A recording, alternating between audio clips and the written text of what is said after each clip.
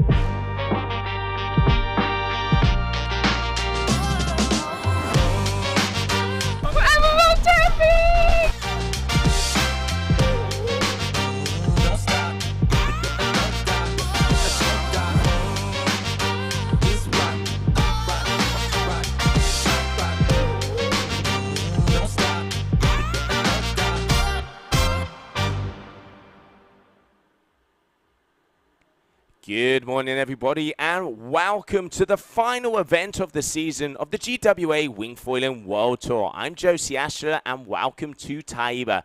We have absolutely amazing conditions out there. We've probably got about 2 to 3 foot waves, and the wind is about 20 knots already, just going past 9:30 local time. Yesterday, we were able to get through rounds number 1 and number 2 of the men. And I tell you what, there are a lot of riders that have been putting in the training in the down season. We have already seen Malo Grenole, who is one of the world title contenders, putting in the biggest combination score and also the biggest score out there on the water.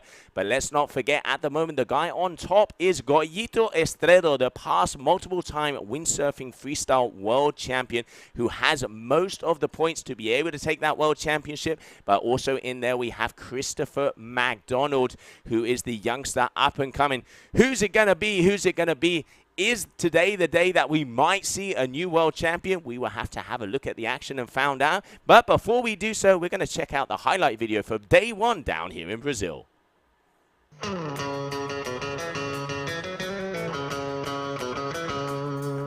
Good morning, everybody, to the season finale of the GWA Wingfoiling World Tour here in Taiba.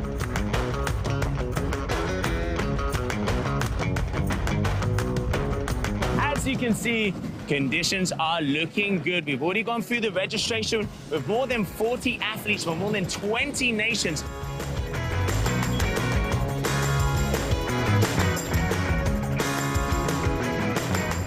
There's electricity in the air. We can see they are ready to rumble, and we're going to start straight off with the men's freestyle.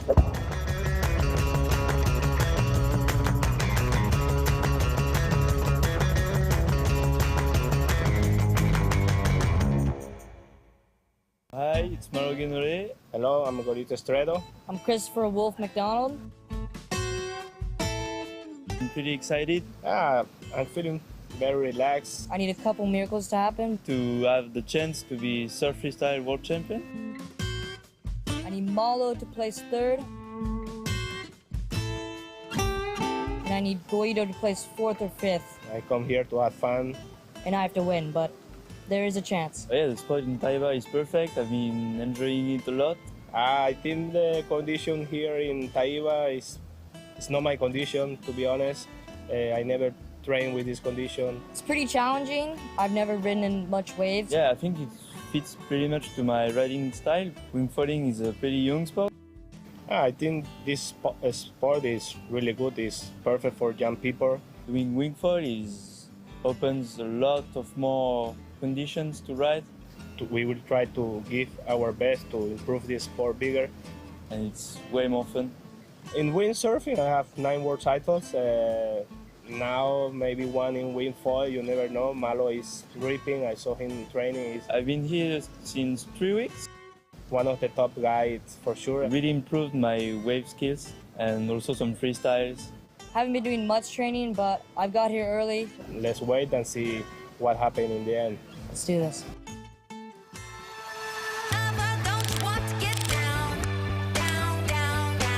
With a big sign-up of men's surf freestylers at this event and a huge number of rounds to get through, the other fleets were released for the day and full focus turned to the shoreline and one of the most challenging competition environments seen on tour this year. With this being the final round with the World Championships on the line, there are a number of battles to come, but the early round saw the higher seeded riders mostly proceed safe and sound directly into round 3. Tarifa event winner Xavier Cor was unfortunate to draw Brazilian ex-windsurfing world champion Kitley Seadi, who was ready to put aside the 16-year-old Spaniard. Seadi went through to round 3, but Cor managed to scramble back through the second round and will ride again on day 2.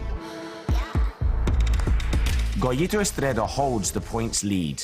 He will be aiming to fend off other riders such as Malo Genole, who has the best chance of catching him.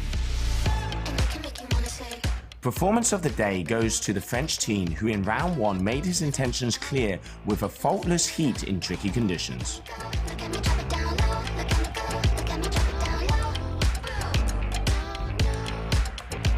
Christopher McDonald's chances of taking the title are a little more complicated, but if either of those two guys trip up, the young American will take advantage.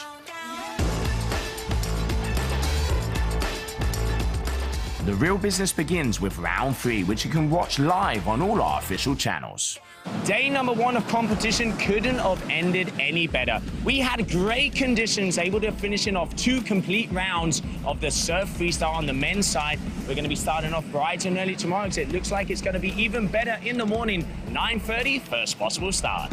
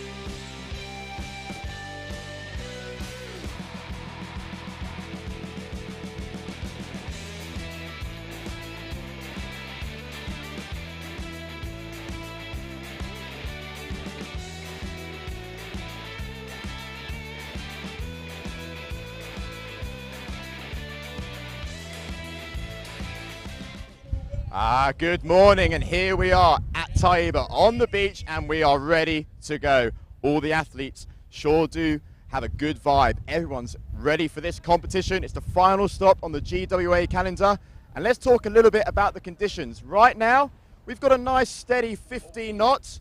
As for waves, it's going to offer some amazing wave action. Yesterday we saw Malu really make use of the conditions, and hopefully today, during round 3, we're going to see plenty more of it. But right now, let's go and check out heat number 1 of round number 3. Back to you, Joe.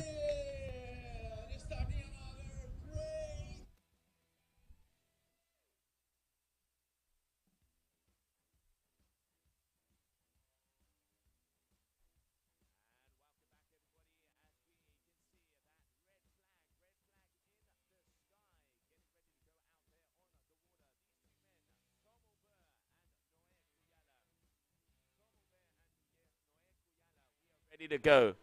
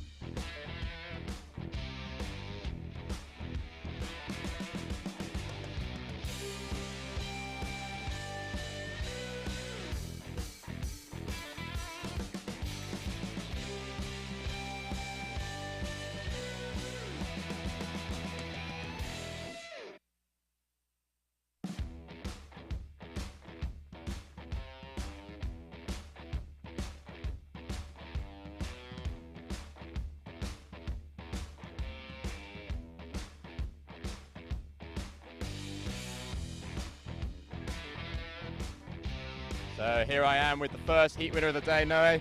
Just talk to us a little bit about the conditions out there. You're first on the water today. How is it? Is it difficult, challenging? What are the waves like? Yeah, it's a little bit more difficult than yesterday. For the wave are a little bit smaller and the wind is not really good today, but it's cool. It's a good spot. And yeah. And just talk to us. It's the last stop of the Wingfoiling World Tour. How's the year been for you? Are you happy with your performance? Yeah, I'm happy for this performance. I don't really sure to pass this today, so I'm happy. Yeah, that's cool. Okay, well there we go. You're through to the next round. Well done, mate. And let's go and check out round 2, heat number 2.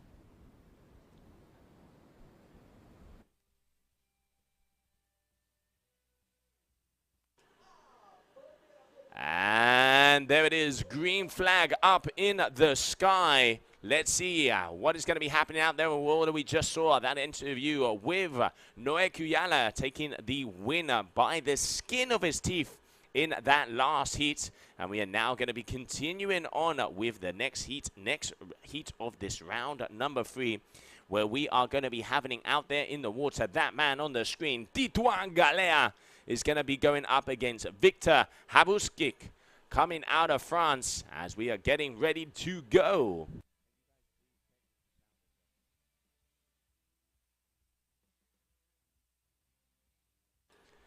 Here we can see Victor making his way through.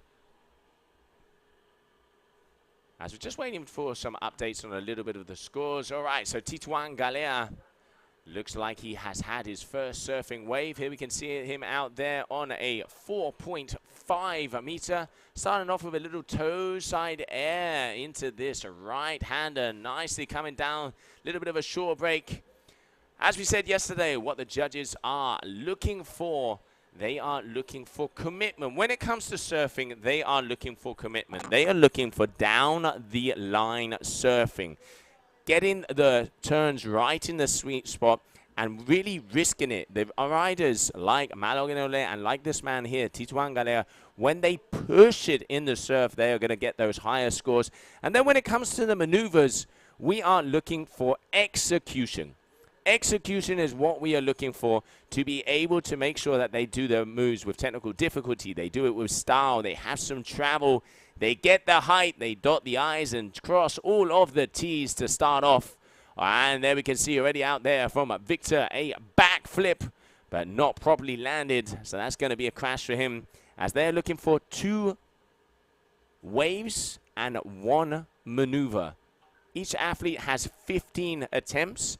2 waves and 1 maneuver is what will give them the points that you see on the top left-hand corner of your screen to be able to make their way through to the future rounds. Because let's not forget, elimination round already out there on the water, because the winners of this heat will be making their way through to the next, and the losers will have a one-way ticket home.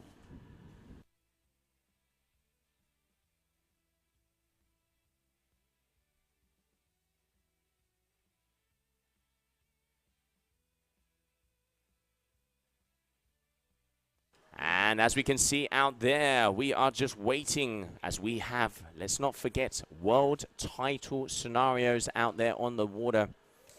We will have them out there on the water today, because as it stands, if Malo Grenole or Christopher McDonald loses today, Goyito Estredo will be world champion. But both of those athletes need to lose, because those are the top 3 world title contenders. Malo Genole, Goyito Estredo, and Christopher McDonald. So if Christopher or Malo lose today, Goyito will be the new surf freestyle world champion. We will have to see, as we have a lot of heats before that starts to come our way as we continue on. And at the moment, it looks like we have Tituan Galea out there with a commanding lead, as he already has a 673 for that backflip and 2.6, 2.7 wave rides.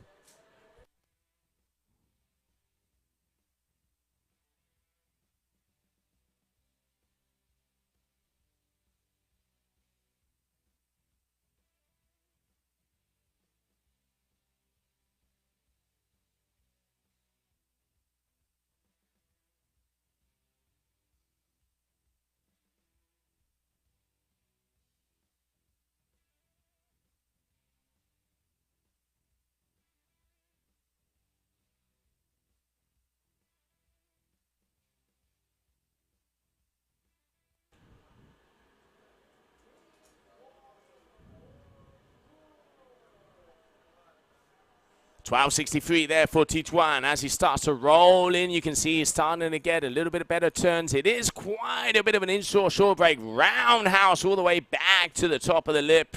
Tituan Galea, originally coming out of New Caledonia. He has been a past world champion himself. Probably one of the most complete athletes we have out there on the water.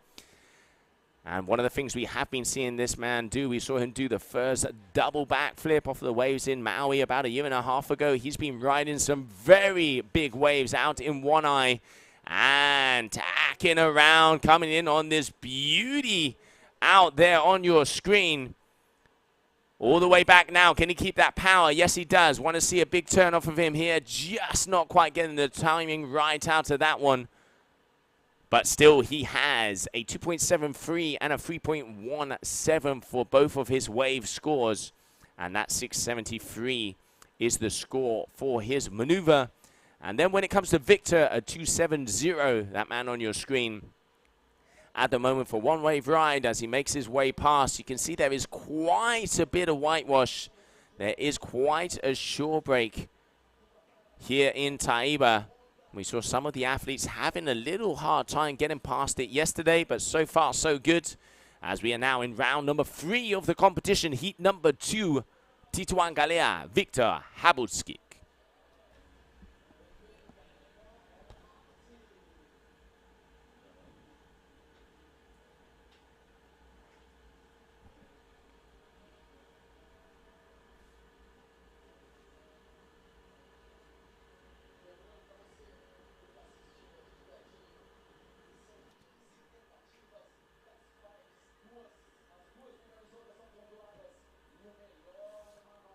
And we're just coming up on 6 minutes because each one of these heats are 12-minute long. And then we have a 3-minute transition where we will go down to the beach with Liam to get the ins and the outs of what the athletes are feeling after winning those heats. Let's not forget, whoever loses has a one-way ticket home and will be eliminated from the competition.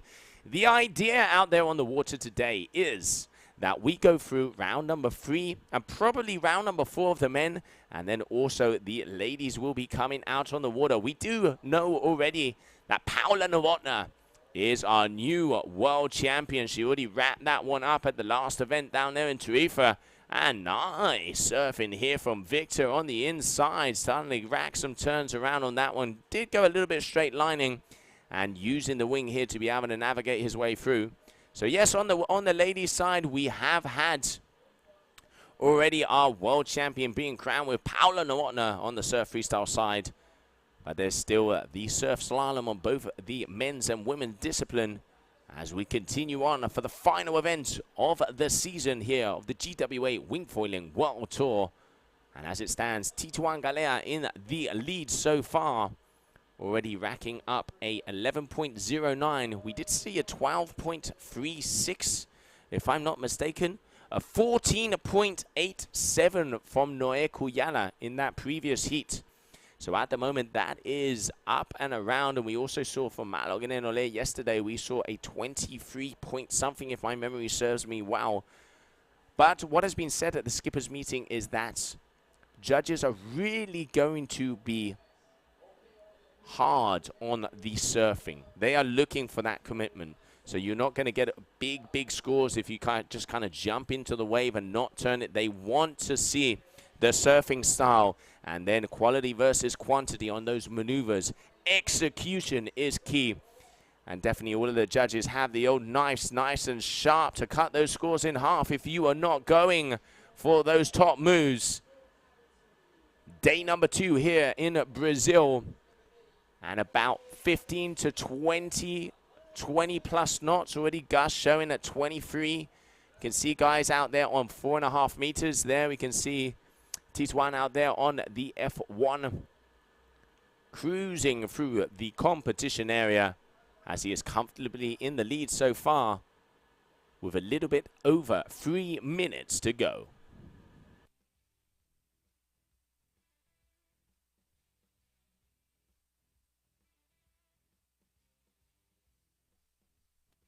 Tituan deciding to go backside over this one. Getting some nice turns on the whitewater, keeping that foil nice and steady. And just going down the line all the way on this little inside one and keeping his balance there. Tituan Galea looking to improve on that 277 backup wave score.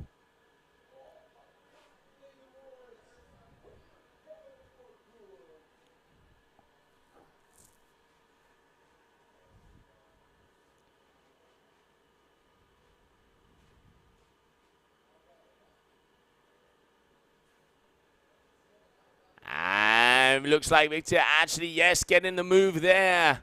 So that would mean he will be adding to his score panel, as he already has 2 waves of a 270 and a 277. And with that freestyle maneuver, hopefully he'll be able to start to try and catch up on the New Caledonian as we are approaching the final 2 minutes of this heat. Round number 3 of the competition here in Brazil.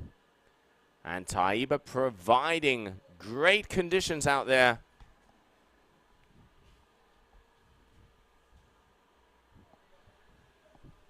And for some reason, it looks like Tituan is coming out of the water. We'll try and get some information. He does have plus of 2 minutes.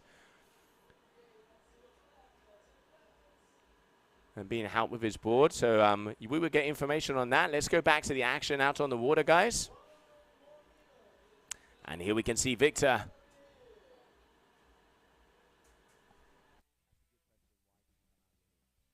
Here we can see Victor making his way across, just coming across the judges' tower now. Live booth on the right-hand side. And he needs to put in a little bit more groundwork if he wants to be able to get past the New Caledonia, needing a 5.97 as it stands. So that's either a big wave or a very nice freestyle maneuver. For some reason, Tituan Galea has come out of the wave ahead of time.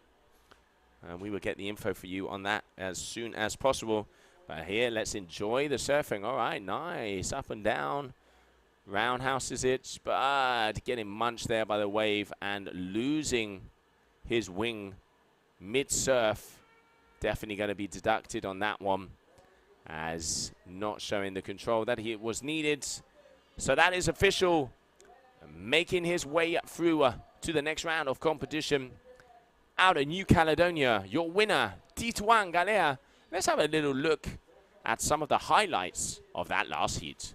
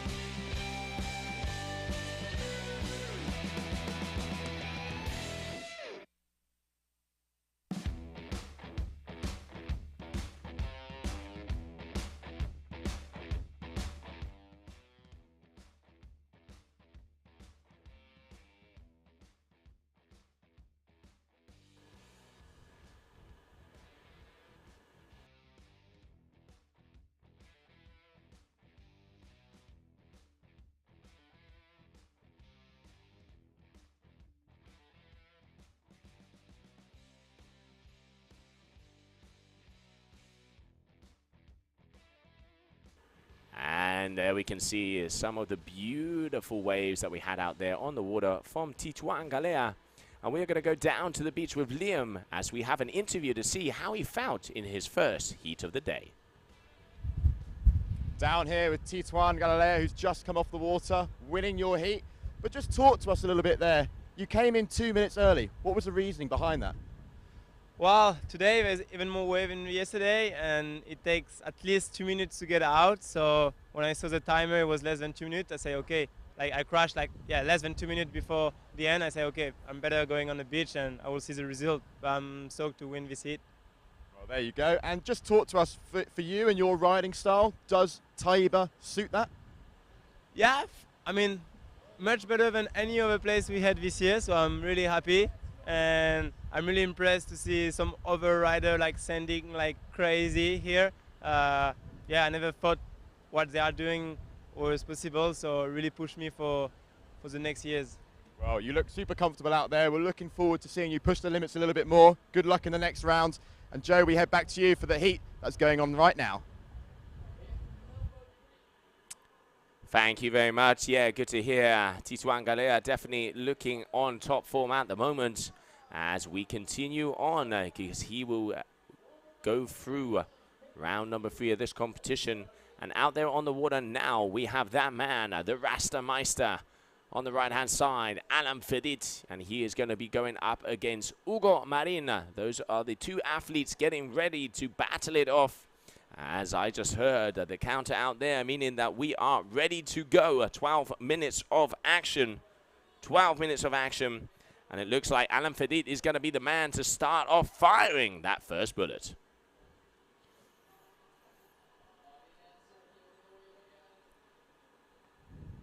And here we have Hugo, a very nice surfing style, this young man.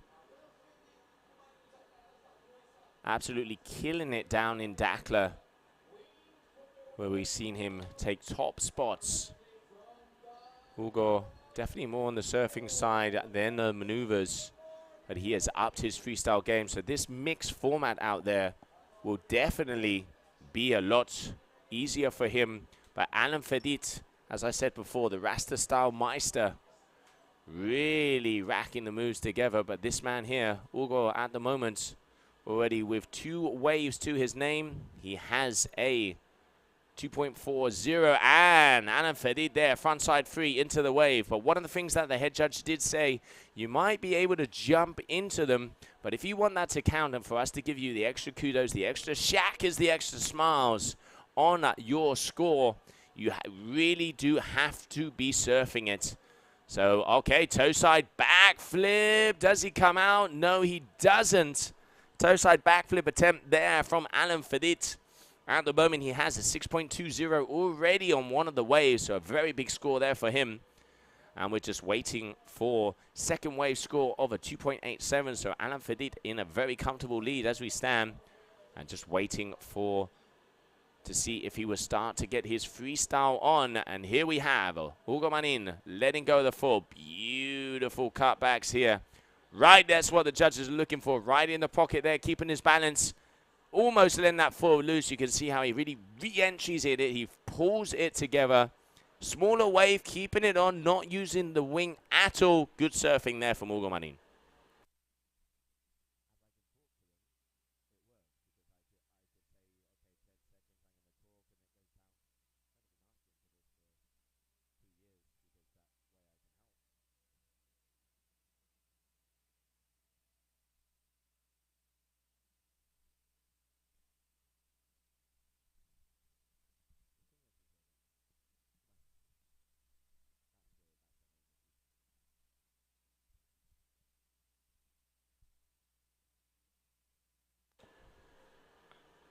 All right, so Alan Fedit here on your screen with the AFS. As we can see him out there. Guy has so much style. He has one of my favorite moves from this guy is his backflip tail grab. Completely gets inverted and just smiles at the camera. Great guy on and off the water. And always a force to be reckoned with, as you can see so far already at that 14.40.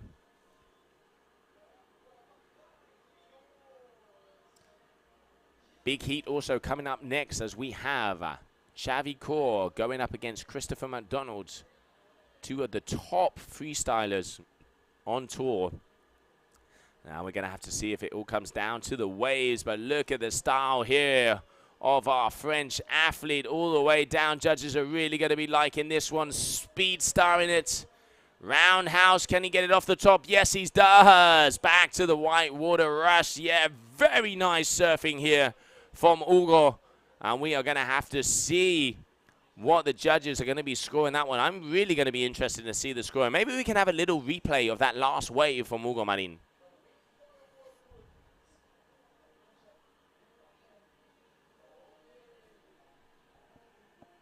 Here we can have a look one more time. Just continues on. This wave really starts to crank up. You can see it's hitting that inside second sandbank. Bit wobbly at the beginning, but it is from this moment. Look how it hollows out. Ugo keeping his cool, making sure he keeps the speed on the foil, not contacting the board at all. And up and down, left, right, and center. And there's this move here, all the way back to the foam ball, keeping the power, keeping the flow, liking what I see. 4.37 there from Ugo.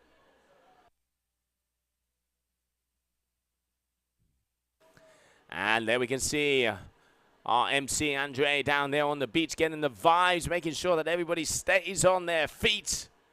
Because we are right out in front of the little village of Taiba. We had the GK Kite World Tour events where we saw Jean-Maria Coccoluto and Michael Sol take their World Championships.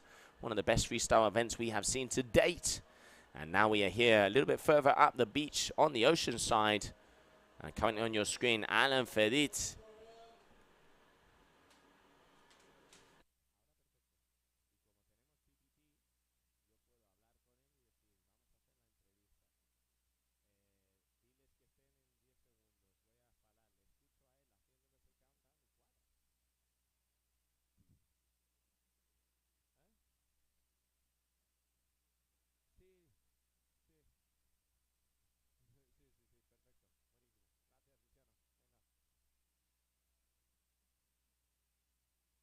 It's 12-minute heat on the water. Let's not forget, top 2 waves and the best freestyle maneuver is what we are looking for. Because let's not forget, what are we looking for at the GWA Wingfoiling World Tour? We are looking for the most complete, and when I say complete, all-rounded rider, and that person is going to be the world champ. You got to know how to throw it down in the flats, the chops, and the perfects, and with mushy to hollow waves. You got to be good at everything if you want to take that top prize, if you want to take the crown jewels home. And at the moment, we can already see Ugo sharpening out his foil toe side air. If he can surf this one, this could be a very good score. Having to go backside because unfortunately the wave cutting out, but already 17.01 and a 15.23, the 2 biggest scores we have seen out there today from both of these athletes. And let's not forget, elimination round on the water. Whoever loses has a one-way ticket home.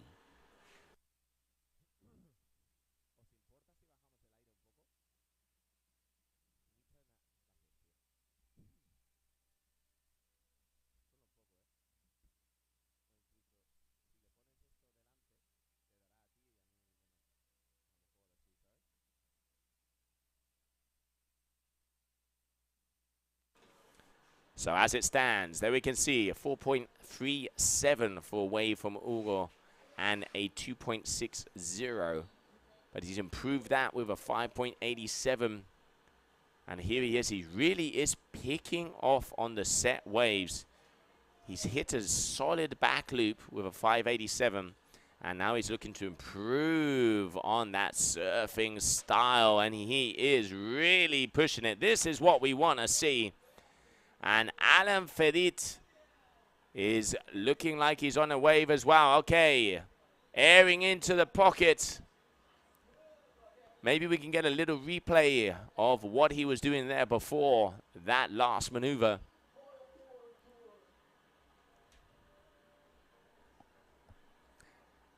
Just making kind of a little one-hit wonder. That is not going to be one of his biggest scores, as we're just waiting, because he also has a toe side backflip out there on the scorecards as well. And here we can see the beautiful competition area of the GWA Wingfoil World Tour. And I tell you what, conditions are good. The sun is shining, the water is warm. Life is definitely better in board shorts, ladies and gentlemen. And we are sending you some sunny vibes here from the Brazilian North Coast, with the season finale here. And at the moment, round number 3 of the men's surf freestyle on your screen.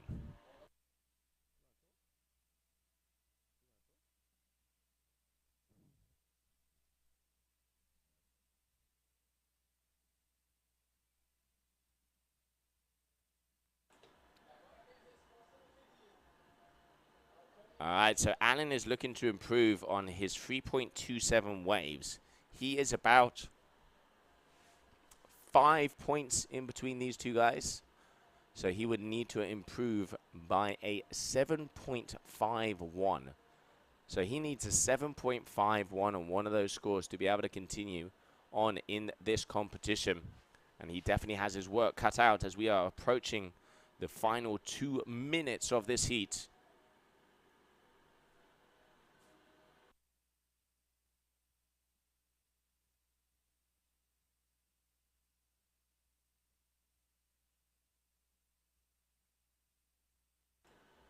Going right-hander here.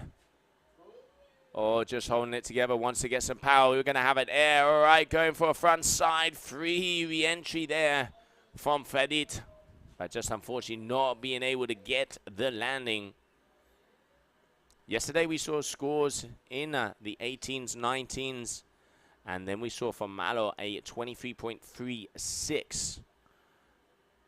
So it kind of looks like 1920-ish area is of the top riders out there at the moment. Today, obviously, a different day.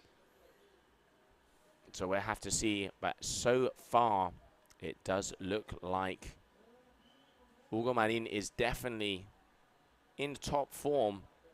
And Alan Fediz is really going to have to push it if he wants to be able to get past him. He is trying for that frontside free re-entry. But going down one more time as we approach the final minute.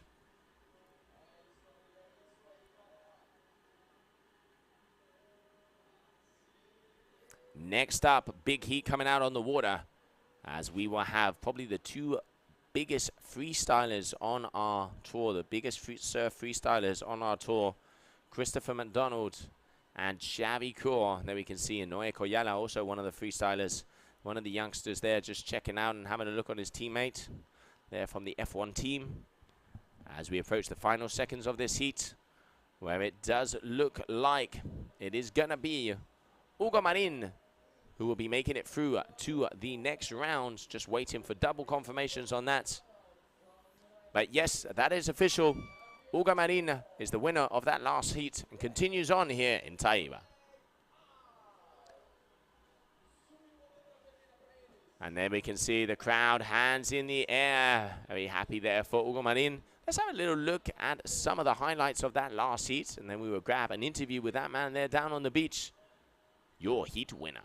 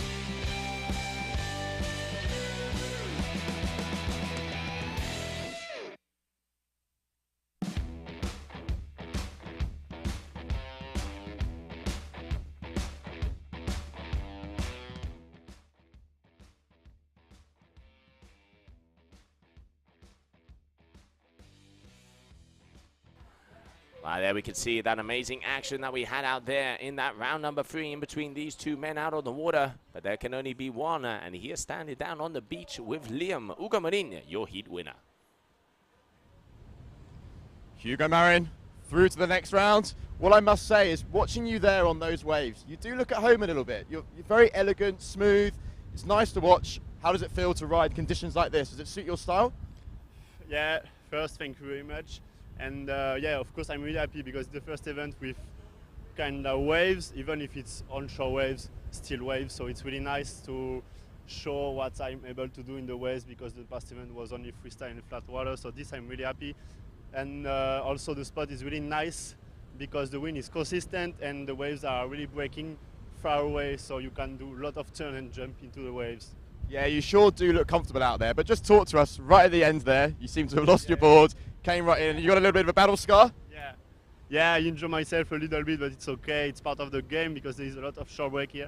But yeah, I tried to go really as near as possible to the shore to score a lot my wave, but unfortunately I fell, and that's why I hit myself. But everything is good, and I'm ready for the next round. Perfect. Well, good luck. And right now it seems and sounds like there's some good action going on. So let's go and catch it.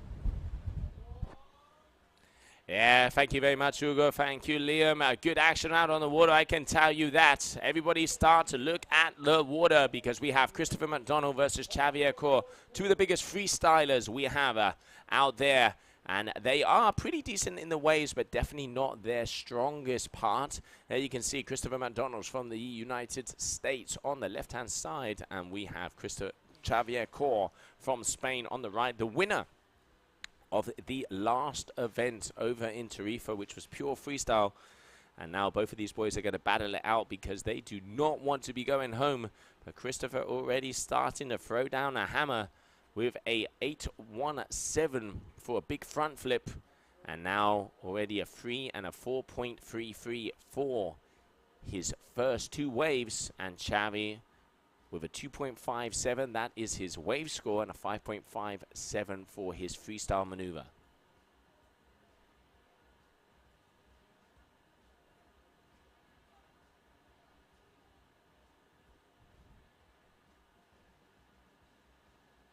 And it is definitely, looks like the forecast is saying that the wind is going to be picking up. It was very strong just before sunrise, and then it died off again. And looking at the horizon, it looks like it is starting to pick up once again, as I can see out of the stream booth. And you can see there on your screen, all of those white caps are starting to make their way through.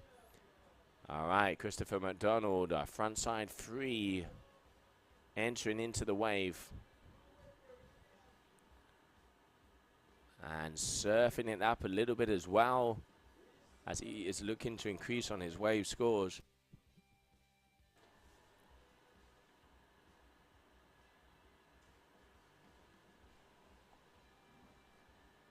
Oh, Xavi Core getting munched and going over, just losing his foil there when he went down on that wave. Lucky to get that full, not get that full for his wing. And we can see some of the kite surfers making their way down. Here we can see, and if you can just see us up here. Good morning, everybody, up here in the top of our live stream booth, as we have a prime views front and center here of the competition area, while we're waiting for action out on the water, where we have currently Christopher McDonald is leading with a 15.50. And there he is on your screen, the young athlete out of the United States of America, also one of the world title contenders.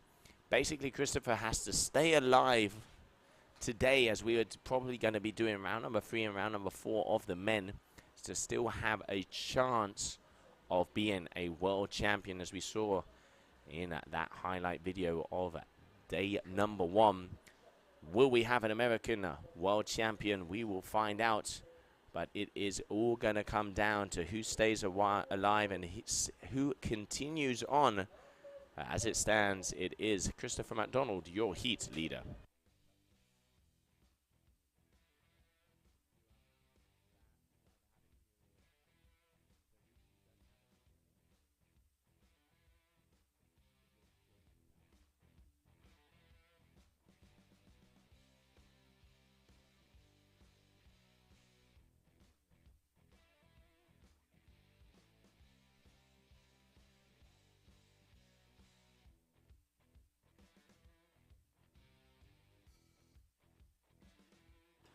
And conditions are looking good out there. We can see already Chris out there on a 4 meters. It's probably about 20 to 22 knots. Front flip. Oh! Let's get a replay of that front flip attempt just after Xavi Cour finishes off with this wave. Xavi, good open face here for him to be able to get some maneuvers in there. Just straight lining it a little bit too much. Not going to get that high scores that he's looking for. Wave-wise, these guys are pretty similar, but Chris definitely does have the upper hand at the moment, and he threw an absolute banger of an opener with an 8.17 for a front roll. Xavi looking for a kicker, going over, front flip, very nicely landed there from the Spaniards. Let's get a replay of that front flip. Good freestyle maneuver there from Xavi Cour. Here we can see that first front flip just losing the feet. And here we can see that second one there from Xavi Cour.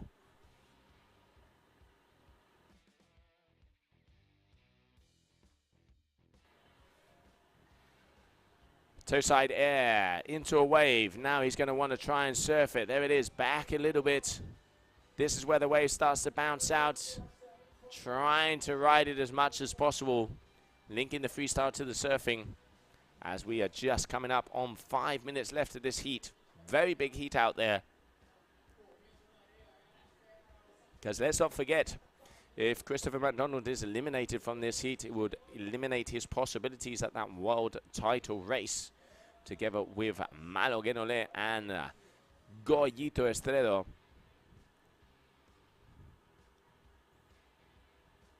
All right, Xavi opening up the shoulders. This wave is looking nice. Can he make something on it? Little grab, rail, cutback. Again, letting it loose, but going down, losing the foil. And just going down, nose diving into the water.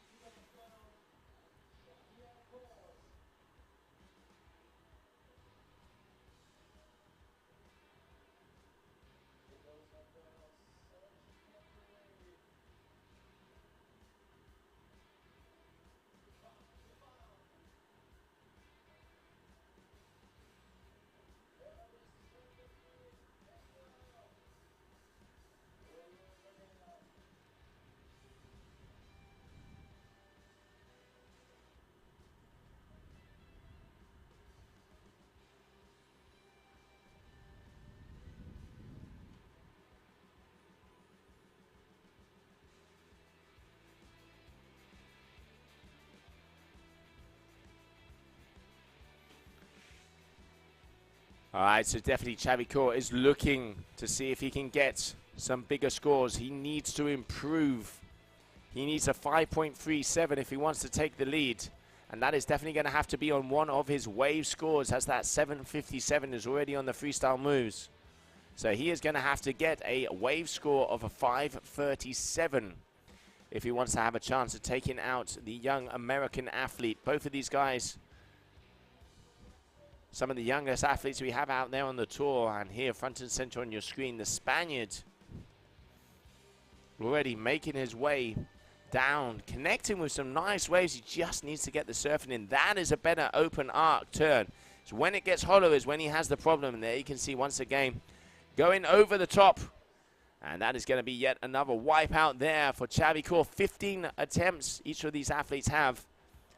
But it definitely looks like Chris has the upper hand so far.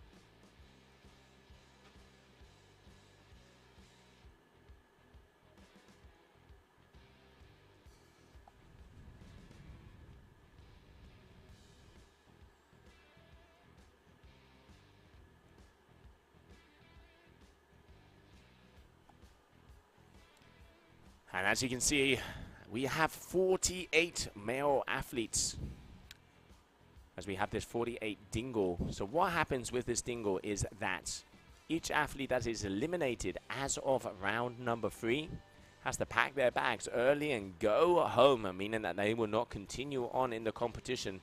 So now, from this point in the competition forward, whoever loses is out. It is mano versus mano, man on man.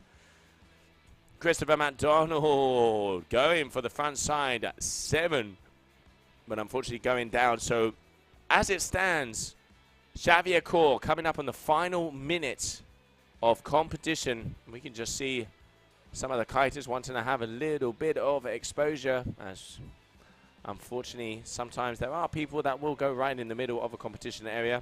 It's quite hard to miss, but hey, you know, there's always got to be one. As we continue on, I can see our security team snipering him out already. Chris with a very big shore break here. This could be a nice wave. He's got the side, hacks it up and again. Another turn, 2 good solid turns here for Chris. Looking to improve on that backup wave of a 3.00. And I reckon he might have been able to improve on that backup one, as we're just waiting for that to come through. He is definitely currently in the lead. And Xavier Core needs to get a big score on a wave if he wants to have the opportunity of continuing on in this competition, as we are just coming to the final seconds of the heat. And there it is, red flag. So the first big upset of the competition, the winner of the last event in Tarifa, is now eliminated from the competition, meaning that he is going to have to pack his bags early, unfortunately, there for the youngster.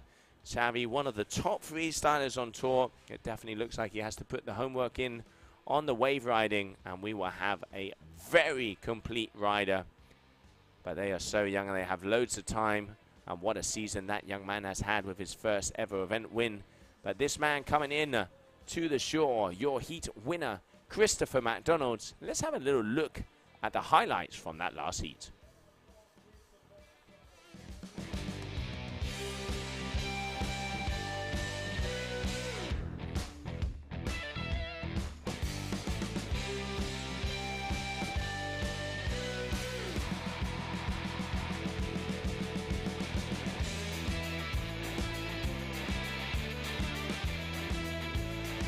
Qué raro.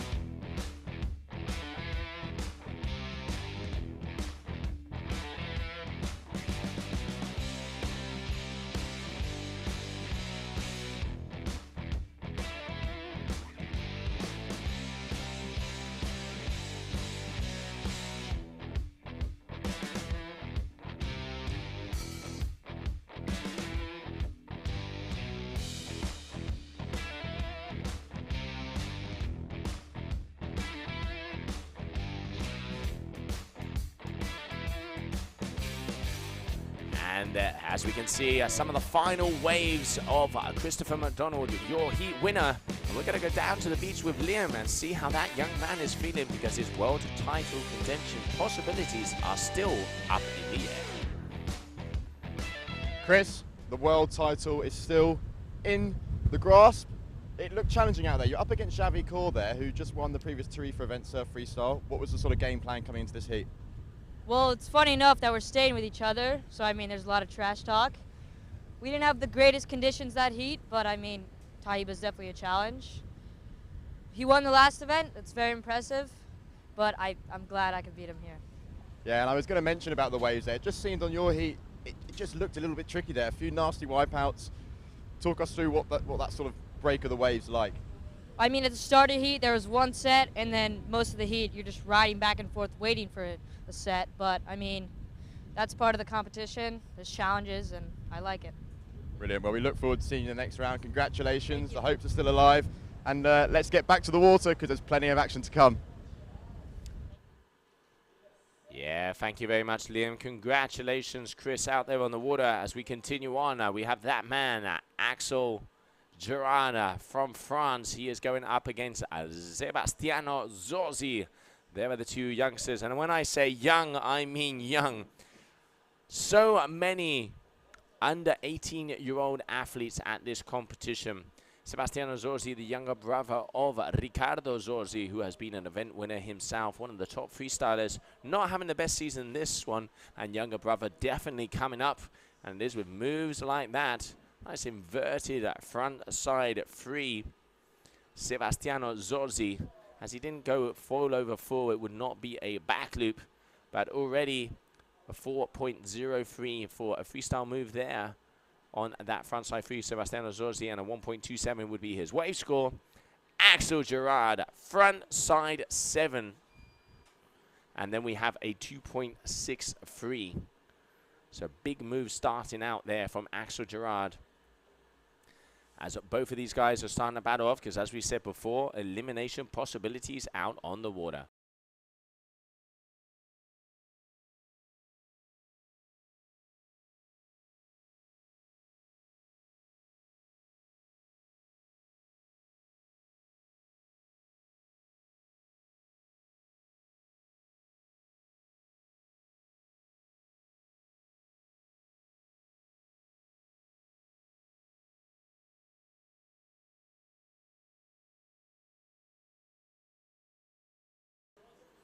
All right, so Axel starting off.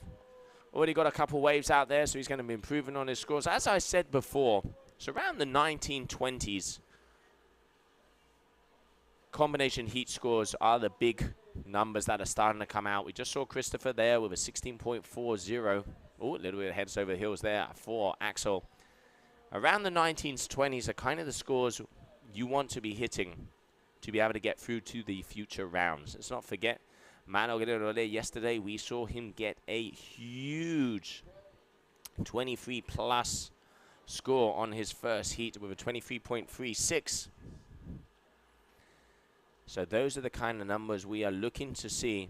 And two of the younger athletes out there on the water at the moment as we continue on with round number 3 of competition. Heat number 5 on the water. We have 16 heats in this round number 3. And then, by the looks of it, we are going to be moving over to the women's discipline. But I will be confirming that very soon. Here we have Sebastiano. Just cruising and perusing. Straight lining it a little bit. Did seem a little bit off of balance. And here we have Axel rounding all the way. This is where this wave really starts to pick up. Nice open face hack back to the power zone of the wave. Judge is going to like that surfing style. Opening up nicely. Little round again. Surfing this one to the end and ending it up with a little bit of an air, a little bit of an ollie mid-face. Going to be trying to improve on a 2.30 backup score. I reckon he probably has been able to get that, as it definitely is Axel Girard, your current leader in this heat.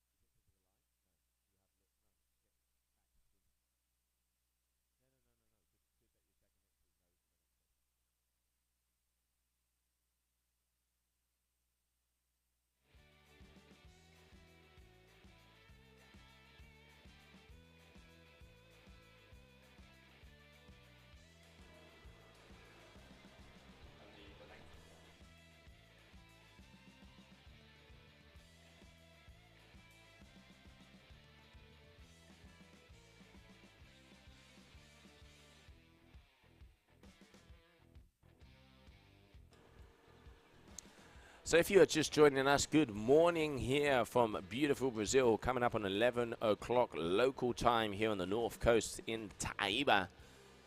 We are here for day number 2 of the GWA Wingfoiling World Tour, the season finale, where we will find out who are going to be our world champions. The 3 biggest contenders for the world title out there at the moment are Malo Guinole, Goyito Estredo, and Christopher McDonald.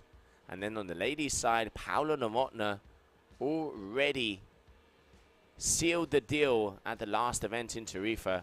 Already up and away. She is our new reigning surf freestyle wingfoiling world champion. Beautiful day out there. Forecast is for the wind to pick up, and it already is around 22 to 23 knots. We've seen athletes out on 4s and 5-meter wings. And the waves definitely do look like they are starting to pick up a little bit as the shore break is getting bigger.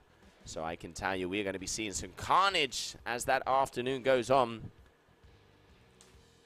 Axel Gerard front flip right into the pocket, but the pocket completely taking him out. Let's get a replay. That is going to be one of the best wipeouts of the day, I reckon. Check this one out. Right on the face, up and over, does get the landing, but could not hold the foil in place. And giving A for effort, that is for sure. Axel Gerard at the moment, 12.86, your current leader, Sebastiano Zorzi. Definitely need to up his game, because let's not forget, elimination round, whoever does not win from this point in the competition are going to have a one-way ticket home.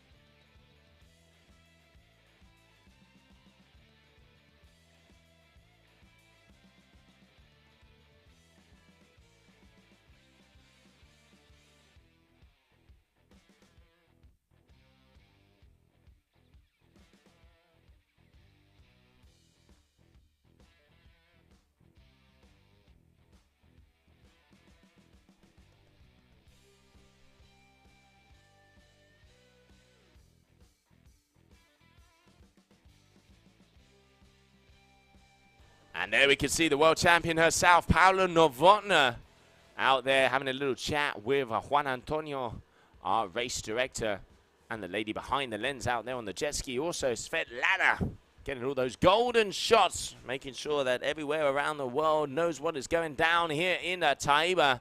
But what is going down at the moment is that this young man, Sebastiano Zorzi, needs to step it up if he wants to have a chance of taking out the young Frenchman. Sebastiano has improved so much over this last season, but this young French athlete has been throwing down from the very beginning. All right, entering on another wave. This is a very nice right-hander. Deciding to go left. He is utilizing the power, and this is where the wave starts to jack up. A nice little check turn there. Back along. Check turns one more time. Linking it together. Is he going to be able to make it all the way down? Keeps it on the wave. What's going to be the finisher? Little bit of a roundhouse, just missing, dipping the foil there on that one. And there we have Paula. A smile on her face as always. And a very nice front side free there from Sebastiano Zorzi. As we continue on in the final 2 minutes of this heat. The young Italian trying to rack up some more points. But here we are.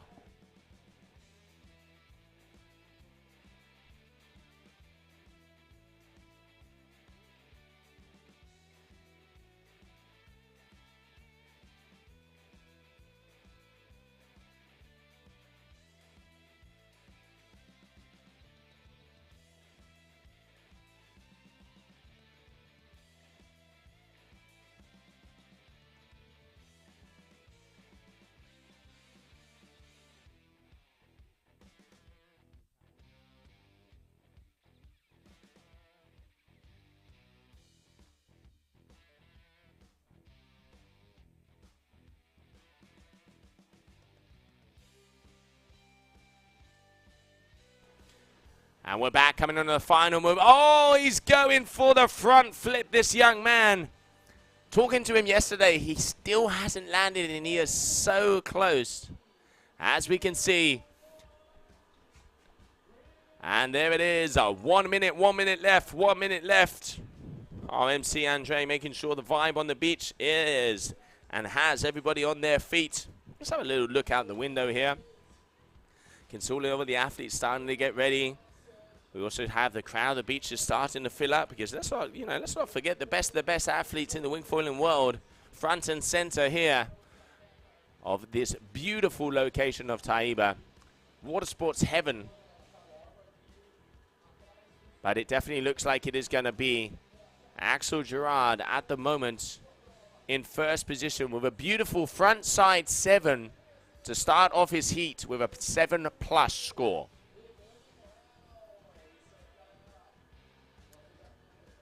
All right, 10 seconds to go. Sebastiano Zorzi looking for a kicker, looking for a wave.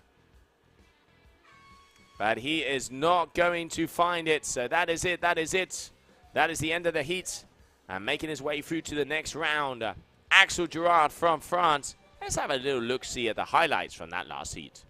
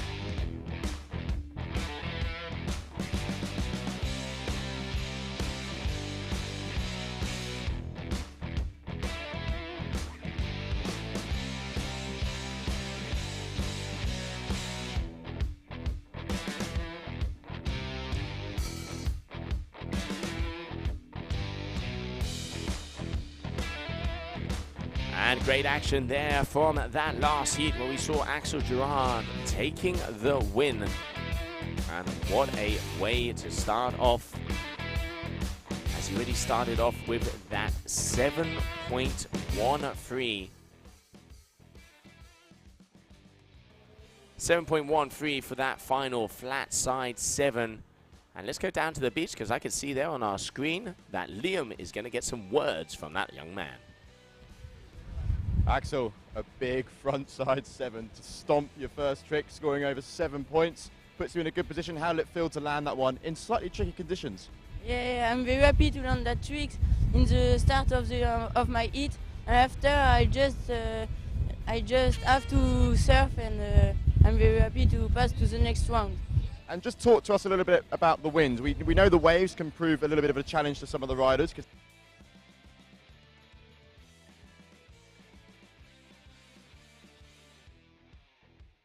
The wind is a little bit too strong for me, my 4 meters. But when I go on the water, I was good, but it picked it up, and yeah, it's okay. Well, it's due to pick up for the rest of the afternoon, so we look forward to seeing you out there again. Back to the water for the next heat. Yeah, congratulations there, Axel. Great riding. Thank you, Liam, as we continue on, and definitely action out there on the water we have Oscar Leclerc from France there on the right-hand side versus Clément Rosero. This guy is one of the top surfers. I saw him out there on the gram recently at that big wave spot in France, Bellara, getting some absolute bombs. So really looking forward to see him in the waves. And here we have him. Open shoulders, carving back. Look at that, pure surfing style. This is what we want to start to see. As let's not forget, it is 2 waves that count and 1 freestyle maneuver. Already a 4:43 for a frontside free there from Oscar Leclerc. And we are just waiting for some wave scores of that last wave here from Clément Rosero. As we continue on with round number 3 of the competition. Elimination round out there. Whoever loses will not be continuing through in the season finale here in Taiba on the north coast of Brazil.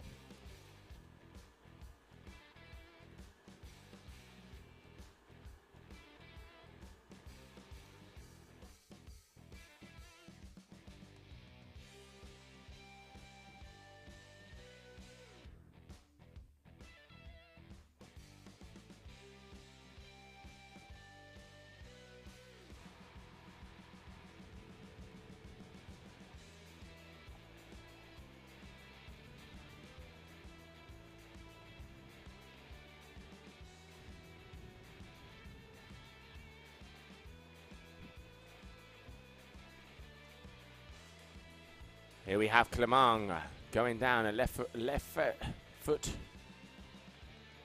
Just about 2 foot wave at the moment. Probably about shoulder high on sets. About 2 to 3 foot out there at the moment. And seeing if they can continue to start to get some of these moves. Haven't seen the biggest wave scores yet. But definitely as that day comes forward. And then we can see one of our organizers, Laura, getting some of our athletes there. We can see Mr. Bouyer enjoying, making sure he has one of those protein bars ready, getting those RRD foils nice and sharp to see if he can start to slice his competition to pieces. And we continue on here in heat number 6. It definitely looks like Oscar Leclerc is on a winning streak at the moment with a very nice backflip there for him and 2 decent waves.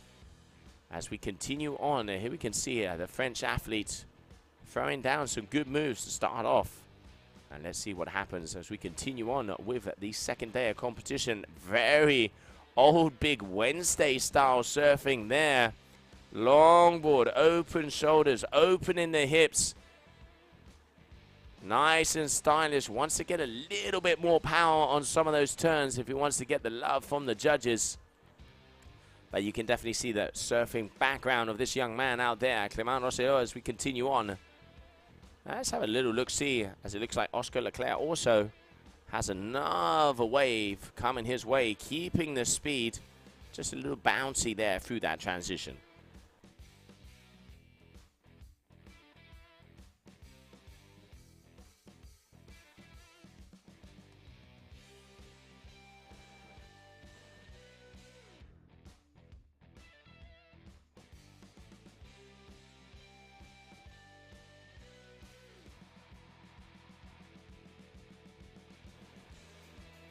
You can see the boys starting to get themselves on to the stages there just to make sure and watch out what is happening out on the water. As let's not forget, we might have a new world champion coming our way if Christopher McDonald or Malo Genolea are eliminated today in rounds number 3 or number 4. Goyito Estredo will be the new reigning world champion. If not, the action just continues and carries on. So we will see, will we or will we not have a world champ? We will soon find out.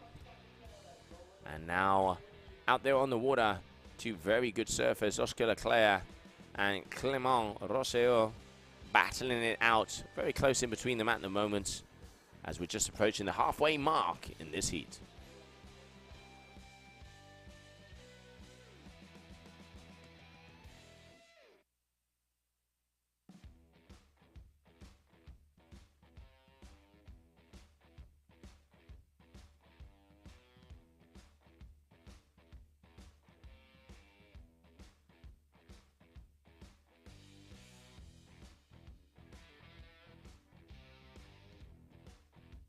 Clement, this is looking like a very nice wave. Starting to open up for him. You can see some of these little inside rollers do have that first hollow section.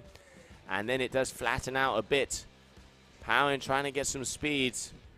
Oscar over and out. Getting caught up there on that whitewash. It is very interesting to see where the surfing on the wingfoiling is going. Having a little chat with our head judge, Mallory Hessart de la Villamarque, this morning. They are looking for commitment. So what they want to see is they really want to see athletes going for it. They want to see them risking it. They want to see you hitting it right in the pocket, wrapping those maneuvers around, keeping the flow, having style, so that they can make sure that they are dotting all the I's and crossing the T's. So basically, pure surfing. We mentioned it there with Clement. Very nice longboard. Opening up, big Wednesday style. Just opening those shoulders. Following through the hips. Back up and over. Roundhouses, cutbacks. But also when the wave is hollow, when that wave is going vertical, that the guys have the umph and the speed to be able to let that foil loose. That is where we are going to see the big score starting to come up. You know, the sport has come so far in such a short time. And the thing I really like and enjoy to see is that they really are starting to use the foil for the surfing. So they're not just using the wing. They completely put that wing in that neutral position, grabbing it from that middle handle where it's kind of flapping like their wings behind them, and just use the power of the foil, so really much the power of the wave, to be able to enjoy and ride it home. So yeah, it is definitely great to see how the sport is evolving, the athletes are improving, the equipment is improvement. Because let's not forget, this is a very new sport out there, but wow, has it got some momentum already.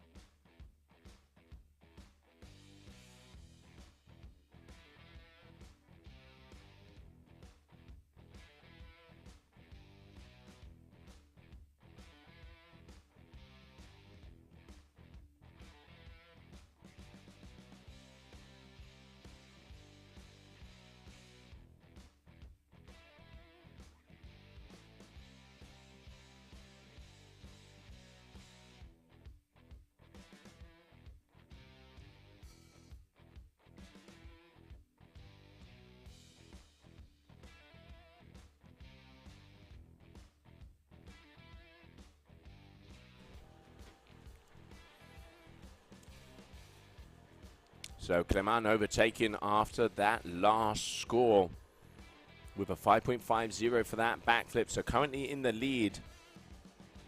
And we have Oscar Leclerc needing a 4.29 if he wants to go back into that first position. Just under 3 minutes to go. Definitely, I reckon, sets about in between sets. We're seeing 3 to 4 minutes. There definitely is, as a lot of the waves are whitewash. Talk about backflip off of that one. As a lot of the waves are kind of shore breaky, the guys can really pick them out and be able to get quite a few rides, but 15 attempts are the amount of attempts they can have. Let's see if we can have a replay of that last backflip there from Clement after this last surf wave. All right, he's gathering speed. I reckon we're going to see an air. Yes, we are. Ending it off and landing it very nicely. A little bit of a straight line. One hit wonder. You can see him out there on the new unit. Starting to enjoy these conditions. I think it really depends on where you are used to. And here we can see that move right off the kicker. Up and over. Good landing. Nice backflip. Good maneuver there. And we're just waiting. So yeah, 6.50 from that last one. So improving even more on his overall score. As they are now, we have from Oscar, we have 13 attempts. So only 2 more attempts for him. And attempt number 11 coming up for Clement. So very, very interesting heat. Oscar Leclerc is going to have to pick his poison very carefully because he only has 2 more attempts. Let's have a little look at his numbers. When it comes to a maneuver, he has a 4.43. He's going out toe side, which I reckon means either one of 2 things. He's going to turn around and spin it on the wave, or maybe a toe side backflip, which would be one of the higher score maneuvers. We will have to find out. at the moment, your current heat winner, your current heat leader out there, Clément Rosselló, putting in the work a little later than expected, but so far in first position. But anything can happen, because let's not forget, the best of the best athletes out there on the water. Any heat could be a final. And here we have them for the final time, last minute of this Heat 6 round number 3.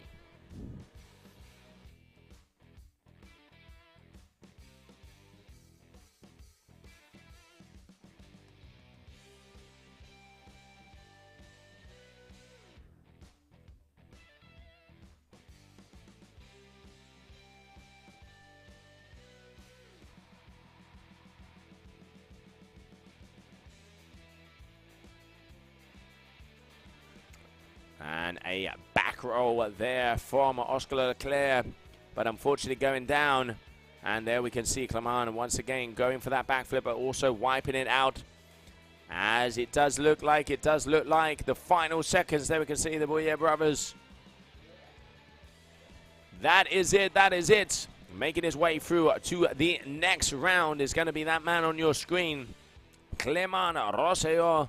And very good riding Oscar there from Oscar Leclerc. But it is going to be Clément making his way through and continuing into round 4. And now let's have a little look at some of the highlights of that last heat.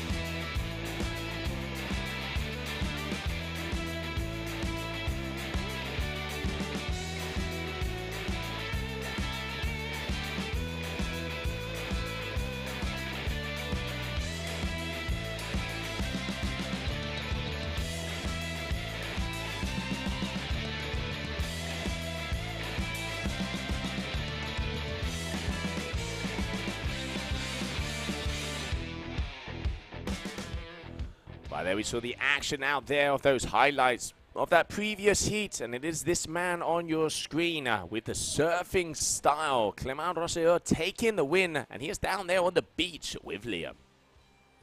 Down here with Clément, who's just come off the water. That's a heat win under your belt.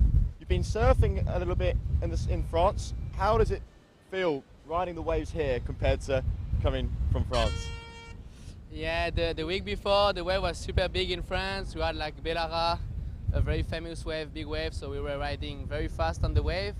And here with the small wave and a bit soft wave, you go slower, but it's still super fun to get wave on an event like this. And the wave are good, it's a bit choppy everywhere, but it's what is amazing with the foil. You can just ride the shop on the right, on the left, and it's super fun every time. Well, it sure does beat wearing board shorts here rather than wetsuits in France. But just talk to us a little bit about your wing size. You're on a 4, if I believe. Do you have enough power with that wing, or will you sort of be mixing it up in the next round? No, I was starting pumping the 4.5, and those riders told me that 4 is fine because the wind pick up.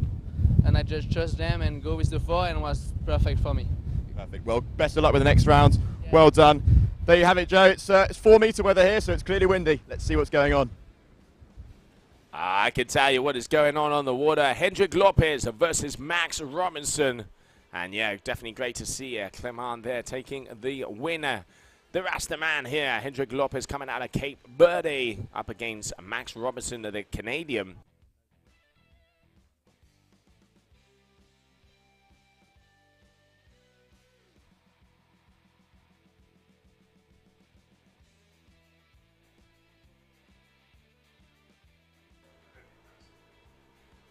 And then we can see also Svetlana out there on the jet ski getting the shots. But it is Max Robinson from Canada at the moment. Already started in with a big backflip of a 5.40. And just about to join me in the booth coming down from the beach. Looking a little bit sunburnt there, mate. Liam, welcome to the booth. Oh, Joe, it's good vibes down on the beach. And yes, sunburnt has been... well, I've been sunburnt for the last 2 weeks since being here, so it's no difference there. But right now, this is a heat that I've been looking forward to, seeing these two guys line up against each other. Both good characters off the water, very talented riders on. I can't really call this one, but here we have Hendrix making use of this wave, and it'll be interesting, but just goes down at the end.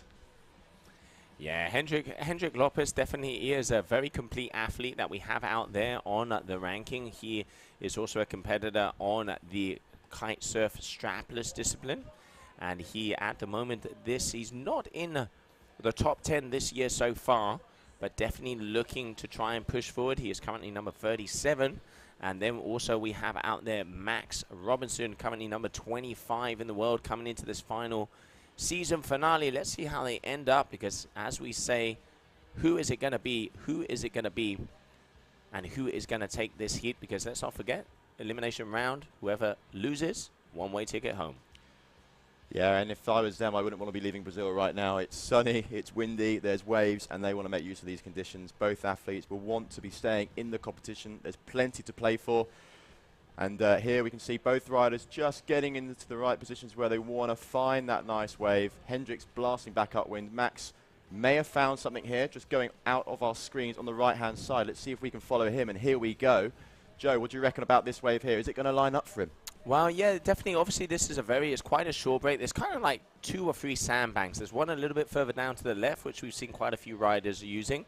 And then also on the right-hand side, kind of where Max is, there's also a sandbank. What he's doing there is he's using the flats in between the sets to be able to perform those maneuvers. Nice backflip there from him. And then front and center, there's kind of an A-frame, which kind of opens up both sides. But at the moment, here we can see Hendrik Lopez all the way down to the left toe side air. In the flats, though, having to go back onto the wings. Judges are not going to be scoring that. And just so you know, in this heat are both of the athletes who on the surf freestyle overall standings this year are in 22nd place. So they are completely equal on the overall. Let's see how they end up. Big heat out there on the water. Who is going to stay alive and who is going to go and have a caipirinha a little bit too early? For sure. One of them will be treating themselves to that local drink. And here we have 7.5 minutes left, so still plenty of time on the clock. And it's interesting, and it's really nice seeing these riders in these conditions, because at a few previous spots, you know, Lucat and Silverplana, Lanzarote, some of the spots that we've been through, it's been pretty flat. So, you know, they've enjoyed their surf freestyle, but now with the wave element, you can clearly see that some of them are sort of still getting used to it, and it's, you know, it's causing a few issues for them. Absolutely, but I mean, for me, I reckon this is what wingfoiling is about. Let's not forget, it's about having a playground out there and using the conditions to your advantage. They have the flats to be able to perform the freestyle maneuvers, but then they also have the waves that can be used like kickers, like a skate park, like a half pipe.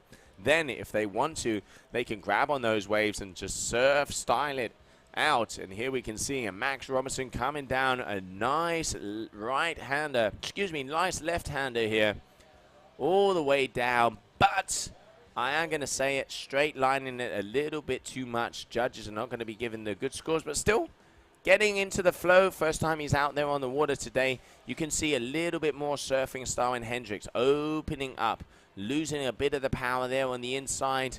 But he does, you know, you can see he's crouching down. I'm not going to say like a tiger, looking more like a little grasshopper out there at the moment, but let's see if Mr. Miyagi would be proud of him by the end of this heat.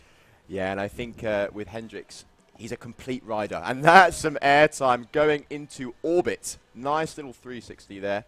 But yeah, just going back to Hendricks, he's a complete rider. He does the surf, kite surf as well. So just what you were talking about, those maneuvers when he's on the wave, maybe that's where it comes from.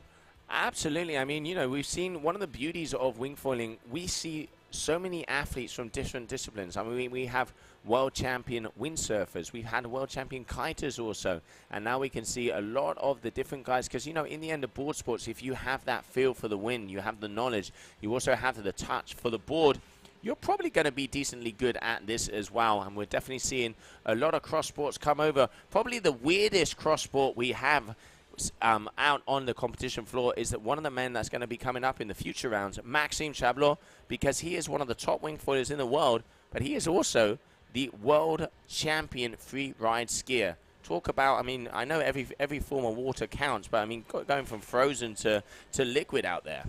Yeah, he's covering all angles, but also he's already been here for a couple of weeks, and just last week over in the lagoon he was shredding, coming second in probably, like you've mentioned earlier, one of the greatest freestyle events that the tour has ever seen.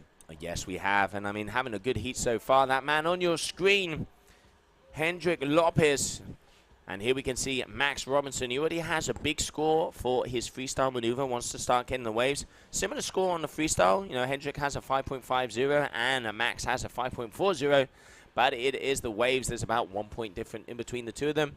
Taking it easy, cruising and perusing out there at the moment. 12-minute heat, top two waves, top best trick is what is going to give them the extra kudos.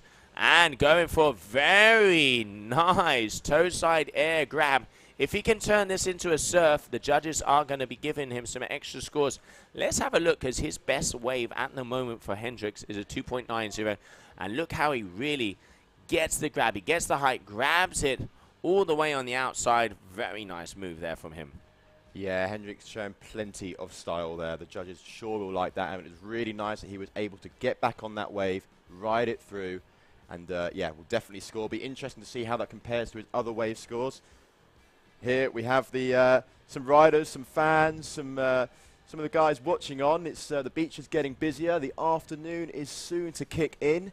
It's going to be 5 o'clock somewhere very soon. It is definitely got to be 5 o'clock somewhere. And you know where it's 5 o'clock? Hometown, Tarifa. Just about to get there.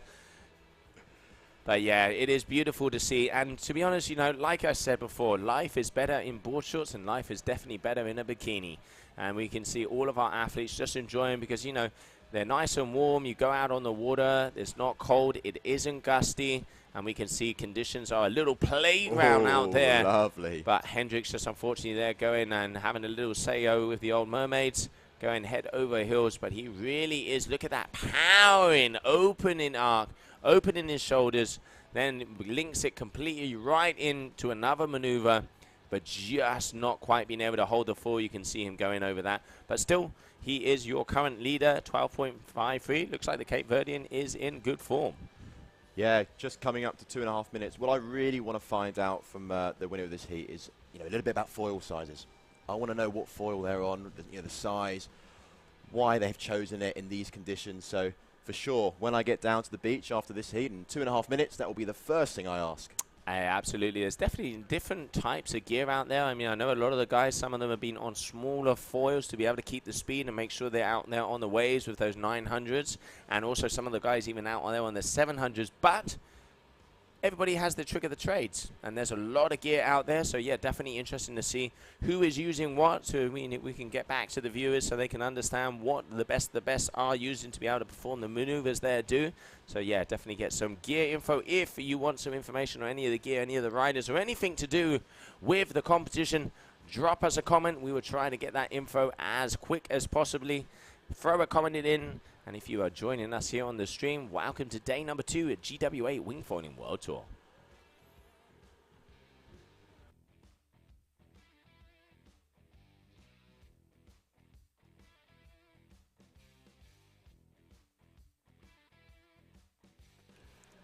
Okay, so here we are following Max, and he needs a 5.7 to take the lead.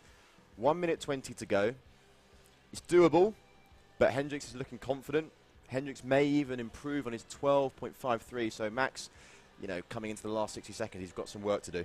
He definitely does, and also because Max is definitely one of the better freestylers, is where he kind of has his strong point on the waves. He is a good surfer, but not producing the top scores on the surf, and he needs to produce that 5.70 on a wave if he wants it to be able to add up. So he has his work cut out for him.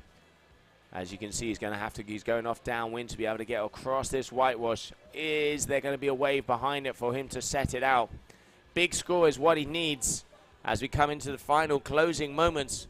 But you know what they say? It ain't over to the buzzer. It sure isn't, and that buzzer will be coming in 30 seconds time. Will we see Max Robinson get the score he needs? Here we have him turning on the wave now. Let's see if this wave folds up nicely for him and if he can make use of everything that it has to offer. Yeah, because the winner of this heat will be going up against the winner of the next heat in between Mano Renolé and Luca Gasperini. And there it is official. Hendrik Lopez is the winner, and just going down, taking the advantage on the surfing style with a 12.53. And look at that view, the beautiful location of Taiba on the north coast of Brazil here in Ceará. And we can just see, look at that, palm trees, surfers. You got girls in bikinis, guys chilling out on the sand. Nothing but a water sports paradise. Let's have a little look at the highlights from that last heat before we get the winner down with an interview with Liam.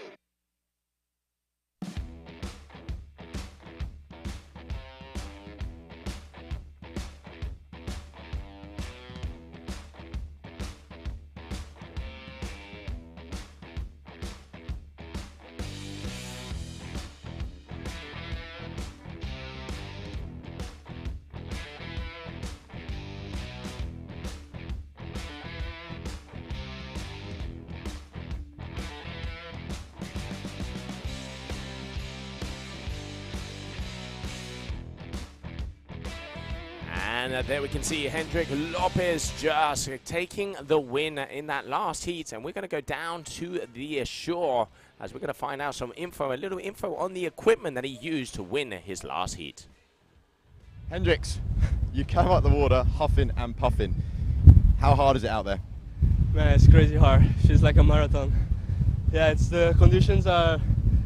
I love waves, but for winging, this is too much. It's really hard. The wind is quite good, but the waves are like a bit messy and a bit hard. But it's really fun to be out there. Max is doing a really great job on the water, and yeah, I'm really stoked to be here. When you've got conditions like this, just talk through your foil choice, because we're getting a few people ask, What foils are they using? The size of the front wing? What goes into your mind when looking out of the water and then choosing your equipment? Well, for me, I got always my favorite foil from F1. It's the Phantom 740. It's my go-to foil for everything, actually. So yeah, I keep with that. I'm really used to it. So yeah. Well, look, I'll let you catch your breath because it looked like hard work. So well done. Through to the next round. Look forward to seeing you shred again. And another heat to get our teeth into now. We will certainly get our teeth into it because out there on the water, we have one of the top seeds, Malo Gedolea, on your left-hand side. He is up against Luca Gasperini from Italy. Malo yesterday, the biggest combination score of the day. Also the biggest move, the biggest wave of the day with an 8.0. He is definitely the man to beat out there at the moment, and also one of the men that has the possibility of taking the world title. And with moves like that, I need say no more. Let's have a look at that beautiful frontside 7 there from him. Up and over, one spin, rotates it second, comes down. Not the cleanest, but still so much style, so much rotation. And here we have Luca Gasperini, who is at the moment has a couple of scores up there, but Malo really throwing down the hammer from the first moment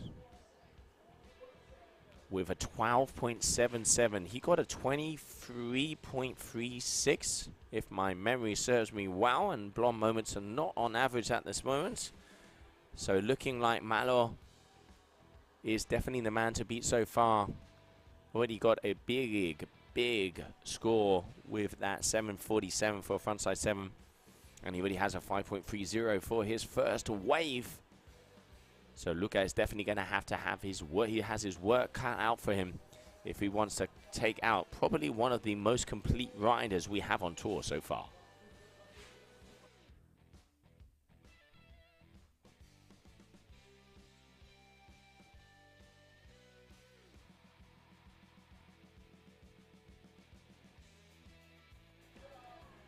Okay, Joe, I'm back. And wow, Hendricks was knackered. It's clearly a lot of a physical side that goes into these conditions. So something I'll definitely look for when the remainder of the athletes come off the water. Yeah, no, absolutely. I mean, it does look, they are literally non-stop out there. You can see them just, you know, going through the white water, then going down, continue getting a wave, turning around, trying to get a jump off of the kicker, landing it, running back up, left, right, center. Let's not forget it's 12 minutes of action that they have out there. Top 2 waves, best move. No wonder he was out of breath. Yeah, he said a few words to me even after the interview. He is looking forward to the future heats, but he needs a break, put it that way. But here we follow Malo. Still has a chance, a good chance actually, to become world champion.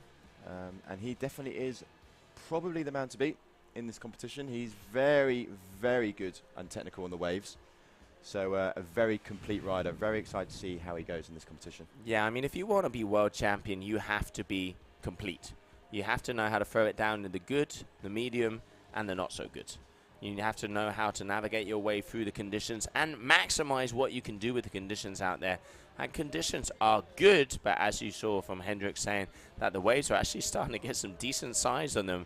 They are chunky, they are mushy, and I reckon we're also going to be seeing some carnage also coming through the day. But hey, best of the best, you know, they got to, in this case, they got to man up and just go for it. Joe, we're on the World Tour.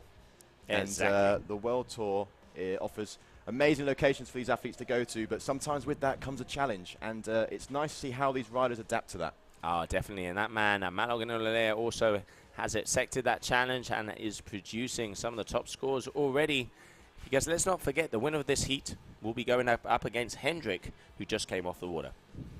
Yeah, and Hendrick sure does need to get his breath back if he's going to compete against one of these two, because they're both very, very good riders. Obviously, Malo's got a pretty nice, comfortable score with 18.77. Luca Gasperini, definitely some work to do. Goes for the big air 360 there, but just doesn't quite land it. Focus now goes back onto Malo. Wonder what he's got in store for us here.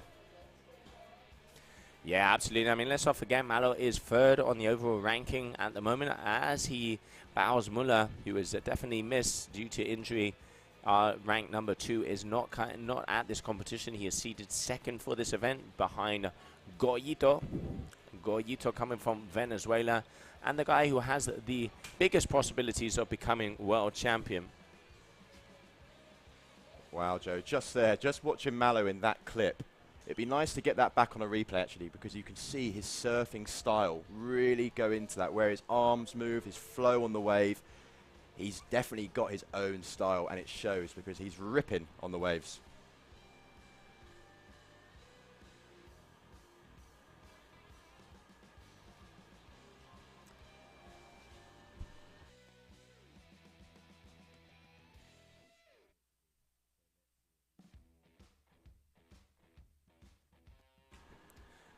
And here we have Malo at the moment already 20.04, Liam, the guy.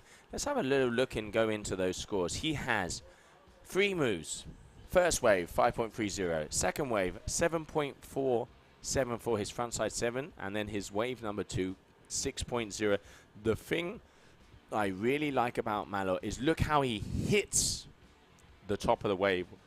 Lets that foil loose, continues all the way down, and this is what the judges are really liking because it is 100% surfing. Yeah, it just seems like he knows where he needs to be on the wave every time. And it's showing. I mean, a score of 20.04, one of the highest, if not, correct me if I'm wrong, but if not the highest score of the day. But we will check on that. Luca, definitely some work to do, still sitting on that 5.4. So he's got 4.5 minutes left. He's really got to pull something out of the bag here. Yeah, he does. A very talented also strapless rider, Luca. Very talented freestyle strapless rider on the kiting side. And now, again, obviously getting it together on the wingfoiling. But yet, like you say, he has to improve on every single one of his scores. We are just coming up on 4 minutes left of this heat. He has his work cut out for him. But, hey, anybody's chance, anybody's money out there. But Malo definitely once again showing that he is the athlete to be beating here in Brazil.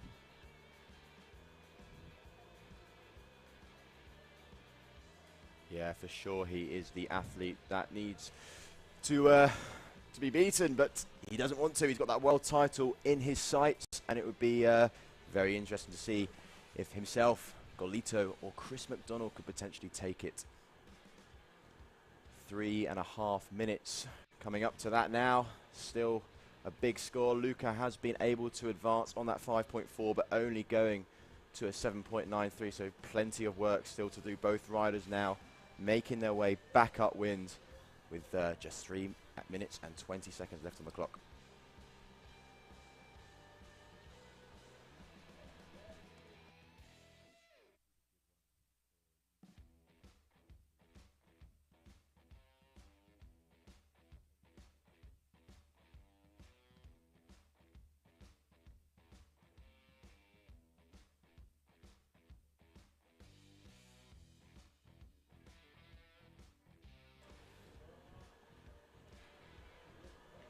All right, and here we see Gasparini coming down this way, but just unfortunately it is closing out for him, not being able to get the turns that he wanted. Definitely coming into a sticky situation out there at the moment. Malo once again already 22.40. He has a big score, an 8.0 for that last wave. 8.0 for that last wave for Malo. As I said before, it is how he releases the foil, how he hits it, how he does get the hacks is what the judges are really liking, and it is this laid-back surfing style. Open, look, here he goes again. You can see he's reading it. All right, going against that one. But you can see he always is looking, trying to navigate around to see what is the best move he can do, and you can really see he does have the surfing knowledge out there on the water. Yeah, for sure he does. And you know, he started wingfoiling in 2019, so he is, you know, flying on it at the moment, producing some of the best winging we've seen on the tour. But right now we focus on Luca, who's found himself a nice little wave here. Let's see if he can advance on one of his wave scores, but just goes down there in front of the judges, which is unfortunate, just gets caught out by that whitewash. Yeah, Malo is definitely looking for that last wave to try and improve on that 6.93. Looking to improve on that 6.93, and there was a mistake on the scoring system there. That 8.0 was his front side 7, not a wave. I was wondering why. I did wonder why about that one. So that last big score was his front side 7. So here we have Malo Grenadier cruising and perusing through the middle of the contest area. And I love how he opens up the shoulders. You can really see him open arcing, turning around. Pure surfing style. There you go. Up and off the top. There's the surfing. Linking it together. Right back into the sweet spot. Very letting lovely. the foil out. This is why he is getting those bigger scores when it comes to the wave riding. Yeah, that was a lovely shot there from our cameraman as well. And just finishing it off with some style there. But then straight back onto the wave. It's not finished yet. He's still hungry, Joe. I mean, he's hungry. I mean, who wouldn't be? World title possibility out there on the water. What will it be? What will it be? As the closing seconds. So, yes, that is definitely going to be Malo Grenadier going through to the next round and continuing alive, meaning that he still has a chance of being the new world champion. Both Christopher and Malo have continued on. And now the other player, Goyito Estrella, let's see how he does. But before we continue on with the action, let's have a little look at the highlights from that last heat.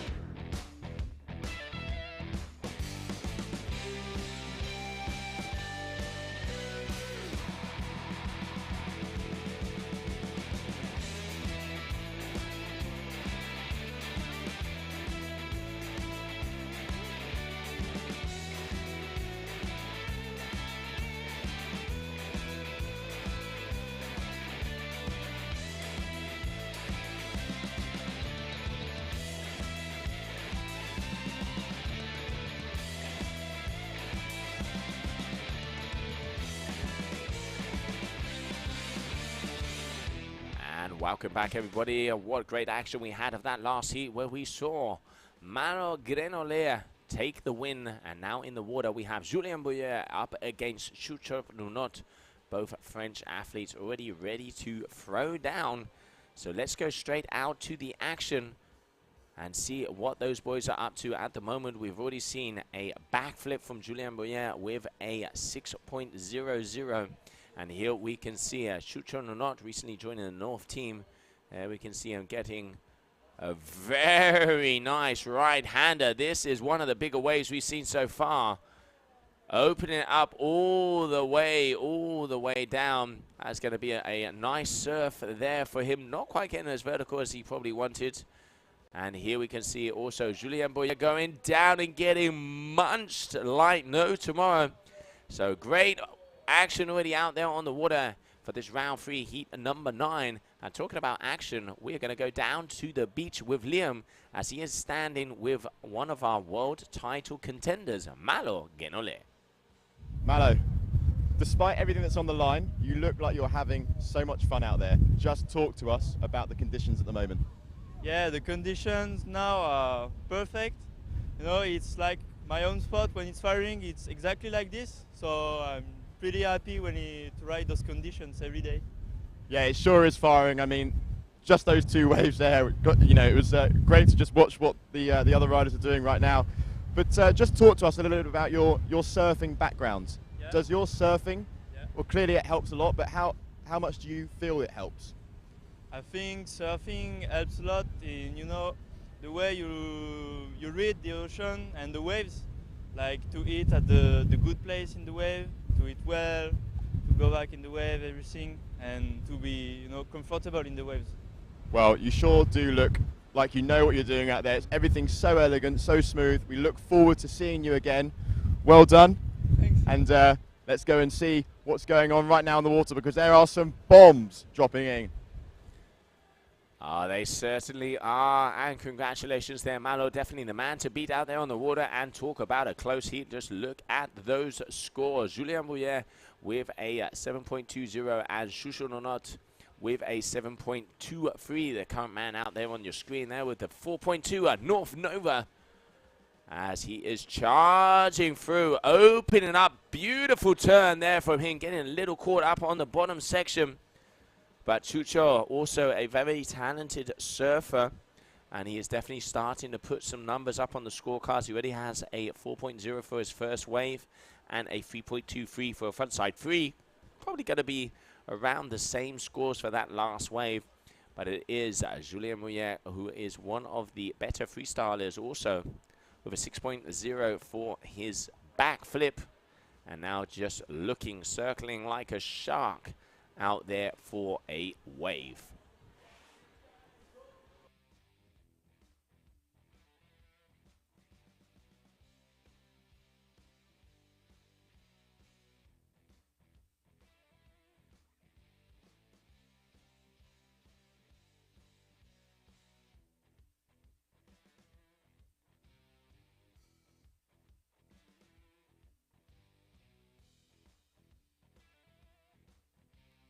And going for yet another backflip right off of the wave at the moment. Both of these riders not letting up a single moment. Oh, Chucho's just going down there. His foil getting a little caught up. Let's have a look and see the scores for that last move. He's got a 6.5. 6.5 for that backflip, so improving by 0.5 of a point. Big number to have up. And let's have a look here. We can see Chucho coming in and on this wave nice and easily. Open face turns. This is when he starts. The wave starts to hit that sandbank. You can see where it starts to jack up. Opening the shoulders. And here at the moment there we can see it. Julien Bouyer making his way back. Already has the biggest freestyle move out of both of the athletes. And looks like we're going to have a little replay of that last move. All right, backside here for Julien. Looks up the face, opening. Little bit of a wobble there on those top turns. Not as fluid. That was a better turn there for turn number 3. and has been carrying quite a lot of speed, but yeah, once again getting caught, and wow, going over the falls there.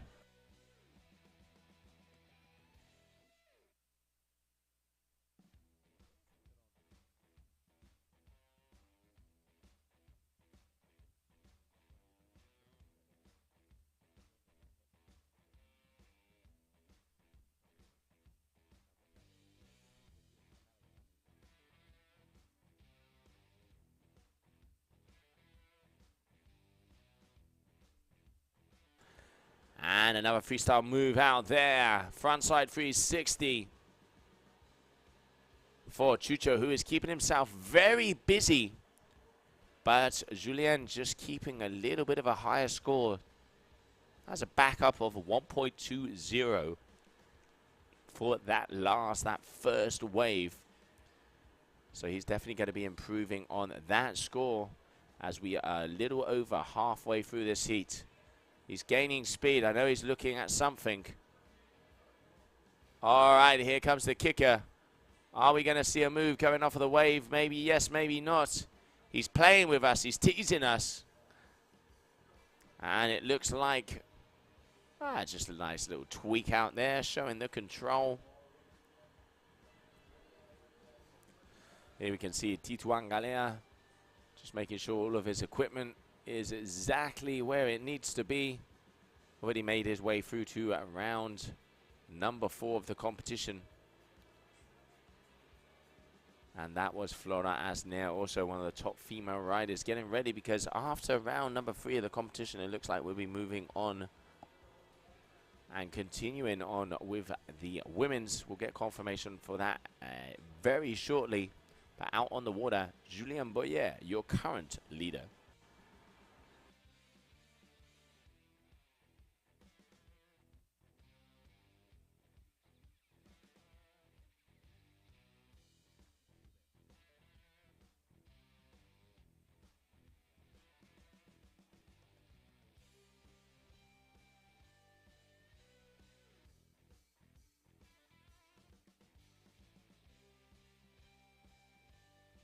And Julien whacking together a couple turns. Is a little wobbly on that bottom turn, which is going to take some points away from him. But still good, solid wave riding. Already a 5.83. Definitely going to improve on that 1.20. Chucho railing it out. Just managed to keeping that together, getting a little off balance. Looking like he was trying to start the railing and then pump onto a wave. I'm not sure that's really going to make a difference. Both of the guys quite similar scores. But it is Julien once again now slightly edging in front of this man on your screen, Chucho Nunot. A little over 3 minutes. Just coming up on the last quarter of this heat. Let's not forget, top 2 waves are the ones that count. And your best freestyle move, judges are looking for the commitment, linking the maneuvers, hitting the wave in the sweet spot, verticality, and risk to be able to get those high scores. And then when it comes to freestyle, there's only one word, and it is execution. Making sure you dot all the I's and cross all the T's, hit the power zone, style it out, pay attention to detail. If you do all of that, judges are going to be liking what they see. A little air finish there for Chucho on that last wave ride. He is looking, needs a 766 to be able to take the lead, because this man has been putting in the work early. Front flip there also. Trying to improve on that 6.5 from that backflip. Will he be able to do it?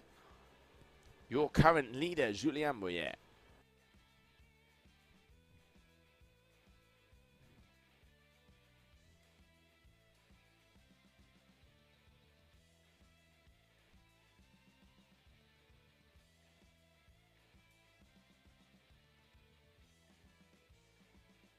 And there we can see the replay of that last maneuver. Still haven't got the scores coming up. And there we can see Maxime Chablot getting ready on the right-hand side. And here we have Tituan Galea front and center. His teammate. 16.26 for Julien. Already getting a 6.83 for that front loop. Judges definitely liking what they saw, so he has improved on his freestyle score. Chucho really needs to up his game, and soon, if he wants to have a chance of continuing on in this competition, because the French RRD athlete out there on the gold wing definitely putting in the work. Riding that Alula and making it work. Hack number 1. Hack number 2, keeping it together on the white water. Balancing like a cat, landing on his feet. Little bit of a messier wave, managing to get a couple of turns on it. Not the most fluid style throughout the whole ride, but still getting some scores out there on the scorecard. Looking to improve on a 3.60. And you know what? I reckon he will on that last wave, because that was better connection, better fluidity. And yeah, there it is. 5.57 is what it's looking like. We will have to see. Just waiting for confirmations on those scores. But that was a decent wave ride here from the Frenchman in the closing seconds of this heat, with just under 20 seconds left.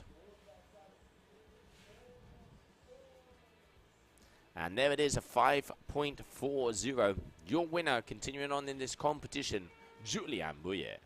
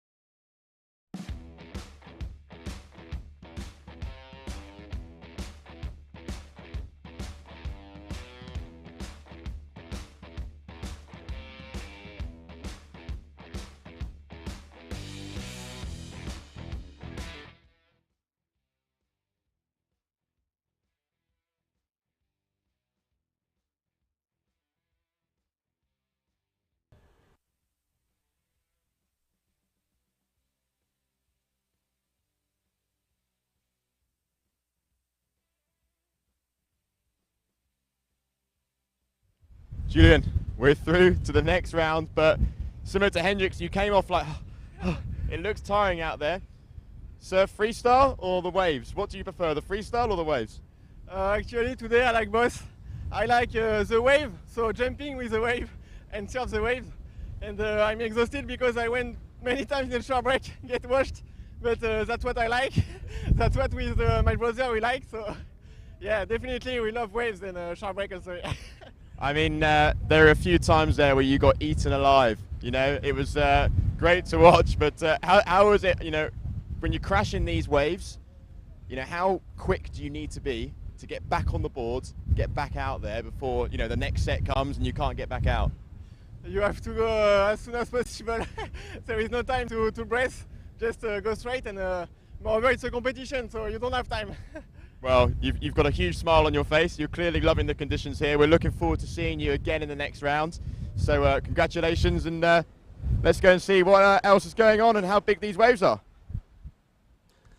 There it is. Shaq is up in the sky as he is going to be watching his brother out there on the water as well.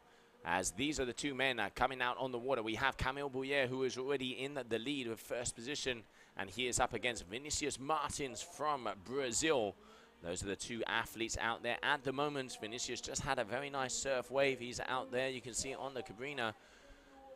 And at the moment, it is the Frenchman also, the other Bouyer brother. Nice little ramp there if he had had a little bit more speed.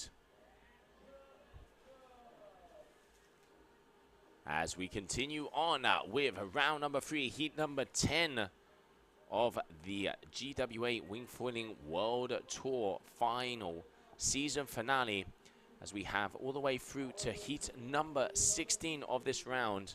And we will find out if we will continue on with round number 4 or if we will be changing it up and moving over to the ladies.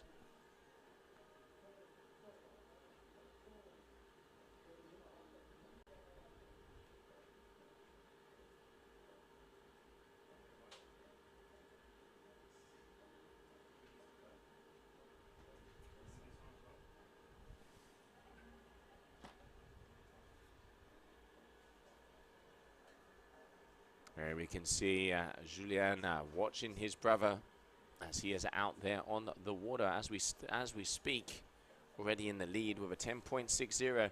Vinicius, yeah, front side free here, right in front of the judge tower. The Brazilian throwing down. He'll be getting a nice score for that. Trying to make his way back up and get in the fight of this heat. Oh, I know Camille was looking to maybe go off of that wave. A 9.23 there for Vinicius. As Mr. Martins is now in second position, but very, very close. Rayleigh on the way out. He already has a 4.43. So he's not going to be getting any bigger scores for that, Rayleigh. And now it is going to start to come down to the surf. As Camille here has two waves, a 4.0 and a 6.60, and also a very talented freestyler. And here we have Vinicius taking off on this little inside roller, a couple of check turns. Again, the foil caught up on that one. Unfortunately, having to grab onto the wing, but going for the front side re-entry. And a front flip here on the inside there for Camille. Going to add to his overall score. Already at a 10.60. And definitely going to be up around the high sixes, I reckon, for that front flip. As I can see some of the judges coming in. Okay, looking like 7.0 for that final move there. And there we have Camille already in first position.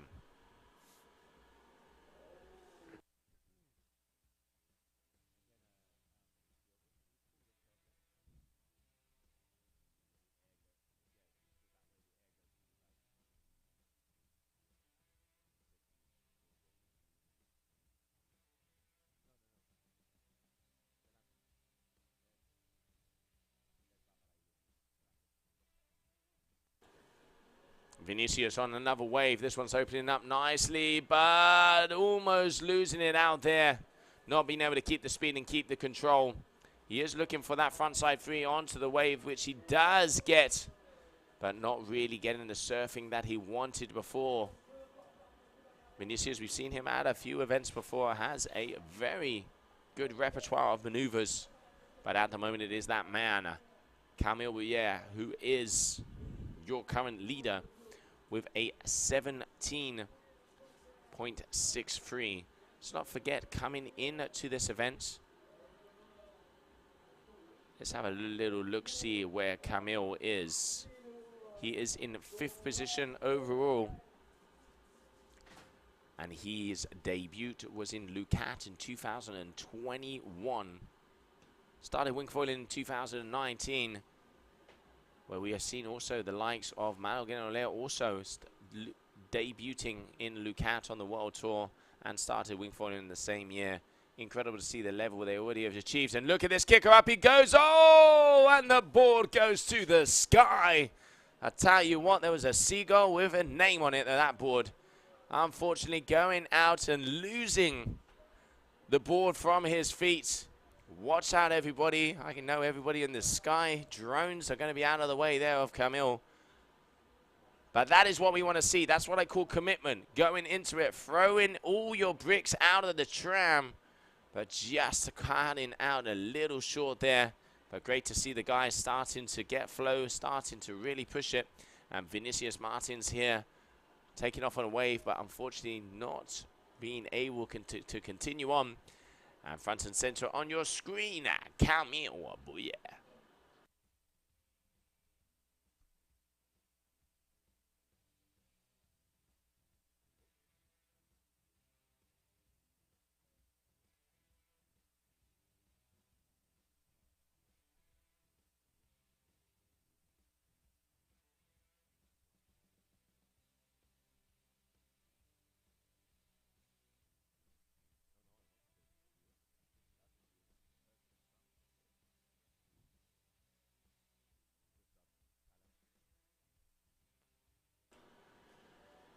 $17.60.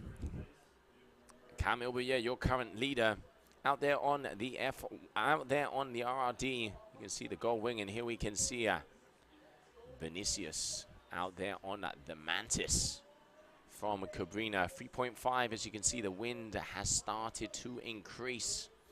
The guys are starting to go on smaller wings. I think we heard it from Clement probably about an hour ago.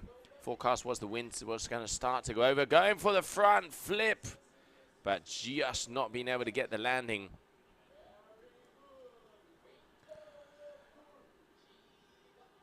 And here we can see that is our beach MC, Andrea, getting the vibes and getting the feel. Because we are just gone past high tide. We have just gone past high tide here at the moment. So it means we are now going to go down on the push. The waves are probably maybe going to clean out a little bit. But I reckon this is probably the biggest size we're going to see so far. Oh, hollows it out. Can he keep it together? Very nice wave here for Vinicius. He adds it up. Can he get the land in? Oh, just missing out on that front side free. As you can see, the waves getting to about shoulder high out there already. Really opening up nicely here for Camille. And I want to have a little look-see of that last score there from Vinicius. He did wiggle and wobble a little bit through the turn, so judges obviously going to be deducting there, but it was definitely a chunkier size wave. Good wave selection out there for the Brazilian. As we continue on the final 2 minutes, Camille has a 5-point-ish advantage in this heat. And Vinicius needs an 8.64 to take the lead, so he has to get and shift up a gear and get it on, if he wants to have a chance to take out the Frenchman, the current number 5 in the world. And the winner of this heat will be going up against Julien Bouyer. So at the moment, it looks like, watch out, mum and dad, put away the china, because the brothers are going to be throwing down here in Taiba. anything can happen, but I tell you what, it sounds like broken plates, broken porcelain coming our way. 1 minute to go, 18.53. And the leader by far, Camille Bouyer.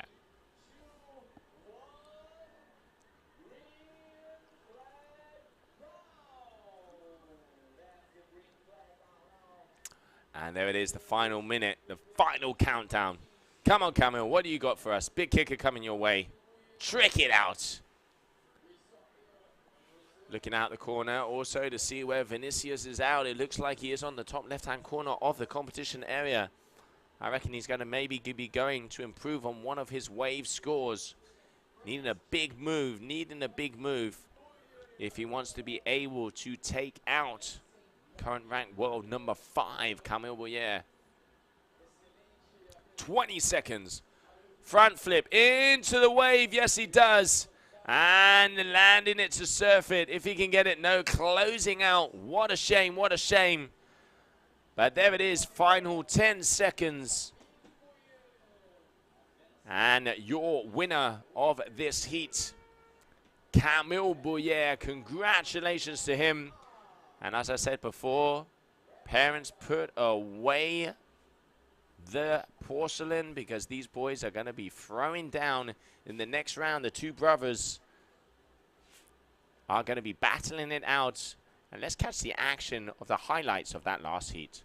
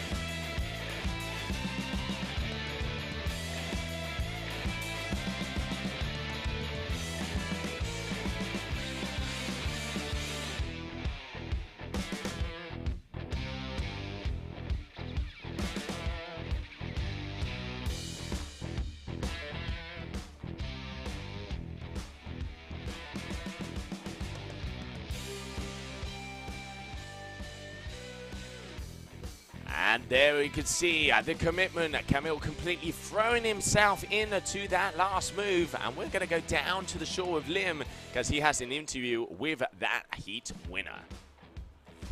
Camille, we're through to the next round.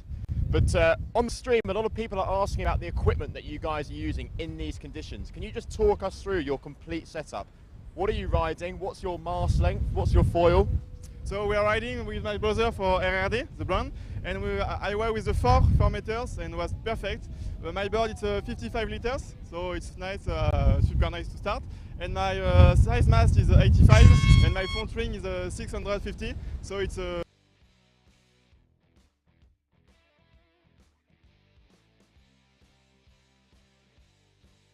You're against your brother. Yeah. How do you feel about that?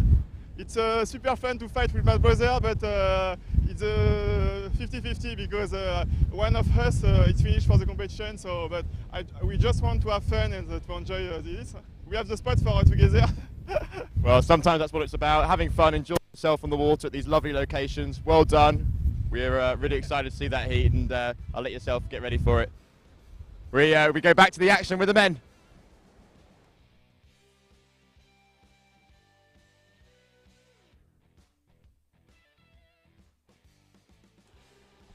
here we are back. Bastien Escoffet is up against Julien Joupet, who, there we can see Bastien out there on the Patrick. This guy goes big, goes fast. And there is the eye in the sky with the drone having a look over the whole competition area. And those are the two riders, Bastien Escoffet from France and Julien Joupet, also from France.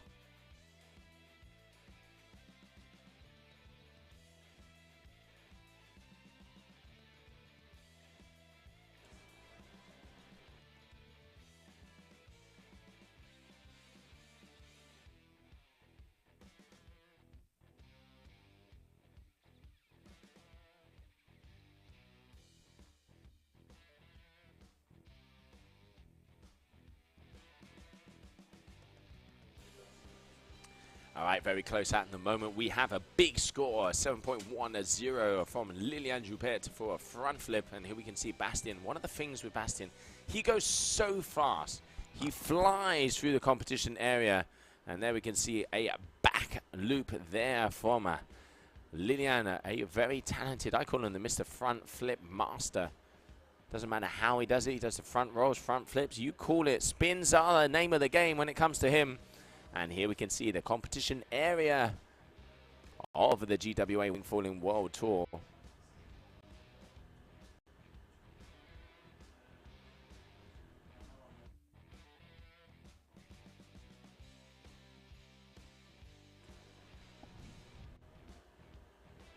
All right, Linian starting to try and get some surfs in at the moment. 3.83 for that second wave. That is his second score up there. And Bastien at the moment a little bit more complete. 6.93 on a backflip. And then he has two 3-point plus average waves. And here you can see that is the setup here of the final season finale for the GWA. As we get the bird's eye view, a beautiful location of Taiba.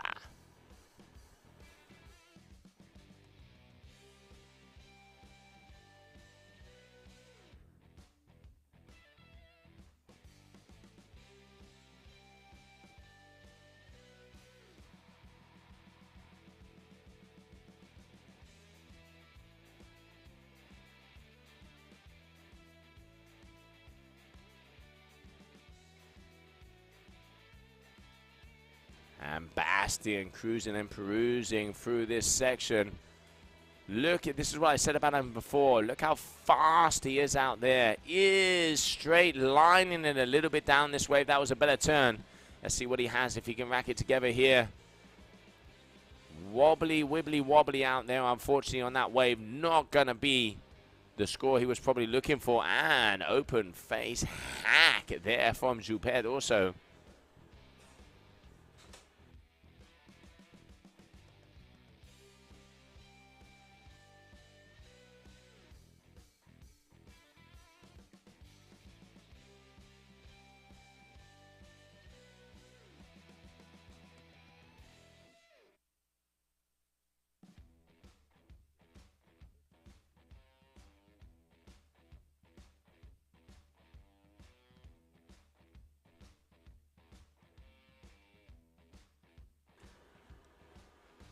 And trying to improve on the backup score. Let's not forget the best move is the one that counts in the top two waves. We are looking for the commitment and linking the maneuvers. Hit the wave in the sweet spot when it comes to the surfing.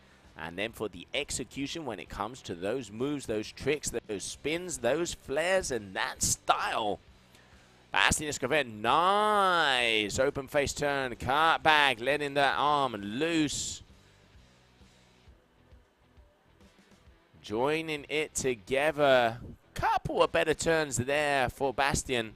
Let's see what the judges say. At the moment, looking to improve on a 3-point something for one of his surfing waves.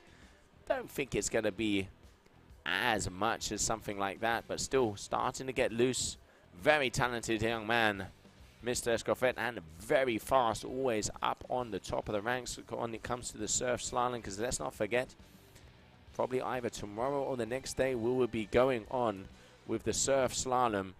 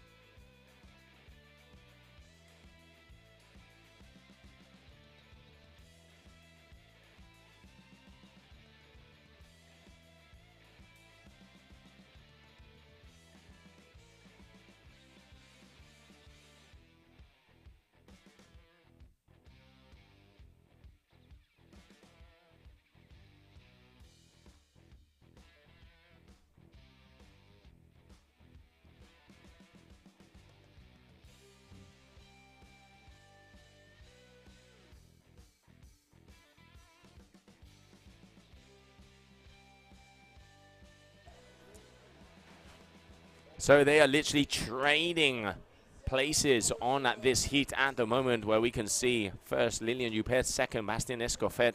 But that is going to be changing up. And we can hear Andre down there on the MC of the beach, making sure everybody is up and over.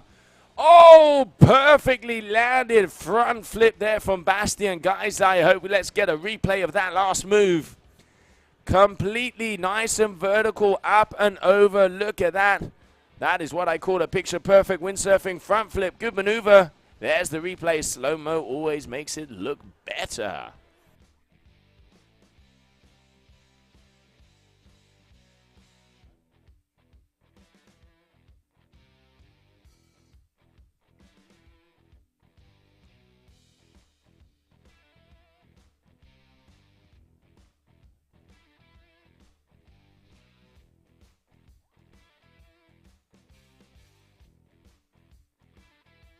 And an 8.07, well deserved for that nice front flip there from Bastien Escoffet and open face hacks. Like I said before, this guy, he does kind of go a lot faster than a lot of the riders, who really speeds through the competition area. And there you can see letting the foil loose there, putting himself back into first position, 14.83, only winning by 0.23 though. And to be honest, when it comes to the waves, the boys are still at the 3.8, 3.9 section. There is a lot of room for improvement, so it is definitely going to come down to the surf, because both of these guys have big freestyle moves out there on the cards. And here we can see Lilian Juppert, oh, just going off the back of that last maneuver, as we have 3 minutes to go.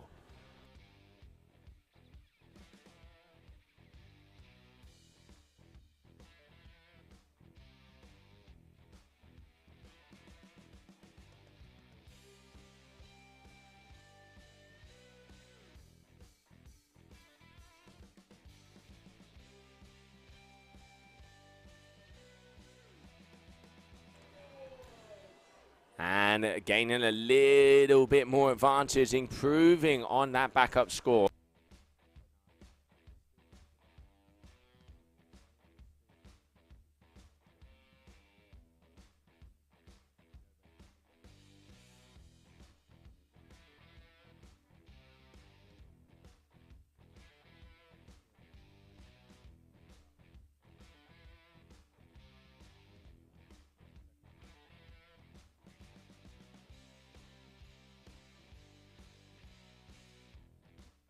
Bastien up and over, but going down. Let's get a replay. Got the height, took his time, and then did the spin. Let's see a replay of that last move. Big move there from Bastien Escoffet.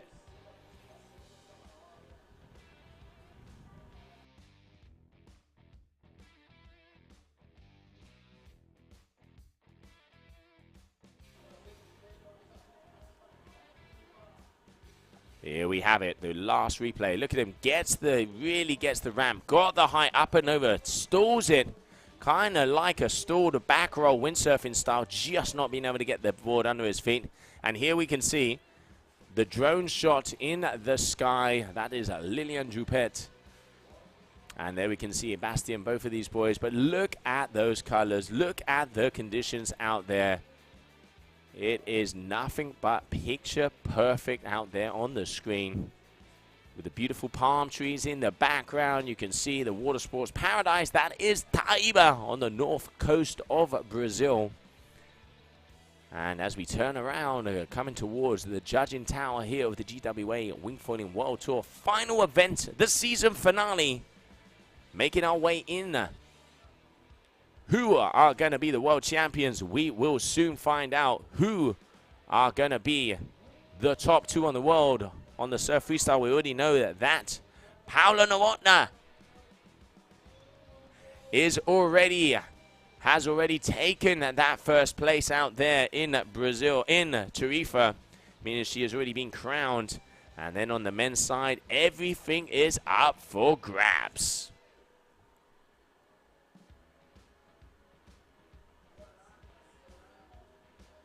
And just sticking his head into the booth and joining me up here in the box, we're going to welcome back Liam Dredge. Liam, welcome to the show. Oh, Joe, here we go. The action is starting to get tasty now. 18 seconds to go. Who's going to win? It's a tight score, but I've had to come up again and join you in the booth because I am cooking out there. It's hot. Well, you know what you say, you got to break a few eggs to make an omelet, and I tell you what, if you had an egg out there, it would be frying. The heat is really up, but one of the things that actually does happen here in Brazil, the thermal effect, is very, very important. It was a little windy this morning. I know you actually had a kite session nice, bright and early. Yeah, well, you've got to find time for it, and yeah, caught the sunrise with our filmmaker Julian, and just look at that. I mean, how can you not want to kite with that view?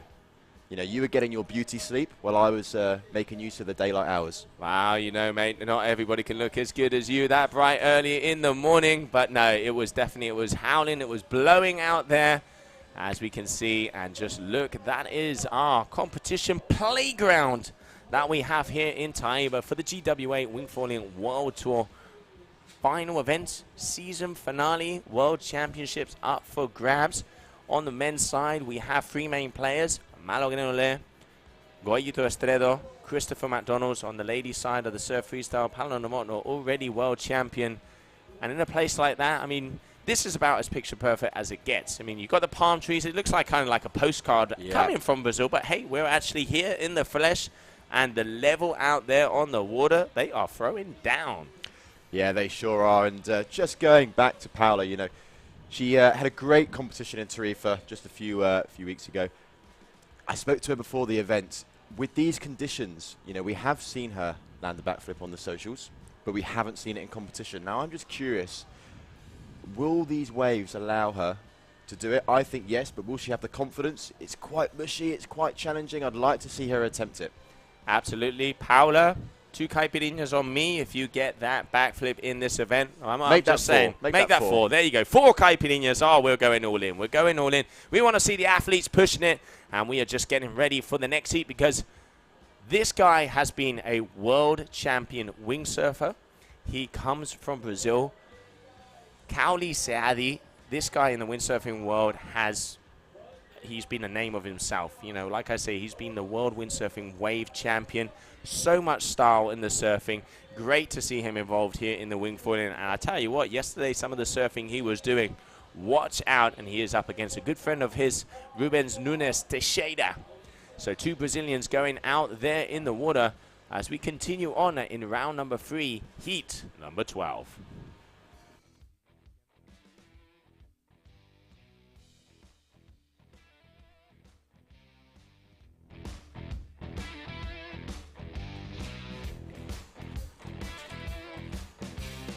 All right, so here's some of the moves of that last heat, highlighting up and in the air. There we can see that was Mr. Jupets, as I call him, the spinner. Anything to do with a front flip, this man can go down. And I just heard the buzzer. It looks like we're going to be starting the next heat. But before we get right into the action, we're going to go down to the beach with Gemma, with the winner of that previous heat. Thank you so much, Joe. That was a tight heat between you and Lilian right there, but you managed to advance through to the next round. Tell me a little bit, Bastian, how are the conditions and how are you enjoying competing here in Taiba? It was great. I was focusing mainly on getting like good waves, just riding clean, and I just did like a few tricks just to score, and then I was mainly focusing on my waves, and it paid off.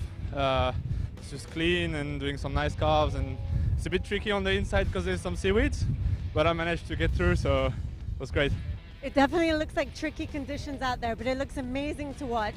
Can you tell us, we're having a lot of questions on the live stream about what size, what all the gear setup that you guys are using. Can you tell us about your gear setup? Sure, so I was on the 4.2, I was quite overpowered. I could have been on the 3.6 maybe at the end, and I was with the 700 foil and just my small board, 85 mast, and yeah, it's the way to go. Awesome stuff, Bastian. Thank you so much. Good luck for the next round, and hopefully we'll see you back here. For now, we'll go back to Joe and Liam. Thank you. Thank you, Gemma. Thank you. Getting ready to go. As we have there, it is the man himself, Kitley Seadi. already starting in the waves. And you can just see, this is what I was talking about. Used to the power, used to the speed, looking very comfortable. Yeah, he's making it super, super clean. That turn there where you can just about see that foil just breaching out of the water, but he is making it look easy, and despite the fall at the end there, what an exciting ride that was.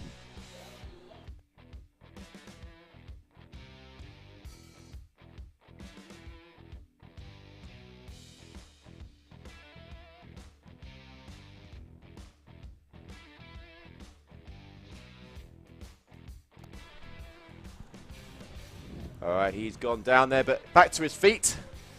Nice ride. I'd like to see him on the wave again. Really showing his windsurfing background on that wave.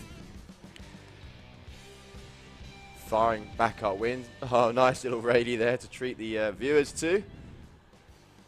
And yesterday, taking out Javi Cohen. Oh, it looks like we've got a slight issue here. 2 people in the water. This is just showing the challenges that this spot is facing for our athletes. Nice backflip there, straight back onto the foil.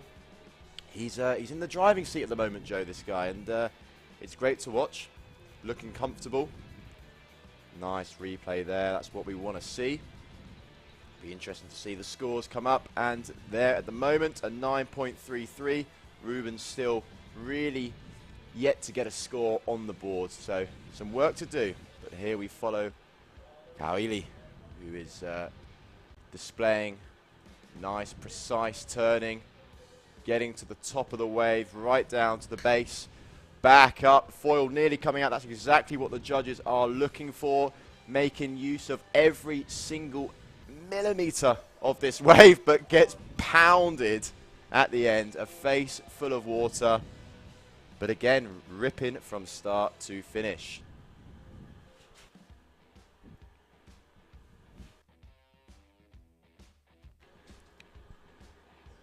There it is, our competition site. You can see the gear set up there for our athletes getting on the water. Wind is blowing. I've just come back up from the beach, and it is good, I would say, 23 knots, I'd say, if I had to put my money on it. 23, gusting 25, 26. Conditions are good. Palm trees are there. The lovely Brazil is firing from all cylinders, and we're all for it. Yeah, and you can see it definitely is looking like it has increased. The forecast for today is saying that it will be increasing at the end of the day. We saw it early in the morning, and normally when it's windy in the morning, there's a low patch throughout the middle of the day, and then it gets back up. So it's calling about 21 to 22 knots. And looking at a little wind station that we have off of the side here, it does look like we have already 22 knots out there. Well, so yeah, it is definitely starting to increase. So yeah, obviously the thermal effect having a little bit of something to say. So yeah, 22 knots, guys, out of 3.5, 4 meter wings. Waves, what you would say, about shoulder high, a little bit higher, you know, 3 to 4 foot on occasion.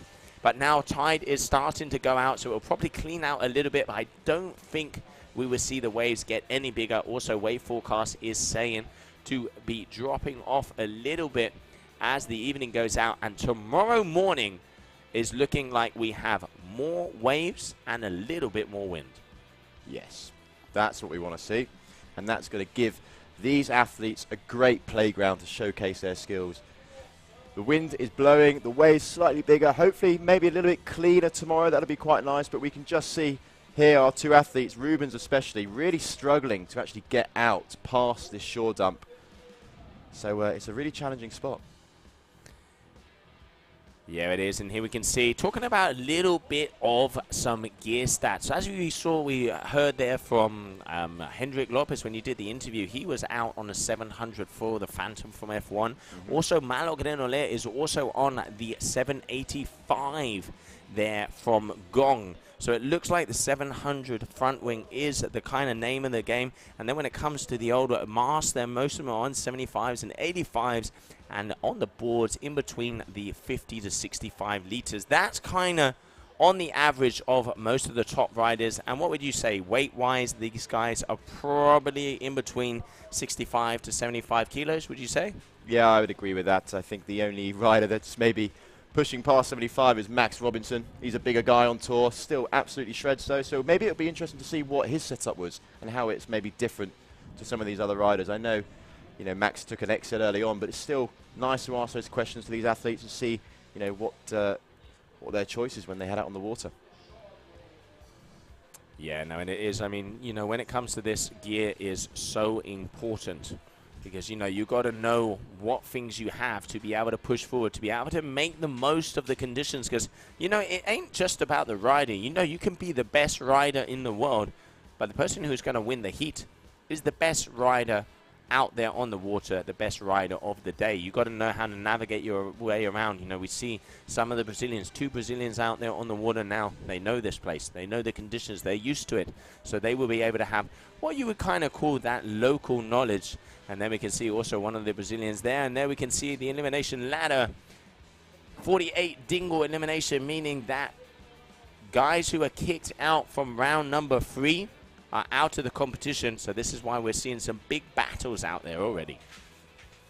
Yeah, for sure, and with 4.5 minutes remaining, it was nice to see Rubens get up onto his board and actually get out into the competition area. He was struggling for quite some time, probably the majority of the heat, to actually get out on the water. But let's just have a little look into Kaili's scores. So he has a 4.83 wave, a 6.13, which was a backflip, and his other wave score is a 6.23. So here, looking to improve on his 4.83, although looking quite comfortable at the moment.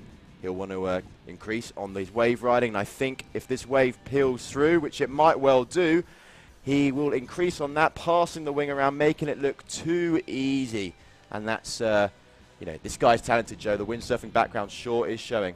Absolutely, and yeah, really interesting to see how every single turn he passes the wing behind his back, so he moves it from hand to hand and up and over, push loop style there from Kauli Seadi. Let's get a replay of that. I mean, he has done that move. He was one of the first athletes to ever land the push forward. That was the move that when they invented it, push loop is a back loop, very inverted, and then over into a front roll. So it doesn't look like he landed that one nicely, but look at that. Over completely stalls, come down a little bit in the bundle. I know obviously the fishers are not too happy with that one, but still throwing it down, he is definitely clearly in the lead. And if you compare to scores of the other heats we have been having out there on the water, he is way up there with the numbers because he has a 17.19. We saw Bastien Escoffet win with 17. We've seen Julien Boyer just get above an 18. So 17, 18s, 19s, and then with the occasion of Malo with the 23, he's definitely up there with the big dogs. Yeah, and it's good to see because he hasn't competed at the other stops this year, to my knowledge. So for him to come here, you know, although, you know, he's a freshly ranked rider, let's say, for this competition, he's still pushing the limits and giving these guys everything he has to offer and making it look nice on this wave here, really getting to the top of the wave, going down to the bottom, putting in a nice long turn.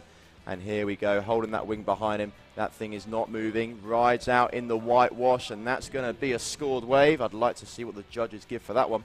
Yeah, let's not forget he has a backup score of a 483. Let's get a replay of that last wave there, and then we can see Christopher McDonald Sr. and Max Robinson, both of these boys just discussing and saying what's out there on the water. So let's see a replay of that last surfing wave from Kauli. Here we have open hack, open turn, comes up. You can see nice and connected. That turn completely opened the shoulders all the way back to the power spot of the wave. Got caught up a little bit there. And this is where he rides it down into this little open hollow section at the bottom. Through the whitewash. Definitely 3 to 4 decent connecting turns there. And getting the score as well. 6.60 increasing 18.96. Kauli Seadi is definitely up with the numbers he needs to be going through to the future rounds of this competition. Looking very solid. We will be seeing him in round number 4. Yeah, for sure we will be. 1 minute, 10 seconds left of this heat. It's pretty much impossible now for Rubens to catch up with a 5.66. But here we go again. This guy really is showcasing his talent when it comes to these waves. He's making use of every single inch of it. And it'll be really good to see what his final score is with this last minute.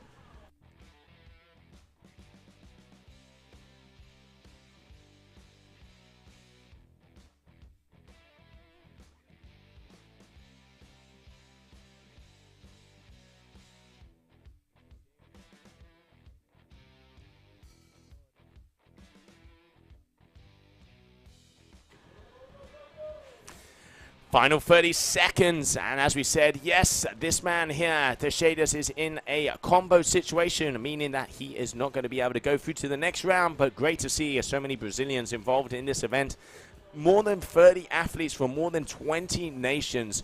But I mean, Taiba has definitely made a big shout out to a lot of the community, knowing the conditions we have. We saw it on the freestyle with the GKA, we're seeing it now with the GWA here for the wing foiling. And there it is. That is the buzzer making his way through into the next round. The former world windsurfing wave champion, Kitley Seadi. Good riding out there from him. Yeah, and I think it's time to go and check out those highlights from the heat.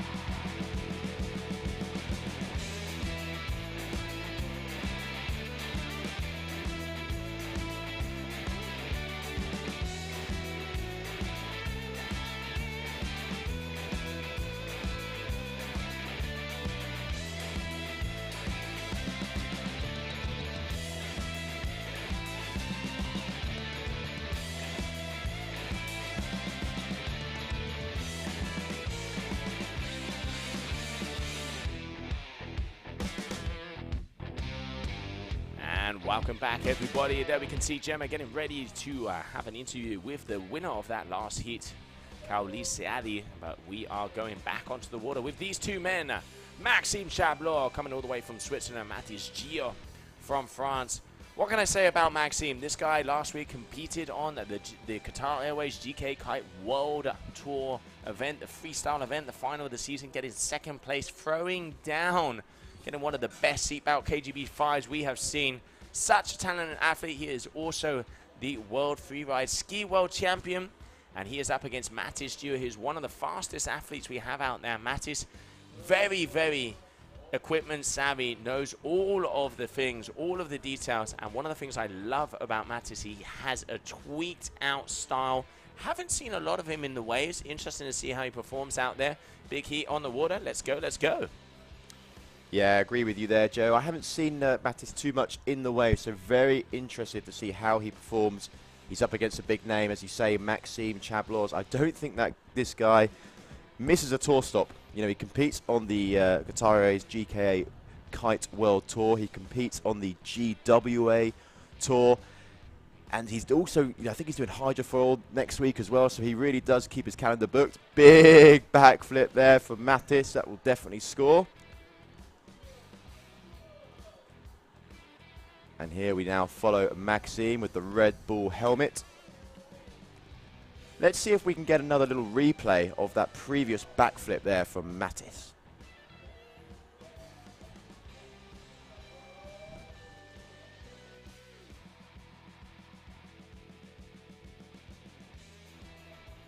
All right, Mattis popping in, but going over on that one. He is in the lead at the moment. 6.47 for that last backflip from here. So judges definitely liking what they see, And there we could see also Maxime Chablon making his way forwards as we're getting ready for the competition area. There it is, off of the kicker, up and over, like you said, Liam. Really keeping the control, not even getting the pinky toe wet on that one. No, he's super dry out there at the moment. There he is in the red helmet, Ocean Rodeo Wing, firing himself back upwind. So there we have a few more scores on the board now. So let's just look into these a little bit more. Maxime Chablon's now taking first place with 13.8, but has a score over Mattis. So Mattis still a score behind, needs a 5.34 to advance past Maxime. So this one here, this wave, not really looking like it's going to shape up, but now we follow Maxime. Lovely, big, long, carving turn. Gets into the pocket of the wave now, again, showcasing that lovely style, trying to fire his way past the whitewash here. Does he make it? Yes, he does, but can he stay on the foil? Yes, he can. The wave continues to peel away here. We have a lovely left-hander, and right there, that's exactly what we want to see from one of the top guys on the tour. Yeah, Maxime winning at the moment by 5.33, and I definitely reckon that is going to improve on one of his wave scores, those top 3 numbers. Here we can see Mattis Gio going for yet another backflip, looking to try and improve on that 6.47. I reckon he knows that Maxime has a little upper hand when it comes to the surfing.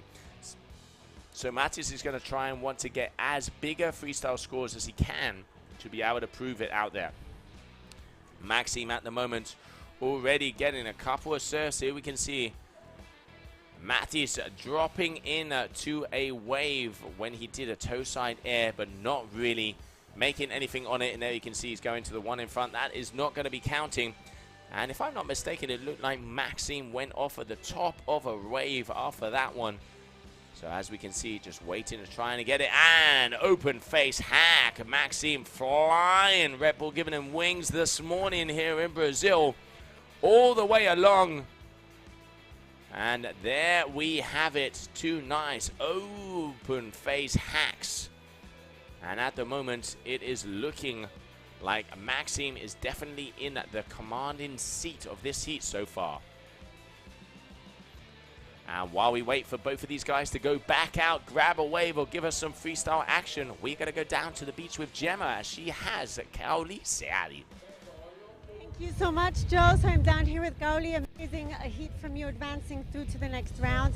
Gauli, I know you come from windsurfing background, multiple world champion. You've had a very long, successful career. How does it feel to transition now to wingfoiling and to be here competing with us on the GWA? Yeah, it's an amazing opportunity to be back competing, especially on a World Cup event in Brazil. And I have this passion about wingfoiling since 3 years. I got really motivated. F1 helped me with the gear and starts to help me to improve a lot in the last few years. So I'm super motivated, and I don't really have to do competition, but of course when we have an event at home like this, especially Taiba, surprising, I think from the whole tour this year is the first event that they are focusing more on wave riding. I think they had Dakla covered, there was also wave ride, so I think it's super cool. It's something that I always loved on windsurfing, was the wave ride side, and wingfoiling also I think really brought a lot of the surf foiling into the sailing sport, you know, which you can still ride properly without having the sail power kind of like on the middle and bothering you. So it was really like I was doing a lot of tow foil before wingfoiling, and was something like, okay, now I can give up with the jet ski and I have my own, I'm my own pilot and I can just choose any wave I want. It's the perfect combination. Is there a lot of young up-and-coming talent within wingfoiling here in Brazil? Yes, it's growing more and more. It's a young sport here. I brought 2 of the young kids that stay in my club, and they are like, one is 23, the other one is 24, I think. So they're super happy to be here, and hopefully more and more we see younger kids coming. and I see here the average age maybe 16, 17. So Super young. it's really cool for the sport, you know, for sure they're bringing to the next level. Well, perfect. Yeah, thank you so much. I wish you lots of luck for the next round, and hopefully we'll see you back here for another interview. Thank you. And now we go back to Joe and Liam. Thanks a lot.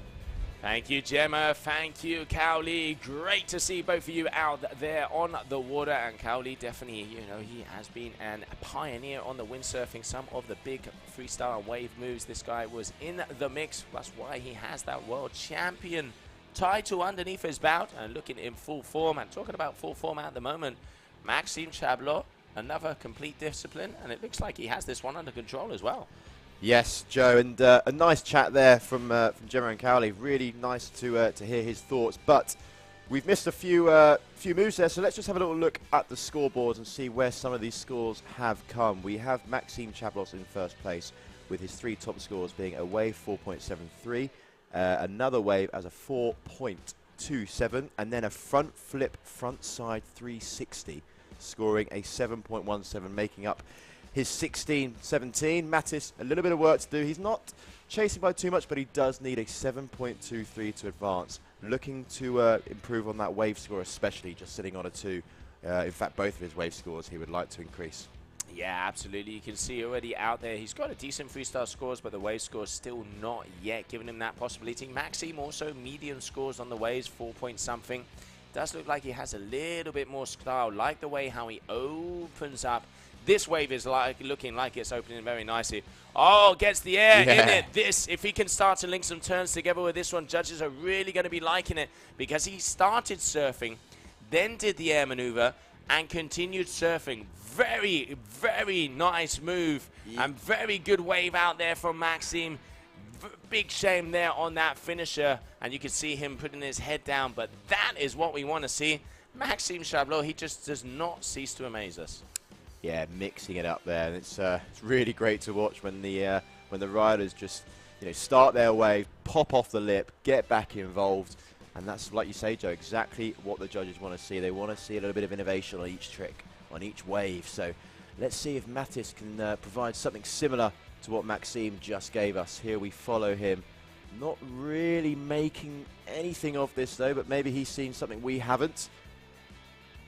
Is there a wave going to form for him? Because he definitely does want to improve on that wave score. But for now, it's just both athletes going back upwind. But hang on a minute. Mattis has taken a turn. And here is the wave for him. Switching that wing nicely from left hand to right hand. Drops in on the left hand peeling wave. Nice little turn there where the foil comes out of the water slightly. But, not quite the right wave choice at the moment. But it's gone again. But it's very much a whitewash. Don't think we're going to see a massive score, and it's definitely that one there isn't going to make him advance into first place. Yeah, he is definitely going to need to start to set it up, coming up on those 2 minutes, but he's looking like that last wave, as you just said, that there is going to be a bit better. He needs the 7.23, so he needs to improve his scores by 7.23. What are we going to see out there? It is getting close, and I actually do reckon he's going to improve on his 2 last waves. 3.13, there's already 1 improvement, making him go to 12.14, and just waiting for the second. This could start to get closer, and this is what we want to see. We want to see the action out there until the very end. 13.04, all right, starting to get better and bigger, but Maxime Chablot, there you can see him powered by the wings. All right, toe side air into the wave. We saw this one on the one before, picking it up. He looks like he's wanting to improve as he knows his smallest score are the wave score that he has. But there it is, the wave just closing out in front of him. Very hard to actually link that together to kind of jump into the wave. And we did see that big one from Maxime before where he actually started surfing, did a proper air, one of the nicest ones we've seen all day, to then continue on, just unfortunately losing it on that last connecting move. Yes, and now back to Mattis, who's got a little bit of a wave here. Let's make some nice turns, but it's not quite got the size or the length maybe he was hoping for. Both riders now blasting themselves back upwind with just 45 seconds left on the clock.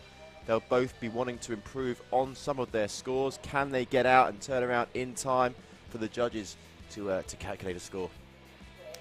Yeah, and talk about the calculations. Let's have a little look at the numbers. All right, Matty's needs a 6.41 to be able to make his way through. You can see Maxime shadowing him there, making sure that he knows exactly what he is to try and get that priority on the wave, because he knows Mattis has a big score on one of the freestyle moves, so it's going to have to come down to a surf if he wants to take this one home. Let's have a little look out the horizon. It might be a set coming his way. He has 8 seconds to be able to drop in on a wave, and it definitely does not look, yep, I can see Mattis out the back. He is not on a bump, meaning that, unfortunately, another upset coming into the competition here at round number 3. Mattis Gio is out, and this man, once again, surprising us with his overall talent, Maxime Chablot, winning that heat and making his way through to round number 4 of the competition.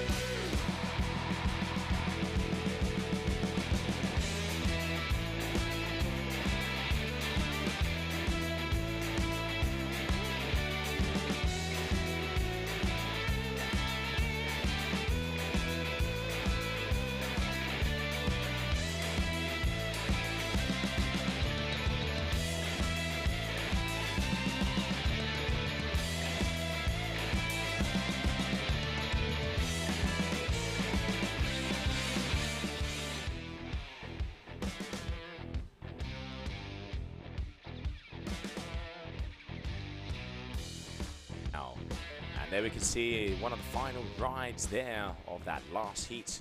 And our heat winner, Maxime Chablot, spinning, fronting, going with style. And he is now down on the beach with Gemma. Thank you so much, Joe. That's it. I'm here with Maxime Chablot. Max, is there any sport that you're actually bad at? Let me think for a second, because there is. I'm not that good at soccer, I think. Team sports are not really my thing, but... Definitely, but we are so impressed because you're over here in Brazil this month. You're competing in 3 different disciplines. So you're covering kite freestyle, you're covering the wingfoiling, and you're covering the hydrofoil freestyle at the end of the week. How do you find time to train in all these different disciplines? The secret is I don't. It's literally, I took my wing out maybe 3 days ago, first time in Brazil, because I was really focused on the kite freestyle, and that's my main discipline, and it's the one I want to perform in. And I wing and kite foil a bit for fun. But yeah, the conditions here are so amazing. Just for fun, but here you are going through to round 4. Yeah, for sure. But I mean, I definitely spend a lot of time in the water. I'm one of those guys that just cannot stop. Spends all the day in the water, and you cannot freestyle kite all day long. It's usually like 30-minute sessions, and then you can do something else. So yeah, I've been getting into wingfoiling, and here I am. What do you think of the conditions that we have for this event here in Taiba? Our conditions are great, but they're really pretty gnarly, to be honest. There's some pretty big waves out there, and with the foil, with the wing, you're kind of helpless against the waves, because if you crash in the wide water, you just get pulled by your arm, pulled by, you're trying to hold onto your board, because if you lose it, it's game over. And yeah, pretty big boards as well, so they just really, yeah. So it's hard to get into the inside, the last section, and not crash so that you can get going on your heat. But yeah, definitely super cool conditions once you're out there, and yeah, I'm stoked.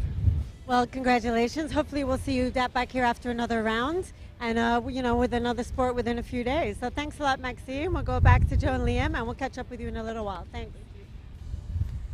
Thank you very much, Maxime. Thank you very much, Gemma. As we continue on, and we can see out there on the water, we have Gregorio Pugliese is going up against Francesco Capuzzo. Two very powerful riders out on the water, both coming out of Italy. And let's have a little look. Francesco coming in 9th position overall into this event.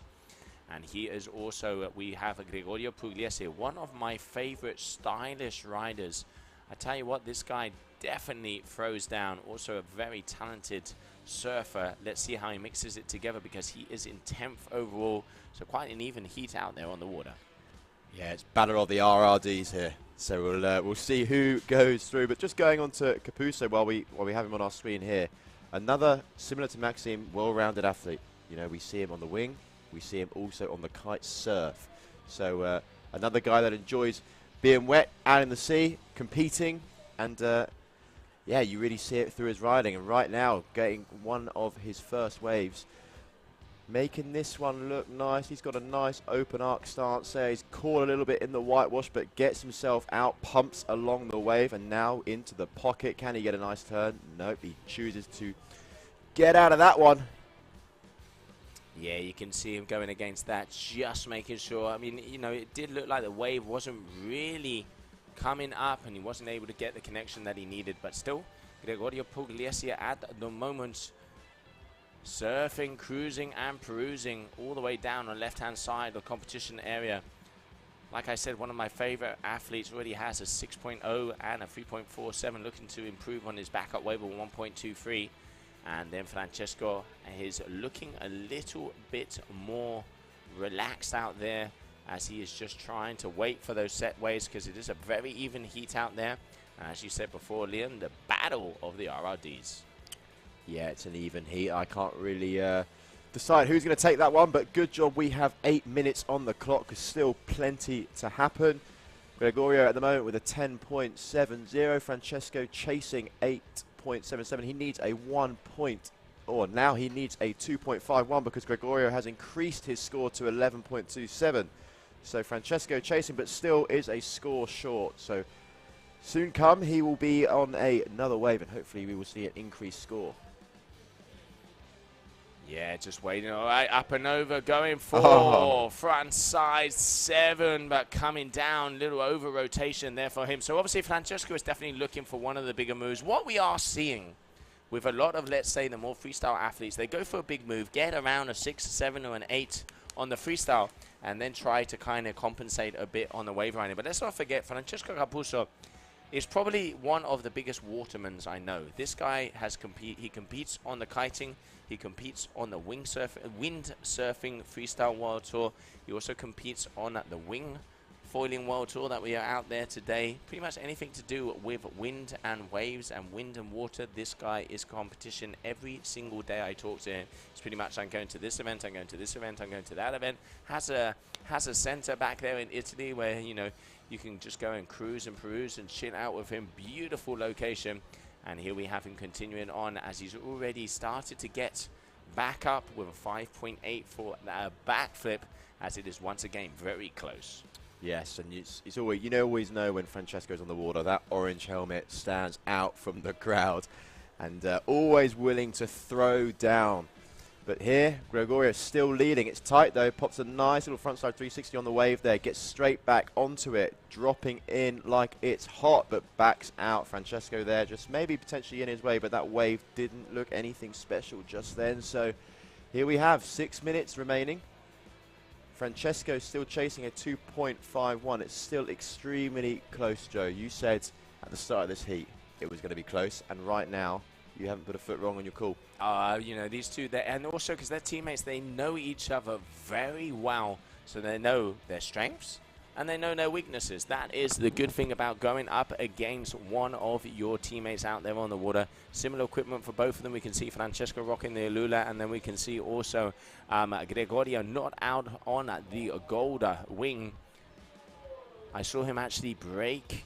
Unfortunately, his foil went through one of his wings yesterday, and I'm betting that's probably the reason, as we see most of the RRD riders out there on the gold.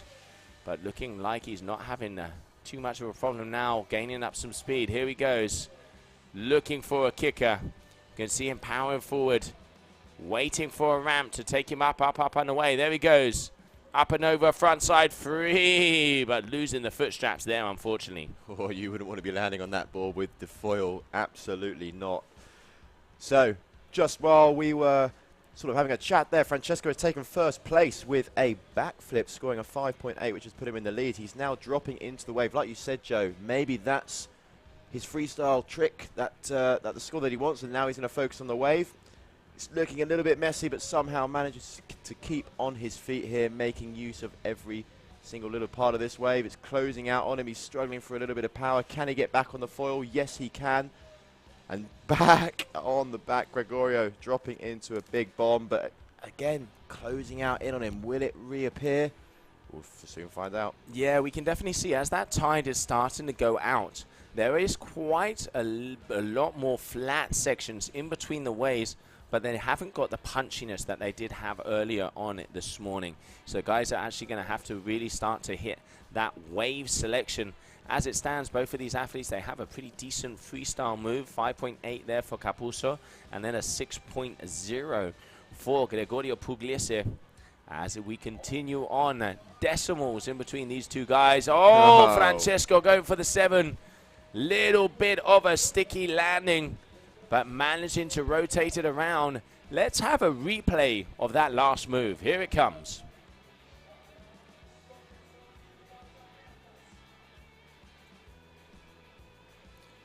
Yeah, he's gone to the moon on that one. Plenty of rotations, but like you said, Joe, a little bit of a sticky landing. I don't think that's going to be the score that he was hoping for. I think we'll see him go for something like that again. Maybe next time he can find himself a slightly bigger kicker. But here we follow Gregorio, who still sits in second place. It's tight. He needs a 2.60 to advance into first place. Still plenty of time remaining. 3 minutes may sound little, but out there on the water for these athletes, they can sure deliver in milliseconds. Yeah, absolutely. There's a lifetime out there on the water. And let's not forget, Gregorio has a very low wave score of 1.80. So pretty much, you know, to get a 1.80 on a wave, he needs to kind of link a couple of turns together.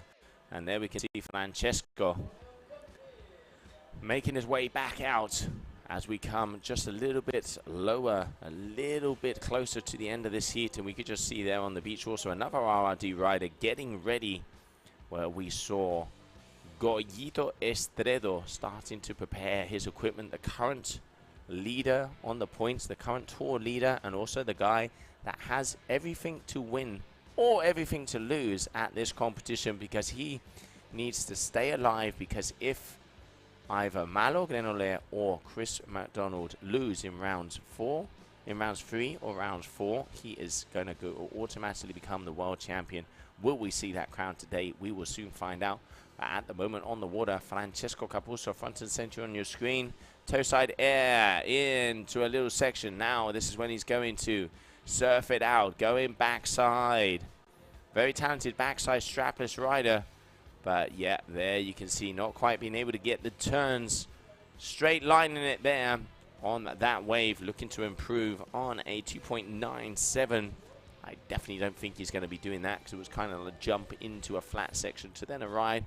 But still, first position, it ain't how you get the goal. It's about putting the football in the back of the net. It sure is. And just there, going huge backflip, coming down hard. Surprised he didn't go through his wing there. But again, Gregorio finding a little wave. There's a wave before this one that scored him into first position. He backs out of that one. Doesn't quite fancy that one. Not the ticket.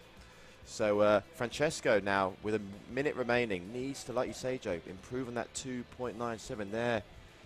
The Copa Kitley staff just brilliantly doing our flags for us, letting the athletes know exactly when to start and when to come in on each heat. So here, 50 seconds to go. 12.07 Capuzzo. Gregorio, 12.97. It is close, and myself and Joe, we're up on our feet in the booth because we can't call this one. Still anyone's game. 30 seconds. It is definitely anyone's game. Getting up because I'm looking, I can see Francesco all the way back. He is deciding, I reckon, to either go for a big freestyle move. He would have to improve on a 5.80 or go for a wave and get something bigger than a 2.97. I tell you what, it is going to come down to the wire. Here we have Capuzzo dropping in. This wave is opening up very nicely. He wants to be going back to the power section if he wants to be able to see. Is he going to have enough? There it is, open roundhouse. Can he get it around? Not going. Very vertical. Going to try and have a finisher if he can make it along. Pumping because he knows how important it is. Keeps it together. And he is going to ride this one all the way to the inside. I tell you what, it is going to be close. It is going to be very close. The legs must be burning. Pumping around there, getting past the whitewash. He managed to keep it together. That's going to be one that could potentially take him through, but it's super close. I can't call this one, Joe.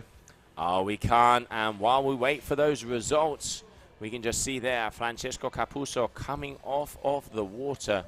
But also there is a wave there from Gregorio Pugliese that is still waiting to come up on the system. So it can be either of these athletes. 3.50 from the wave for Gregorio Pugliese, putting him in at 13 points. Francesco needing a 3.91. It is so close. We don't know just yet. It is so close, coming down to the final score to see who continues on in the competition. I wouldn't want to be a judge at the moment. And there's the face. That is the emotion. Those are the raw emotions we want to see. To see if he is going to be continuing on. Nerves are high. Francesco Capuzzo or Gregorio Pugliese. I don't think he thinks he's done it, but the score's still yet to come in. Waiting for that number. And waiting for that number, waiting for that number. And if I'm not mistaken, it looks like there it is. So making his way through to the next round of competition. Put your hands together for Francesco Capuzzo on the final wave. And there it is. The face says it all. Round to round number 4. And let's catch the highlights of that last heat.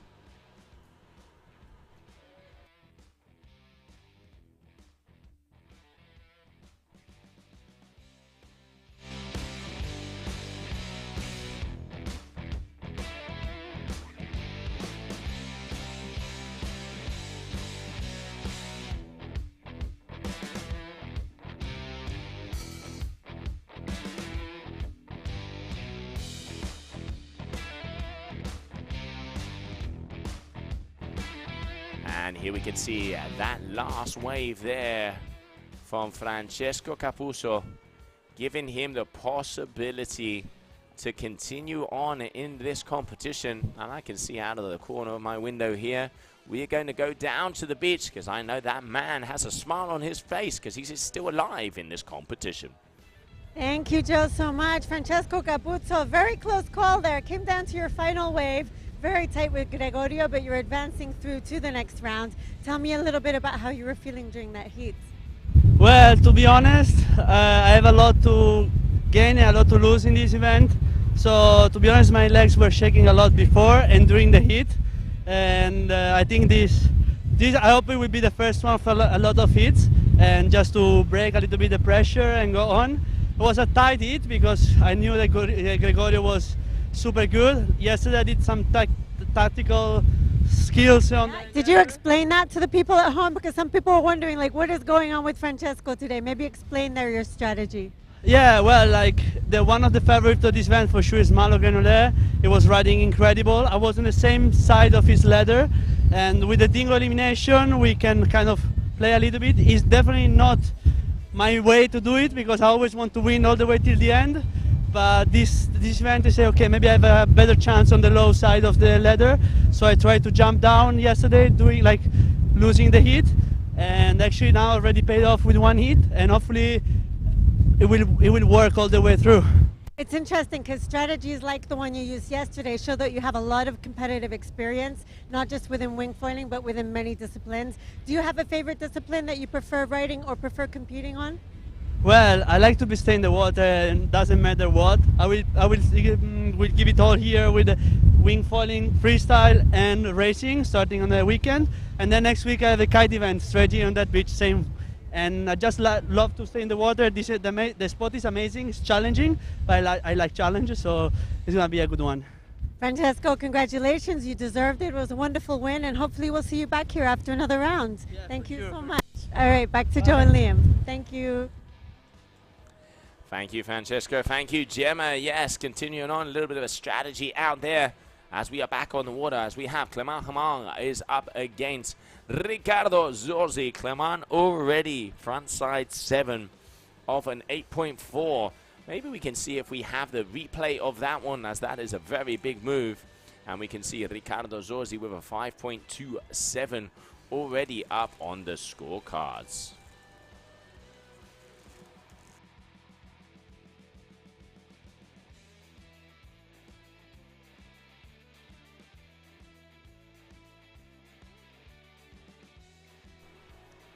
And yes, just got the info in. We do have that first move, and we're going to see. Here it is with the big tweaked out front side 7 here from Clement Hamon. I mean, I tell you what, that is textbook. Tweaks it out to the sides, rotates around, and here we can see it. That back loop there from Ricardo Zorzi.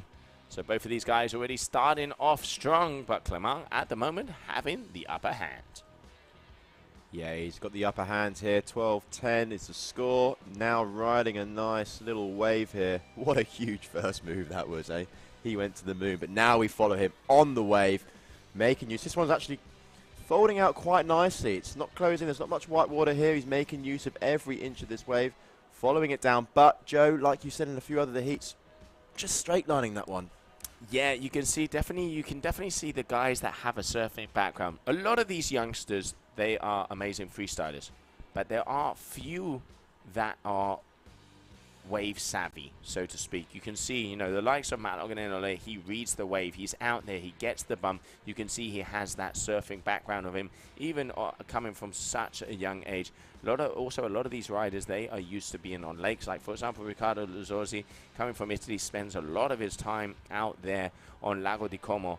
So obviously when it comes to wave conditions, they're not so used to it, and it really does show. But still, at the moment, anybody's money. We already have a 2.53 there from Ricardo and a 5.27 for his freestyle move.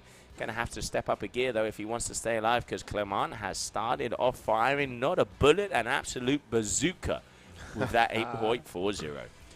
Yeah, for sure, the bazookas were firing. And one thing I've just noticed as well is that the wing sizes, they've gone from their 4s now to what looks like 3s and 3.5s.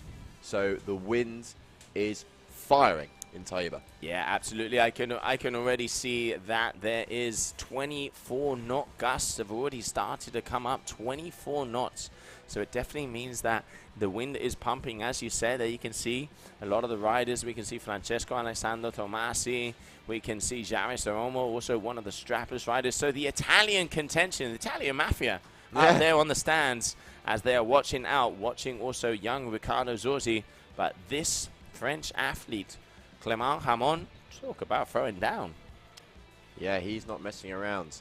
14-10, a really good score. That 8.4 could really help him out in this heat. That could be his saving grace. But still 6 minutes, 20 seconds to go. It's anyone's game. It's tight at the top. And now we follow Ricardo Zorzi, who's making his way back upwind. Going to turn around any second and hopefully get another score on the cards, because he needs to improve those wave scores. You know, Joe, we're seeing, you know, throughout today, these wave scores are the ones that really are an open book. So, you know, it's definitely a discipline or an area that these riders will want to improve for the 2023 season. Yes, definitely, and you can see the complete riders are the ones that, in the end, no matter what locations you go throughout the season, are the ones that end up on top, because they can, you know, get the scores in all different types of conditions. And here we have Ricardo, nice little cutback turn there, open face hack, pumping away, smaller wave, but managing to link some turns together. This will probably improve on one of his wave scores out there already, and he is a very talented freestyler. So he is going to want to try and make every point count, because Hamon has put in the work early.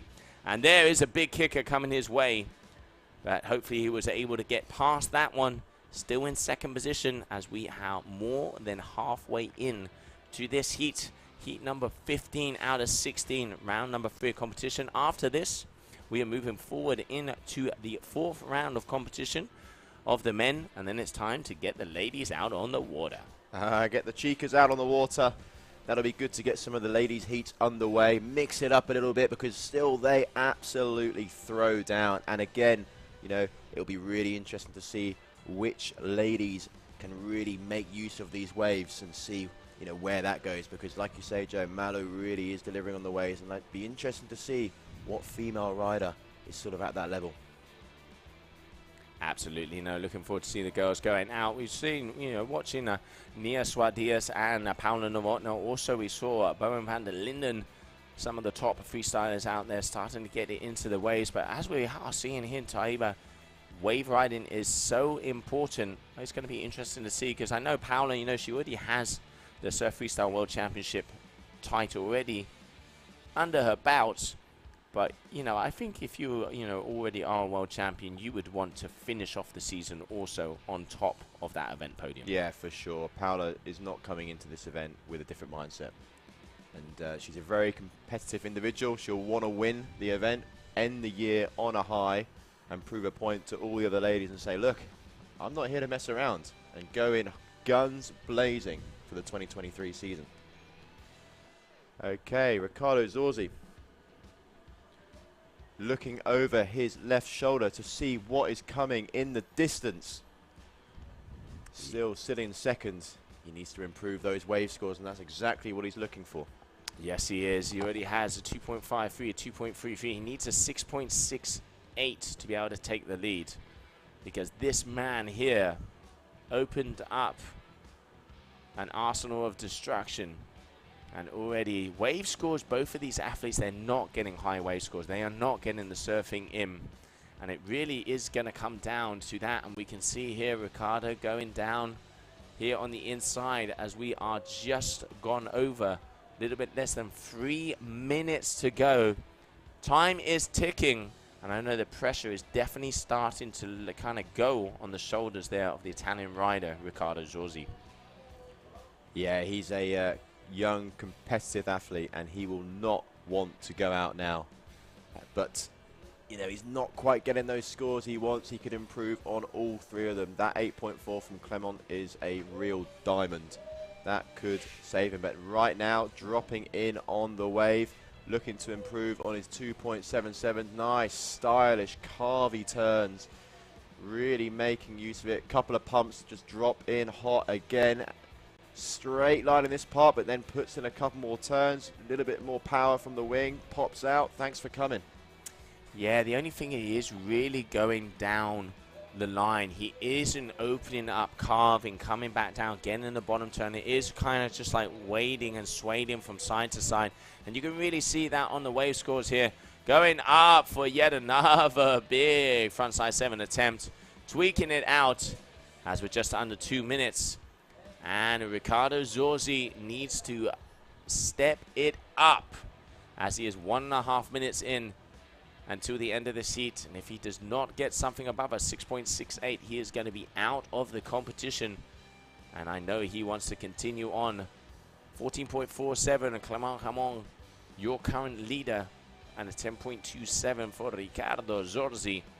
Who is it going to be? Who is it going to be? As there you can see on our screen, we are approaching the final minute of this second to last heat of round number 3 of the surf freestyle of the men. Yeah, this heat's going to be a juicy finish, that's for sure. 55 seconds. Ricardo Zorzi needs to score. That's it. On his way back into the beach now, he needs the score. There's no way around it. There is definitely no way around it, and I'm going to get to my feet so we can have a little look-see out of the window, because yes, it does look like there might be some wave action coming out of here, but look at Clement here on a very nice left-hander open wave, getting a few decent turns on that one. We will see if that is going to be enough to improve on his scores, and it is all going to come down. 20 seconds. Ricardo deciding against coming in. Has he seen something? Is he going to be going for something? He's going big, Joe. He wants to go for a surf freestyle move here, I think. You could see that loading up the wing. He's not going to catch any waves out there. This could be it. Yeah, that is definitely, that is it, ladies and gentlemen. Unfortunately, will not be able to make it through to the next round of competition. And your winner with a surprisingly big performance. I tell you what, remember this name, Clement Camon, going full on. And what a way to start it off with an 8.40. Your winner and moving through to round number 4. Let's get a little look at the highlights of that last heat.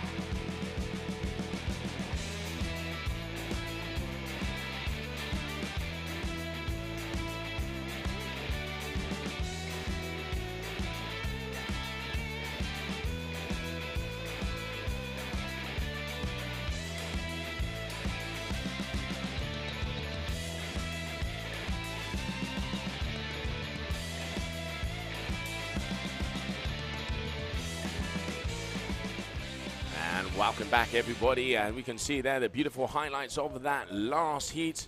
As we continue on the competition out there on the water, we have the top athlete, Goyito Estredo, who if he lands, if he gets top 3 position here in this competition, he will be the world champion.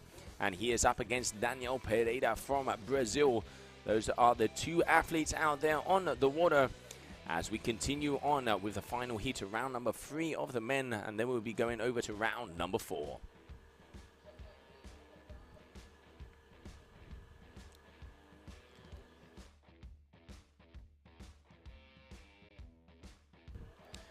And here we can see Goyito Estredo starting to go down and in on a wave, as we can watch him pushing it all the way along, but this wave not quite getting together. as we just see him turning right in front of the live stream booth. And we are going to go down to the beach with Gemma, as she has Clément come on. And I tell you what a way to open your heat with an 8-point score. Absolutely, Joe. Thank you so much. I'm here with Clément Hamon, just 14 years old, one of our youngest riders on tour.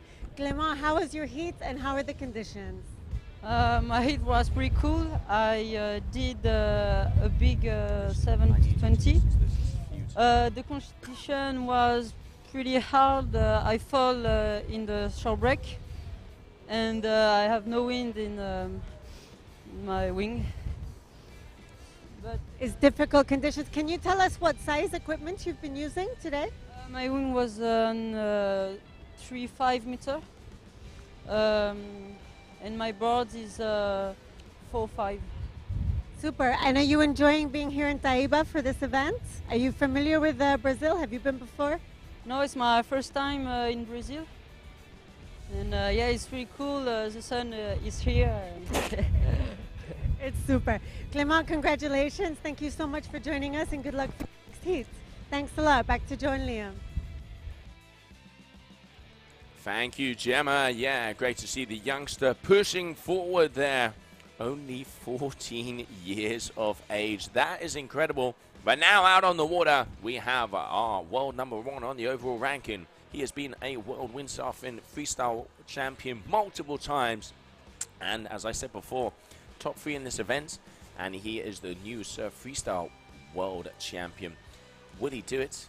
Will he bring it home at the Venezuelan athletes? Because he is also on the Olympic team of the Venezuelan windsurfing. Talk about a complete rider out there on the water. Yeah, he's a busy boy, Joe. He is a busy boy, and here, just so complete. He's, really showcased his talent on the wingfoil side of things throughout the year. I think a highlight for me and Galito this year has to be at Lanzarote. He was sending it. A great performance there where he took the win. And here we follow Daniel now. Both riders pretty similar on the scores. It's all to play for. 8.5 minutes on the clock. Just cruising around on this wave. Turning off it. Didn't quite fancy that one. But yeah, Galito really wanting that title. Another title to add to the collection. And here on his RRD kit, the locals, the boys, Francesco and Hendrix there, having a little look at what is going on in the competition area. You can see there our organisers have put this lovely stage up, so there'll be a little bit of partying going on towards the end of the event. But for now, we've got plenty more action before it gets a little tasty at the end of the week. I can tell you one thing about that party, Liam, is going to be anything but little. Caipirinhas left, right, and centre. And with these guys, we'll be crowning a world champion. There is definitely going to be some good action and happen on and off of the water. But at the moment, it is all eyes on this man. Because if Goyito loses in this round, Malo Grenole and Christopher McDonald have all of the possibilities to become world champion. If he continues alive, it all stays pretty much as it is.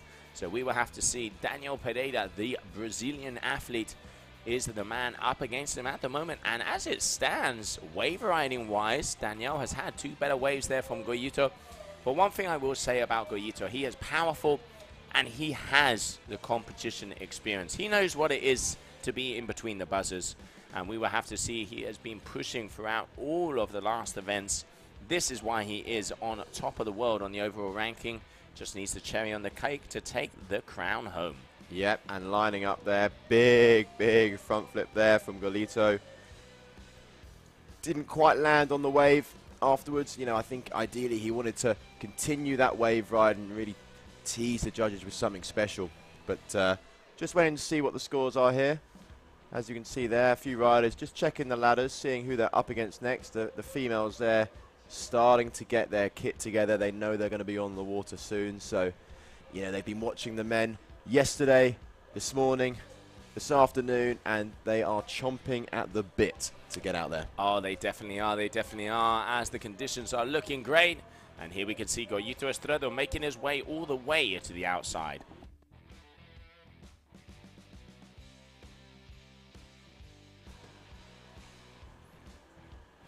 So Goyito, we can see Liam already starting to push forward 10.70. has that big free skull store up on his scorecard, and now he is just going to go easy and wait it out and go for a bigger surf score. He's going to try and get some of those waves. It does look, I mean, correct me if I'm wrong, sets are taking a little bit longer as that tide is going out.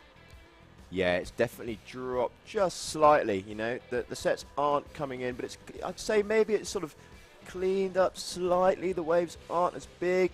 You know, when the Boyer brothers were shredding around not too long ago, they were getting eaten alive, and we haven't quite seen that since then. But here, Galito just sort of straight lining this one. I don't really think he's on a wave there.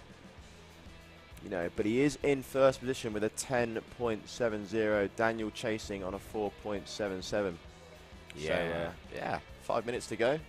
Still plenty to play for. Oh, absolutely. Here we can see Daniel railing it out onto that wave. As we said, low tide is at 6 o'clock. So it means we're just coming up into about halfway tide at the moment. So we'll have to see. It does look like it is affecting the wave conditions out there, but here we can see it. Daniel, nice tweaked out, little shifty, trying to land it on the wave and not being able to get it as it continues on. Goyito Estredo in first position, 10.70, and I reckon Daniel is going to get a little bit closer. Just over 4 minutes to go, 12-minute heats. 3-minute transition in between those heats, and then we have the top 2 waves are the ones that count, and the best move. Those 3 scores are the scores that you see on the left-hand side of your screen, and those are the scores that will give the athletes the possibility to either continue on in this contest or unfortunately have to pack their boards, pack their foils, and pack their bags a little bit earlier than expected. Day number 2 here of the GWA Wingfoiling World Tour.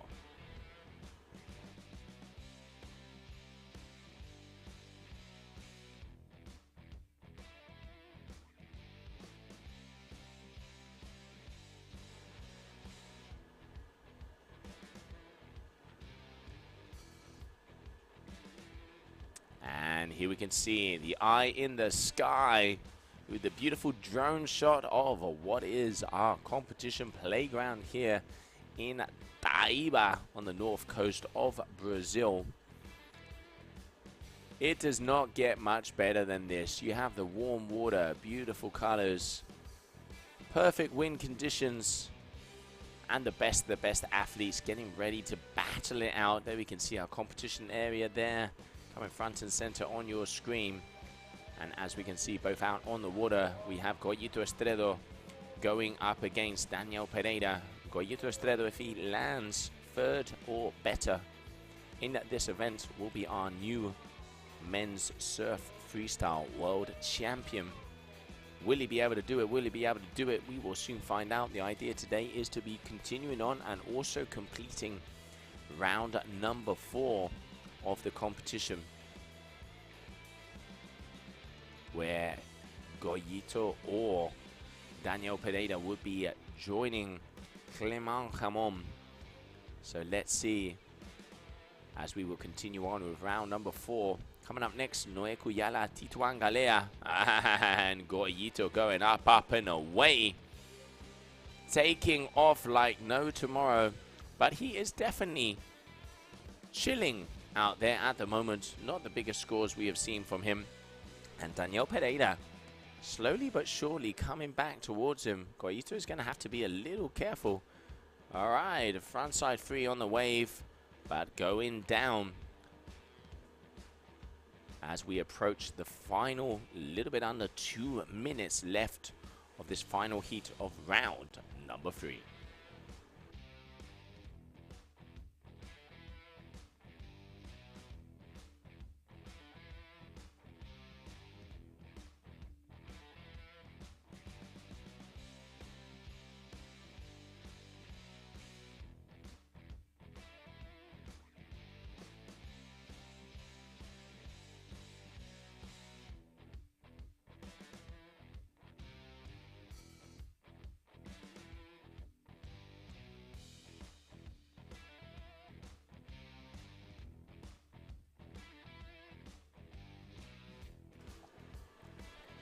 And the final minute, and I can hear Andre down on the beach getting the crowd hyped, as it is quite close in between these two athletes. The current ranked world #1 going strong against the local Brazilian.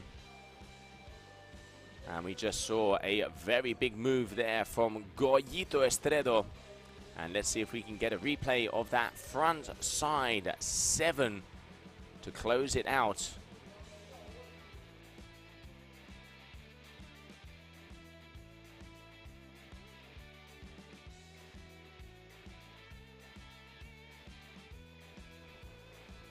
And here we have Daniel Pereira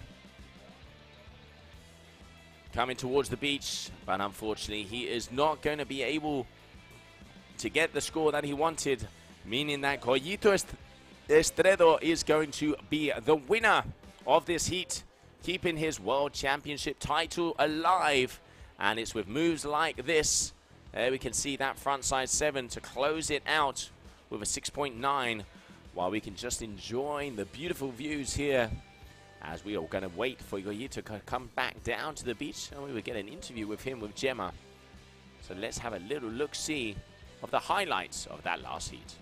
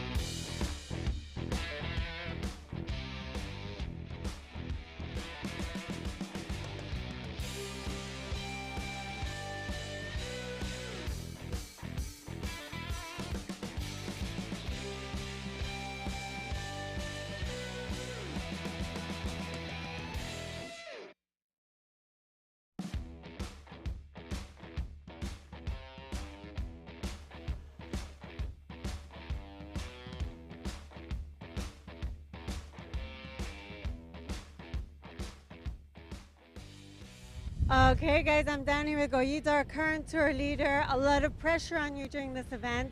There's a big chance that you will be crowned world champion here. Are you feeling the pressure, and how did you manage it during your heats? Yeah, for sure. It's a lot of pressure, especially on this condition. I never trained. Yeah, I just try to do my best, pass every heat, and let's see if I can go into the final. After being a world champion within windsurfing so many times, what would it mean to you to achieve this result here as a world champion for wingfoiling this year? For sure, will be something special because it's, it's a different sport and it's new, and for sure everyone want to be world champion, and I have the opportunity, so I want to fight for it. Let's see what happens during the next round. It's definitely going to be exciting. Goyito, thank you so much. We'll let you rest and get focused, and good luck for the next round.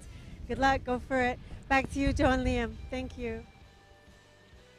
Thank you, Gemma. Yeah, definitely got Yuto pushing forward there on that one. And talking about pushing that young man there, Noé, that was Tituan Galea, excuse me.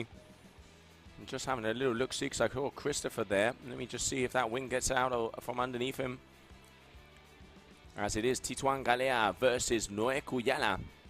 So note that was Noé Cuyala, excuse me. All of them, the F1 riders, had the wing in front of him. So Noé Cuyala there with a frontside 7 of a 6.23. And we can see also in this heat Tituan Galea. And there we can see the bird in the sky. Both of those athletes making their way out. As let's not forget the top 2 wave scores and the best freestyle score is what are going to give the guys the possibilities to continue on in this competition. We are currently now in round number 4, meaning that they are looking for a place into the quarterfinals, which would be round number 5 of the elimination ladder. After this round number 4, we are going to be starting off with round number 1 of the ladies. And currently in the water, Noé Cuyala on your screen. One of the youngsters up against the man himself, Tituan Galea. And at the moment, already a big freestyle score. And he is going to have to mix it up in the waves if he wants to go past Tituan. And you can see there just getting a little frustrated, and that wave did not make much of it. 12 minutes of action for each of these athletes to prove that they deserve to be continuing on in this competition. Let's take a look out there on the water.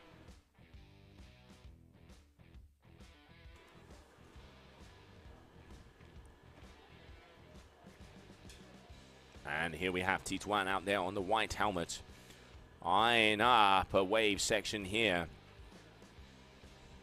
But unfortunately that wave closing out in front of him, still yet to do a freestyle move. But as we stand at 7.70 for Cuyala versus 3.70, but a wave score going to be coming in, so probably around a 5 in general for Tituan Galea. There you go, 5.67. As there is the shot. Are we going to see a jump? Yes, we are. Noé, perfectly. That was Tituan, perfectly landed backflip there from Tituan Galea. Here we have it. Up and over vertically, making sure he kept the power pumping to be able to get back up on the foil. Good move there from Tituan. 6.93, taking him into first position.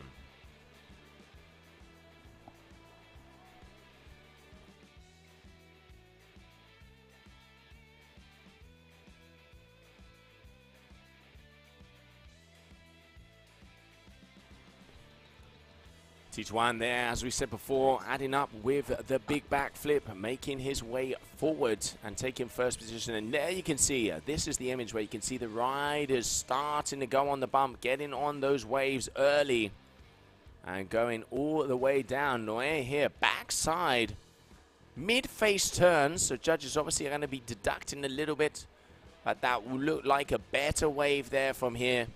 And here we have Tituan flying down the line, linking a few turns. And we can see the jet ski, our security team there in the back, making sure everything is A-OK. As we continue on for this round number 4, heat number 1, Tituan Galea, Noé Cuyala.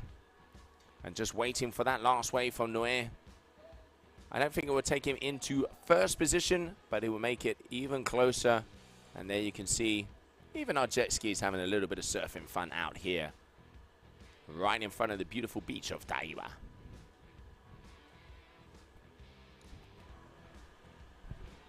All right, Joe, I'm back. Just a little bit of admin there, so sorry to have to leave you. But we're back with some action, and we join, like you say, Tituan, who's putting on a good display at the moment, 12.6, Noé on an 8.7, so chasing, 6.5 minutes to go. Joe, how's this heat been? Because I've missed this one. You know, here I was thinking you went out for a coffee, mate, and it was Adam. I knew something had happened. But yeah, no, definitely both of these athletes, as we expected, going very hard from the beginning. But I tell you what, the youngster Noé Cuyala is definitely giving Tituan a run for his money, but Tituan has the better surfing side, and we've seen it every single heat in this competition. It's more the riders that are better in the waves that are getting past the riders that are better in the freestyle. Yeah, for sure. And I mean, Tituan's got that freestyle under his belt as well. You know, he can throw it down when it needs to be thrown down. And, wave stuff, he has been training at the wonderful one-eyed Mauritius. It doesn't get better than that. So, I sure would like to spend some time out there. Yes, hopefully we will be able to be going back there next season, as we do have our GKA Kite World Tour strapless freestyle and wave event over there. Hopefully that will be back and in action. New calendar coming out very soon. I was actually fortunate enough to be in Mauritius in January on a little holiday, and there is no better place. But talking about places, look at the beautiful Brazil. Brazil this time of year, sun, wind, it pumps pretty much every single day. Tituan just going down there, giving his wing a little cuddle.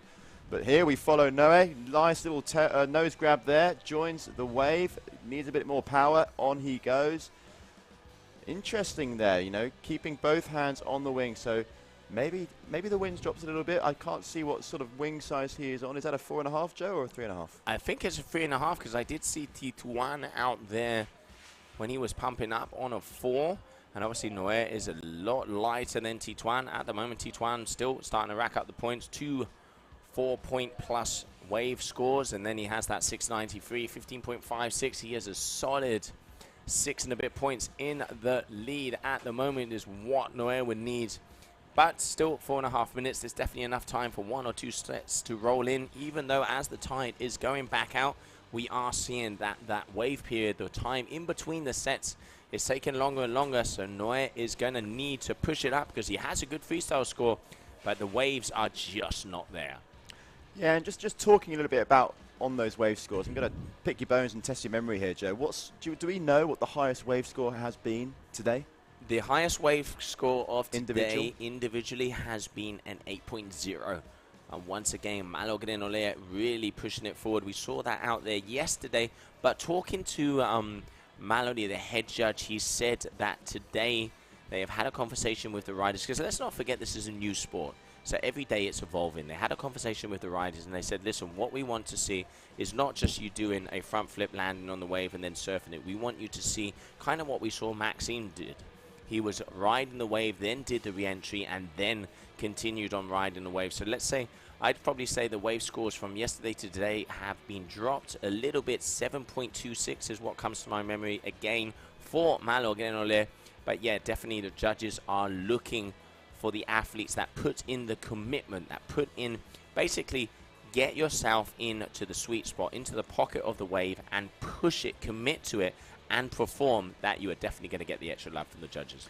Yeah, for sure. And we keep referring to Malo, but we have to when he's just delivering on the waves. And it was like when I spoke to him down at the beach, that surfing background that he has and being able to read waves, if riders have a surfing background, it will help massively with the conditions that we face here for this event. Yeah, and just double checking some of the scores, and we saw the final wave there for Malo, a 9.0. So the biggest wave score of the day, a 9.0, not an 8.0.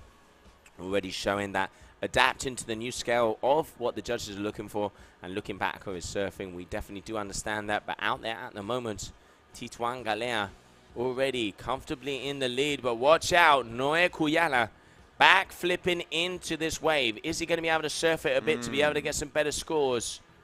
Rounds it, keeping a hold of his wing. Not quite getting the turns he wants to be able to turn that into something bigger, but still the youngster is not going to stop until the buzzer, because he knows he is very close. Yeah, one thing I actually noticed as well with Noe is he's probably one of the only riders to be using a leash. Most of the riders today have, don't use the leash. They just keep connected to their board with their foot straps. But as we've seen, if they fall down and they crash and the wave catches their kit, they are swimming back to shore, picking up their board, and then got to get back out through the shore dump. So maybe, I can't remember if he had a leash on before, but maybe he's put that on just in case he was to crash and, yeah, not be swimming miles for his board. Absolutely, good strategy out there. I'm not sure if I would want that fall coming wrapping around my head with it connected to my foot, but he has the helmet, he has the impact vest, so obviously making sure he's safe out there and getting closer and closer, because we can see now he has had a 3.43 for one of his waves and looking like maybe improving on that backup score of a 2.87 now, but he has to start to put the work in. Why? Because we are at that point, 1 minute to go, but Kuyala also has some of the best freestyle out there. This is where he's going to have to decide. Does he send it freestyle or does he go for the wave? His freestyle score, 6.23. Knowing what Noe can do, he could definitely advance on that. He can score bigger than that. We've seen it throughout the year. He's facing a big dog who's hungry and ready to eat in Tituan. So 30 seconds left. The issue he may have here is if he goes out, you know, right foot forward, back out, you make use of those kickers.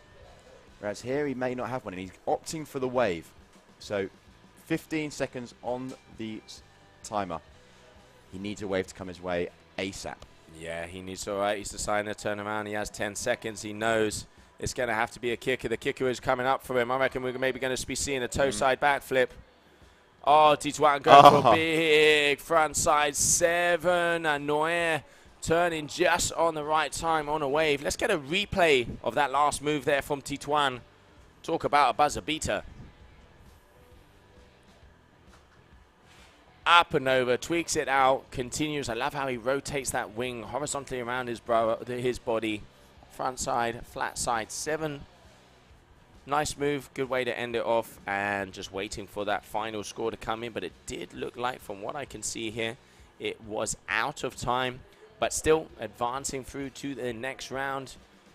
And a big congratulations to him is going to be Tituan Galea. But talk about Noe Kuyala giving him a run for his money. But it looks like the veteran has come out on top.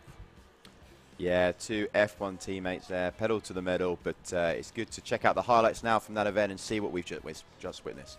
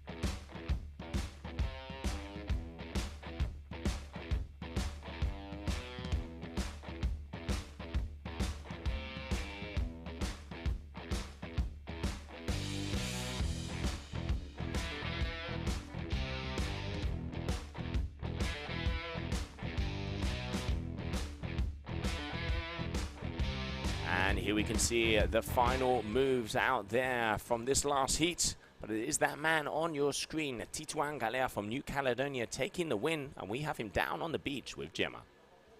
Thanks a lot, Joe. I'm down here with Tituan. That was an amazing heat, very close there with Noe. Tell me, are you enjoying riding the conditions here in Taiba? Yeah, it's our first event with waves, so definitely nice for everyone, I guess. Really happy to compete here. And yeah, I didn't know it was a tight hit, but I'm looking forward to see my score. I tried to improve a bit my wave riding because I thought, yeah, my score was a bit low on my first hit. So yeah, I tried to improve, and I will have to improve a lot for next hit against either Christopher or Hugo. Who's going to win here? It's going to be a big one for sure. Tituan, you've traveled the whole world. You've been to the most amazing locations, absolutely everywhere for wing foiling. Where is your favorite spot to ride globally, on a global level? Well, one really good place is Mauritius because it's super easy to get there. You can sleep almost on the beach. You have your gear right in front of your room and you can go right outside. It's wave and wind every day during the season. So it's one of my favorite places. But I also love my home country, which is New Caledonia. We have also really good condition there. Yeah, those are my 2 favorites, I guess. Awesome. I love New Caledonia. One of my favorite events we did was there. Tituan, thank you so much. Congratulations and good luck for your next round. Back to Joe. Yeah, thank you very much, Tituan. Thank you very much, Gemma. Good to see him. And yeah, like he said, Mauritius is definitely one of the best locations in the world for the wingfoiling. He has been training out there on the waves quite a lot. And, you know, obviously coming from a beautiful place like New Caledonia, this guy is no shy man when it comes to good conditions. Now, big heat out there on the water.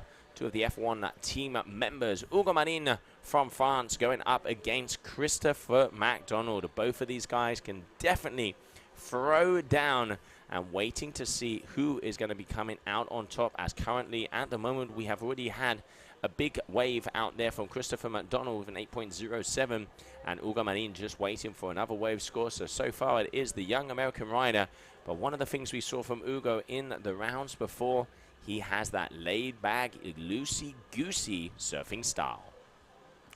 Yeah, for sure he does, Joe. He definitely impressed me in his heat earlier today, showing nice sort of carving, flowy moves along each wave. And here we follow Chris, who's, you know, making the most out of this wave here. Plenty of little shifty turns. Chris, fourth in the rankings. The F1 rider still has a chance of taking the world title, but there's a few scenarios in his way for that to happen. Hugo Marin at number 22 in the rankings. Will he put a stop to Chris's dreams, Joe? What do you reckon? I mean, you know, it's anybody's money, because like we said before, in this competition, as there are two waves that count, it is really taking a big importance. Chris is definitely one of the top freestylers out there. The young guns are definitely freestyle savvy. That's their strong point. But when it comes to the surfing, there's not a lot of them that do have that loose style. And just look at these waves. You can see Hugo picking off the good ones. This is turning into be a beauty, roundhousing it left, right, and center. And then Hugo is also a good freestyle. So I would say maybe could be a little bit more complete out there. We're going to have to wait, because you know what? When it comes to Chris, he surprises me at every single event. Such a talented young athlete. Let's see what he has. Pretty important heat out there, because let's not forget, winner of this round makes their way through to the quarterfinals of the season finale here in Taiba, Brazil. Yeah, for sure. I really enjoy watching Chris compete, because he just has no fear. In every event, he sends it. And right now, we have a score of 12.07, and that is just made up from the waves. So still yet to have a sort of freestyle maneuver. And we know Chris, when it comes to his freestyle maneuvers, you know, for me, it's his front flip. It is just one of the best. Yeah, I mean, he pretty much doesn't even get his ankles, his toes. He doesn't even get his blinking fringe wet when he does that one. He just spins around, lands it clean, up, back on the full. And the big thing here is he has already got an 8.07 wave score. So that means if he gets his freestyle move, that which say is kind of everyday business for Chris, he is going to already have probably around a 16-point overall score to start off with, and then he just has to go for another wave. So you can see, once again, this guy has been putting in the training. Open face, nice hacks out there. You can really see him kind of opening those shoulders, getting them around. This is what we want to start to see. And already out there, he has got yet another wave. 7 minutes still to go. This is going to be an action-packed heat. And now we could already see that also Hugo Marin has two decent wave scores, a 6.10 and a 5.0. But as we are getting closer and further on in the competition, it's only going to get harder and harder. And they're unfortunately just going head over heels, wiping out. But like we said, more than half of the heat to go. Looking forward to the action out here. Day number 2 here in Brazil. Oh, Joe, we are fully loaded, cooking with gas now. Super excited to see how the next 6 minutes and 40 seconds of this heat plays out. It's still, you know, Hugo Marin. I love watching him on those waves. He really is delivering. He just has such a nice style, like what you said earlier. Chris MacDonald, nice scores on the boards. Mentally, he's probably in a good position. You know, he still wants to improve on that 1.2, but, you know, 6 minutes, 20 seconds to go. He's got plenty of time to have a little think out there, have a little play, wait for the right sets to come in. But here we have Hugo. Is this wave going to shape up nicely for him, Joe? Can you see this one going in nicely? He is definitely getting the hacks on it, and also all the way, it's on this second inside sandbank there where the wave really starts to jack up. And he is hitting that one right on the sweet spot on most of the turns. He is going to want to try and improve out there because those two scores are his wave scores. I doubt he would have pulled that one off on that one. We're still just going to wait to see if he gets over that 5.0. There it is, 5.33, just about to come in. And we are waiting because also, let's have a little look at what Christopher McDonald, let's not forget, he comes from the United States of America. He hangs out quite a lot in Hood River in Oregon. So this guy is used to windy conditions, but that isn't the ocean. And you can already see he has been putting the training in to get the skills because what we want for our world champion is to be the most complete rider out there. And Hugo Marin, there he goes. Frontside 7, just not quite getting the landing on that one. A bit of a butt check. And that's why a 3.83 has hit his scores. But Hugo, once again, going into first position. 5 minutes left on the heat. We have a battle out there. The two F1 teammates are going at it. 4 meter for Hugo and a 3.5 out there for Chris. Yeah, and just take a look at the scores now, Joe. We've had a little switcheroo. Hugo Marin, first position. Christopher McDonald, second position. But let's not get too excited because, look, Chris going for the classic straight onto the wave, back up onto the foil. Can he hold his nerve? Yes, he can. It's a little bit messy, but he's there where he wants to be after the front flip, straight back on the wave. Amazing stuff.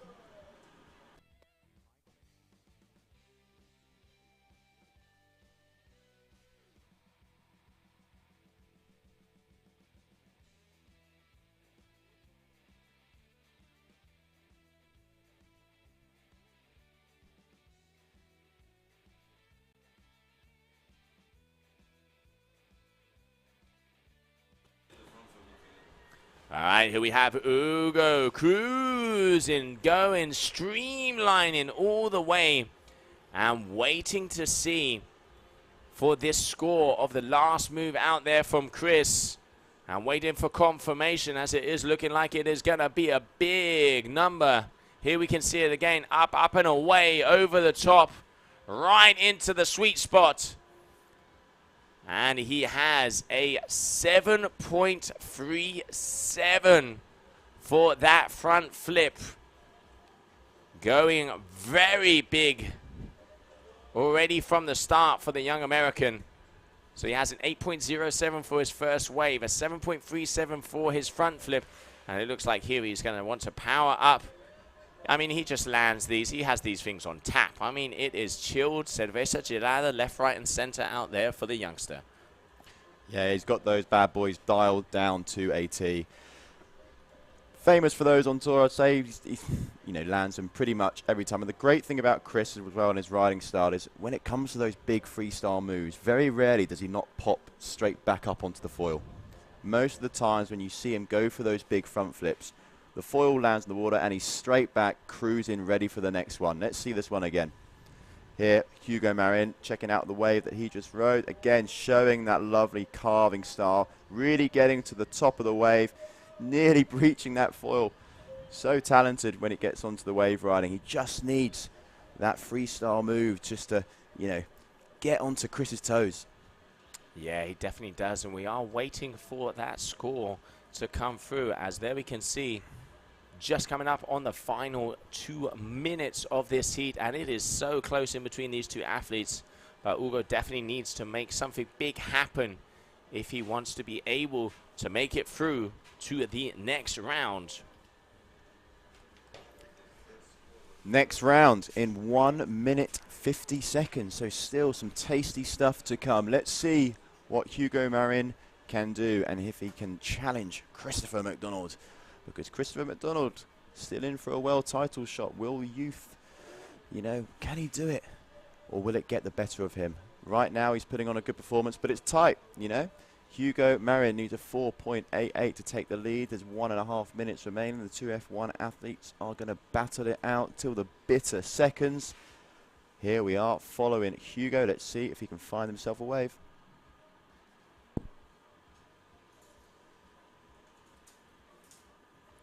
Decides to back out of that one. Coming up to the final minute. Going nicely there, both athletes in the shot. We can see Chris there on a wave. Let's follow him through. A little bit of white water here. Can he get past it? Yes, he can. Goes again for that front flip straight onto the wave. Can he hold it? Yes, he can. He's getting in the foam ball there, so unfortunately goes down. Let's hope that that foil does not go through that wing. 40 seconds remaining. Hugo Marion is chasing.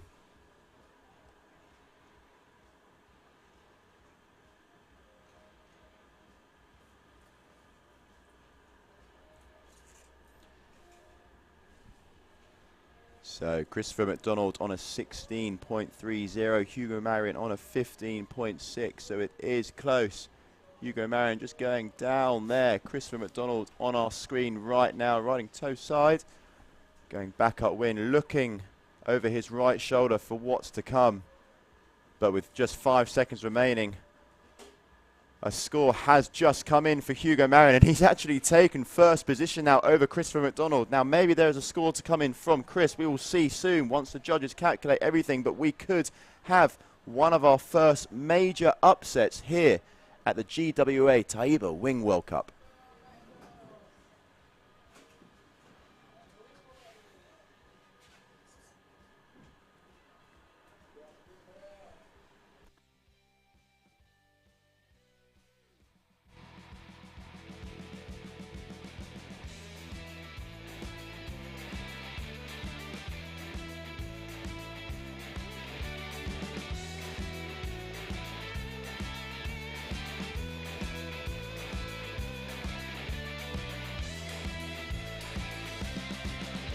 Alright, so what action we just had out there on the water all the way down to the final moments. But it was Hugo Marina making his way through of two wave scores of a 6.10 and a 5.33. And a nice back loop there of 5.87. Just having a little bit better surfing. Once again, Liam, we can see the surfing style playing a big percentage into this competition. And great work there from the Frenchman. Yeah, brilliant. And it's really mixing it up. And for us, watching these guys going out to compete, it's, we don't know what's going to happen. We really can't call this event. Obviously, we have a few riders there that are really showcasing their talent on the waves. But, when it's not purely down to freestyle moves and the wave is involved, it is causing upsets. And there, Joe, Christopher McDonald is out. Yes, he is. So that means that will mean his world title race is over, because his is out. So now, after that result, it is going to be in between Goyito Estredo or Malo Genole. That is what is going to happen. And we are going to go down to the beach very shortly, as I can see Hugo there with Gemma getting ready for an interview to see and feel his thoughts on how the conditions were out there, and for kicking out probably one of the biggest contenders of the event. Yeah, most definitely, and I think now is a perfect time to just take a little recap for those heats, and that heat especially. So let's go and have a little look at the action that just took place.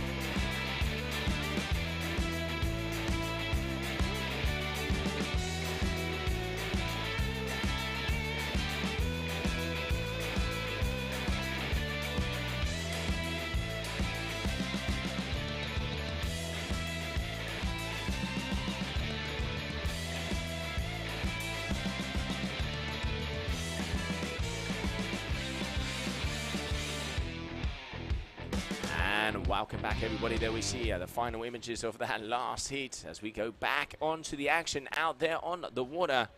Axel Gerard and Clement Rossero. Let's see, as we have already started. Here we have on the left Axel Gerard, on the right Clement Rossero. Two Frenchmen battling it out to see who is going to take a place in the quarterfinals, round number 5. As we will be completing round number 4 of the men today, and then we will be moving over to round number 1 of the ladies.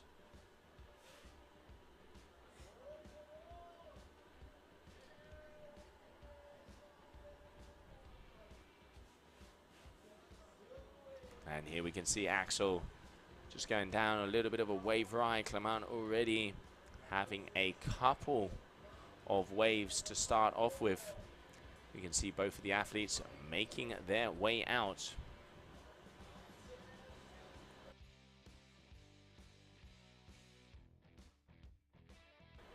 And here we can see both of them making their way forward. But before we see some more action, and we are just watching this last wave here from Clement, who is eyeing up like this could be a nice one. Off the top, open face carve all the way back down as he continues in. And once again, there it is, nice turn. Again, carving cut back to the power section of the wave. This is where the wave jacks up. Big, nice open face. Very nice hack. This is a really nice surf wave here from Clement, and is going to be ending it up. Judges are going to be liking what they've seen there, making a pretty 3 or 4 decent good turns. And I can see that we are going to go down to the beach because Gemma is standing there with Hugo Marin, the winner of the last heat, taking out your world title contender, Christopher McDonald. Exactly, Joe. Thank you so much. I'm down here with Hugo. That was a crazy heat. You've knocked out Chris McDonald, who is one of our world title contenders. You rode incredibly well. You look very comfortable here with these challenging Brazilian conditions. Tell me a little bit about how you were feeling on the water. Yeah, thank you. Yeah, of course, was challenging because Chris is one of the best wingfoilers in the world at this time. But I know myself, I know I'm better in the waves, so I knew that I had my chance in this heat. That's why I pushed myself over my limit, and I tried to learn new tricks and to do something really nice in the waves, and was tight until the end. Even if Chris did well, it was really tight. About the condition, the wind is starting to be really light now, so it was really challenging, but the wave still is good, so it was nice for me and okay. Yeah, I think the next one's gonna be challenging also. How do you feel about the next round? Yeah, so challenging. I really want to go far as I can in the competition, but you never know, so I don't have any expectation. I will do my best, and I will have I think a lot of energy because there is a lot of people who push me into the live stream, as Sarah, which is my girlfriend, and she's pushing me. It's really nice, so I think I can go really far in the competition thanks to her. That's amazing. It's always good to have the support. You know, there are people watching. Everyone is supporting you. Hugo, we wish you lots of luck for the next round. And congratulations on such a good, well-run heat. Thank you. Back to Joe and Liam. Thank you, Gemma. Yeah, Hugo really delivering there, taking out one of the top contenders. But now we join back onto round 4 of the men, where Clement Rosario is on 14.16. Axel Gerard chasing at the moment, sitting on a 5.73. A wave score there of a 1.8 will definitely be wanting to improve for Axel. And Clement displaying some really nice wave scores at the moment, scoring a 6 on his third wave and a 2.87 on the other one. So he will be looking to improve a wave score. Axel Gerard here riding toe side, heading back out. There is Clement on the yellow Fnatic board, the duotone unit wing. Dropping in here. Let's see what this wave delivers for him. Yeah, I just really like those open face hacks here. You can see opens the shoulders, open the hip, really long board style. And he stays up on that for a little bit of an air there just to end it up. At the moment, he already has a couple of decent scores up there on the panel, looking to improve and get better on that backup wave of a 2.87. Already kind of in the lead, but watch out. Axel, when it comes to freestyle, throws down. And in that previous heat, he had a very, very good performance. And he already had a 14.90, so still he has some points that he could pretty much get back together. And I tell you what, as we are coming, because let's not forget, winner of this heat will be making their way through to the quarterfinals here of the season finale in Brazil. It ain't over to the buzzer, and this is definitely going to be a close one, but it looks like at the moment, the surfing experience of Clement Rosario definitely paying off. Yeah, and that's one thing that I'm loving about this event and these conditions here at Taiba, Joe, is that we're seeing, you know, some, I wouldn't say some new faces, but some, you know, some of these riders going slightly further in the competition purely because that, you know, that wave aspect of it. You know, they're good freestylers for sure, but having that wave element now, they're starting to score big, nice air there, dropping into the wave, carrying it on, a little bit more power in the wing, pumping his way past the white water, and out he goes. That was a lovely little maneuver there. Let's see that one again. Yeah, you can see kind of springbolting it, getting that toe side air, landing right back on the sweet spot. Shame he didn't have a surf before. Where those moves are really going to score is when you're surfing before it, produce that, and then continue surfing. We saw it with Maxime. He's probably the only guy who's been able to achieve that the whole day. That is when you're going to see the big scores coming out and the love given to the riders from the judges. That is what they're looking for. They said it in the skippers meeting, commitment. They want execution on the maneuvers, and they want commitment on the surfing. If you can, you know, kind of get all of that, you are going to get the big scores. At the moment, Clement in the lead, already edging away. Definitely Axel needs to step it up if he wants to have the opportunity to be able to continue on. And there it is one more time, getting some hang time here, front and center of the competition area. Yeah, that was a really, really nice maneuver, and hopefully we can see a little bit more of that, Joe, like you explained, going into a wave, surfing it, a nice cheeky maneuver, and dropping back in. Those are where we're going to see slightly the bigger scores. And here, following Clement, let's see if he can find himself a nice little treat, because right now, sitting with 4 minutes and 25 seconds to go and 17.30 on the scoreboard. He's in a good position once again. That might just be his maneuver. He might just have that one to his name, to his arsenal, and again, completing the wave. Again, Joe, we've seen the same move, that carving into the wave, little jump off it, back in. He's delivering. He definitely is delivering, and yeah, he has that back up over 5:53. That's going to be a hard one to beat so far. Very consistent. You know, he has 2 big 5s and a 6 out there. So obviously, you know, you can see 17.30. This young man has to step up again. And these are the waves that start to shape up nicely. They start off a little flat, and then it's here on this inside section when they start to get hollow. All right, already one nice check turn. Off and over for a backflip there on the inside. It looks like Axel continues on. So let's get replays on both of that, starting off with the last wave there from Axel Gerard. Let's have a little replay of that last wave.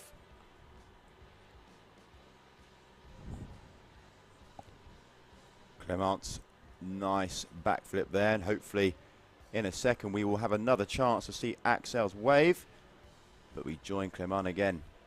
So with 3 minutes to go, still Axel Gerard needs a 7.78 to lead, so he has a good score on his freestyle maneuver with a front side 720, scoring 7.33, but his wave scores are a little bit low, so definitely an area he wants to improve. But now we follow Clement, who has been delivering time after time during this heat. He is finding the right waves when he needs them.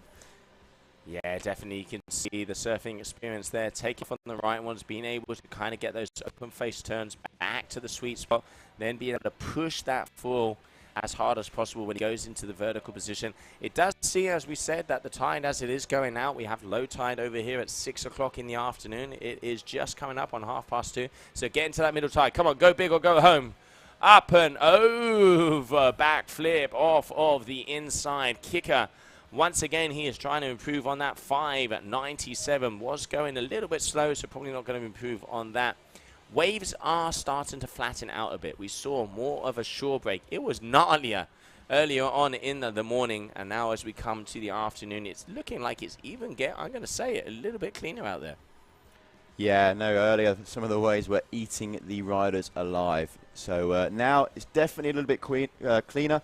But one thing I noticed, and I heard from the previous athlete that got interviewed, was that the wind actually has dropped a little bit, according to Hugo Marin, who came off the water against Chris. That was one of the things he said and mentioned, that the wind is dropping slightly. So maybe we might see some wing size changes. We've been sitting around the 3.5s and the 4 meter wings for quite some time now. So, you know, we're still plenty of daylight hours left. The wind is still blowing. Let's see if riders start to alter their kit choice a little bit. Yeah, it is kind of staying around the 20 knots at the moment. It was little more before. We saw peaks of 23 to 24. But it does say on the forecast that there was a lull in between 2 to 3 o'clock.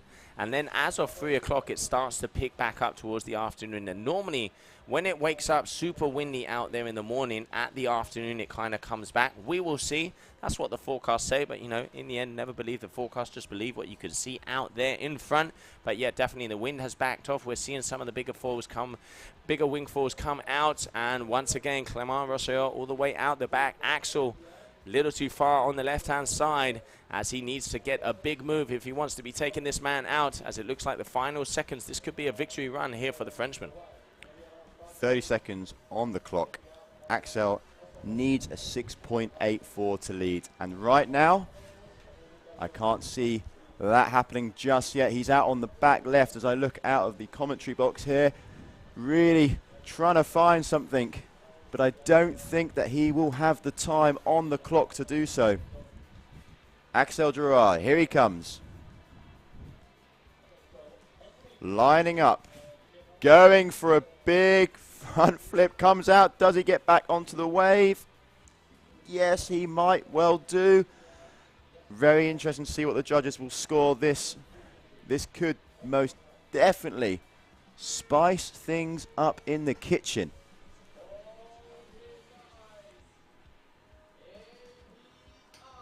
So there goes the buzzer. I am not sure where this heat is going to go. Out comes Axel Gerard. Let's see that one again. Bada bing, bada boom. Thanks for coming. Signed, sealed, delivered.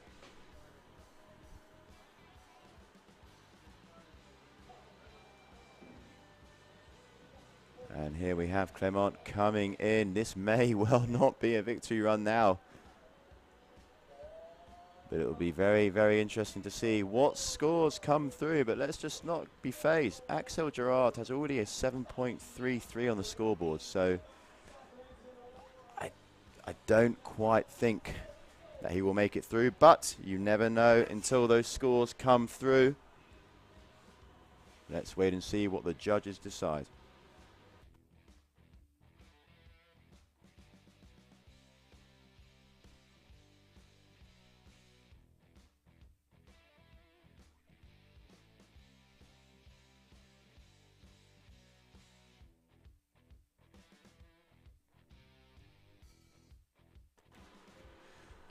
Okay, the score has come in and it's not enough, so off goes Clément through to the next round. Axel Gerard there, making his way back upwind. Unfortunately, that is the end of the competition for him, but don't forget, we still do have surf slalom taking place later on in the week, where we will see the youngster compete again. But for now, all attention is on Clément, who has put on another brilliant display. Right now, we're going to go and check out the highlights before we join Gemma with an interview. So let's have a little recap of what went down just now.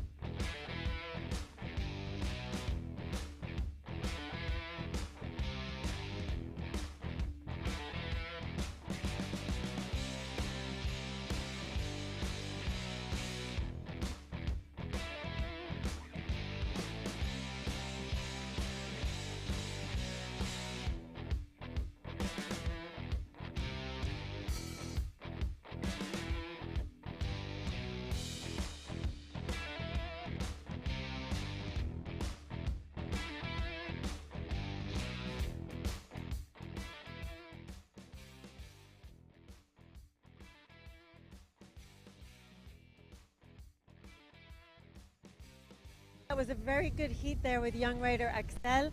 You did you performed very well. The wind is dropping a little bit, and you're obviously a lot heavier than your competitor during that heat. But how did it go for you? Yeah, it was super fun. The wind was still here. Yeah, it was a bit more light than this morning. So yeah, with the 4 meters and 82 kilos, it was a bit hard sometimes. But yeah, I think the good wave and the good moment of wind to do my tricks and some backflip with the wind when it was here. And yeah, it was super nice for me. What do you think of our event location here in Taiba for this final event of the season? Yeah, I think it's super good to have this place to make freestyle before, wing after, and at the end we have the kite. So for some riders like Francesco, me and some others, we can make like the wing and the kite event at the same time, so it's just perfect. What's your favorite discipline? Do you have a favorite or you're enjoying both? Maybe big wave. Tell us a little bit about your home spot where you ride normally. So I never wing at home, never kite because it's not windy, I just surf and surf foil. So for me it's super hard because I know only the wave and not the tricks. I do the backflip a bit, but it's the only tricks I can do. And when I see Malo doing the front flip, the 720, it looks super fun, but it's not fair for me because I never trained. Maybe you have to move to a windier place, huh, Clément? No, wave is better. Amazing. Well, thank you so much. Congratulations, and hopefully we'll see you back here after the next round. Yeah, I hope. I'm gonna be with Malo, so it's gonna be tough hit. Now you have to go all in, all in. Thank you so much, Clément. Good luck, and now we'll go back to the guys in the studio. Thank you. And thank you, Gemma. Congratulations, Clément. Definitely throwing down. Big heat coming up next, as he says, going up against the man to be beaten out here at this event. Malo Genolea, we will have to see. We will have to see what is going to be happening out there with that one. At the moment, just a little information. Competition is on standby as there is a protest being discussed out there of the heat of Christopher McDonald.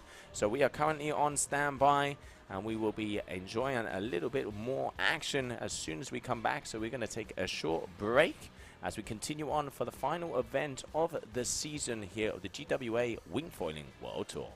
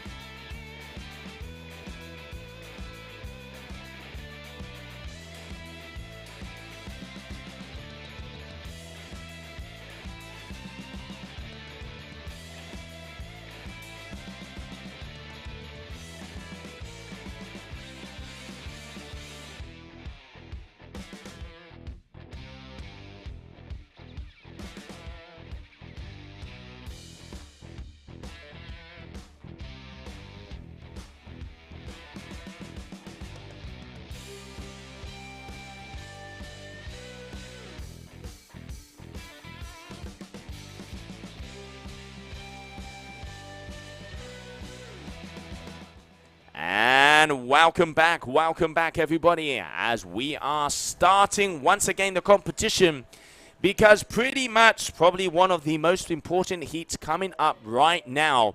We have the heat in between Hendrik Lopez and Malo Grenoller. Why is this heat so important? Because we could be crowning a new world champion.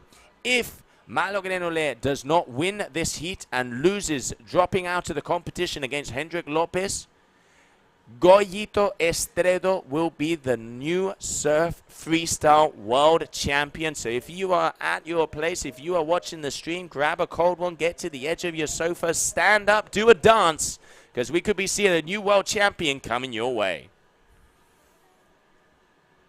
Yeah, so here we go. We'll be underway shortly. Hendrik Lopez taking on Malo. And it's a real tough one here. Malo hasn't been putting a foot wrong for the whole event. He has shown class wave riding skills. Brilliant freestyle. Hendrix has done the same, but just not on the same level as Malo. He's got a lot of work to do. But really excited, Joe, for how this heat will play out.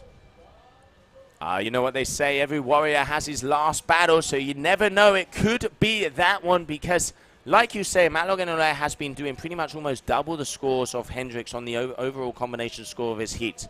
But anything can happen. It doesn't matter what happens out there. It could all go wrong for Malo, and it could mean that Goyito Estredo is the world champion.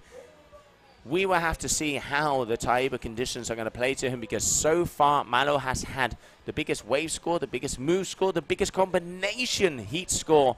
He is definitely at the moment the man to beat out there on the water, but every heat is a final, and there we can see Hendrik Lopez entering the water here in this beautiful postcard palm tree location for the season finale of the GWA Wingfoiling World Tour. So there we have it. Both riders just getting out into the competition zone. Just look at that view. A few kites in the background. It's getting to the time now, up towards 3 o'clock in Brazil. So people starting to make their way down to the beach, get out for a session, and we will be starting this heat in 1 minute. Yeah, yellow flag in the sky. I can now see everybody starting to roam all the way around, going left, right, and center, because we will have to see what is going down. World champion could be crowned. All the pressure out there on Malo Grenoller. If he wins this heat, he will still continue through and have his world title contention, his world title possibility up in and up for grabs. If he loses, we will have a new world champion coming out of Venezuela, Goyito Estredo. So big heat coming your way. As I can see everybody getting ready to go down. The horn is ready to be raised into the sky. And here we go, everybody. There it is, green flag, the start of probably the most important heat to date here of the competition. It's funny, Joe, we were talking about these situations before the day started. We're now here, raring to go. In 12 minutes' time, we might crown our champion. It's been a busy year, but it's all come down to this event here in Taiba. Everyone is excited. Both riders there in the same shot. Hendrix on the orange wing with the blue helmet. Malo on the green wing, riding the gong gear. And yeah, no scores on the board yet. Plenty of time, and now we focus on Hendrix, who looks to be shaping up on his first wave. Yes, he does, and I can see all the way out the back. Malo also gaining some speed. Hendrix on a very nice open face wave.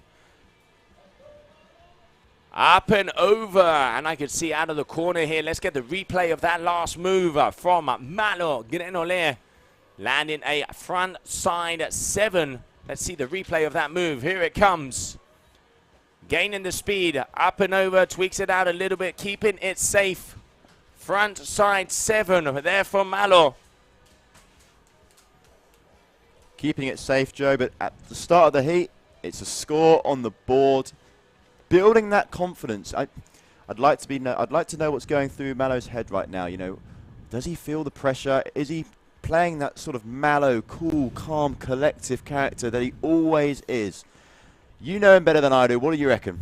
I mean, I reckon he definitely must feel the pressure. I mean, this is the first possibility of him in his career to be a world champion. He knows it is do or die. He knows he has to take out Hendrik Lopez. And as as James Carew would say, I just want to go out there and rip his head off. That is the mentality that he needs to have, because when you are up for that world championship title, every rider is dangerous, and Hendrik Lopez is a very talented young athlete. He could bring it to him, but Malo already started off with a 7.13, got it together. Oh, and a nice kicker coming up here for Hendrik. Let's see him go.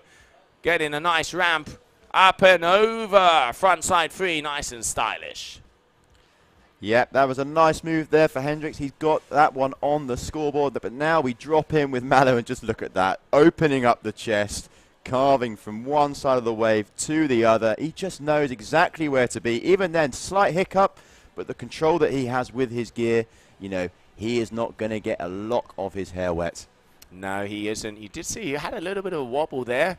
And that is the man. Look at him looking at the waves. This is the man that if Malo loses this heat, he will be the new world champion, Goyito Estredo. As we can see, he's definitely looked, I tell you what, he was looking concentrated if I've ever seen it before.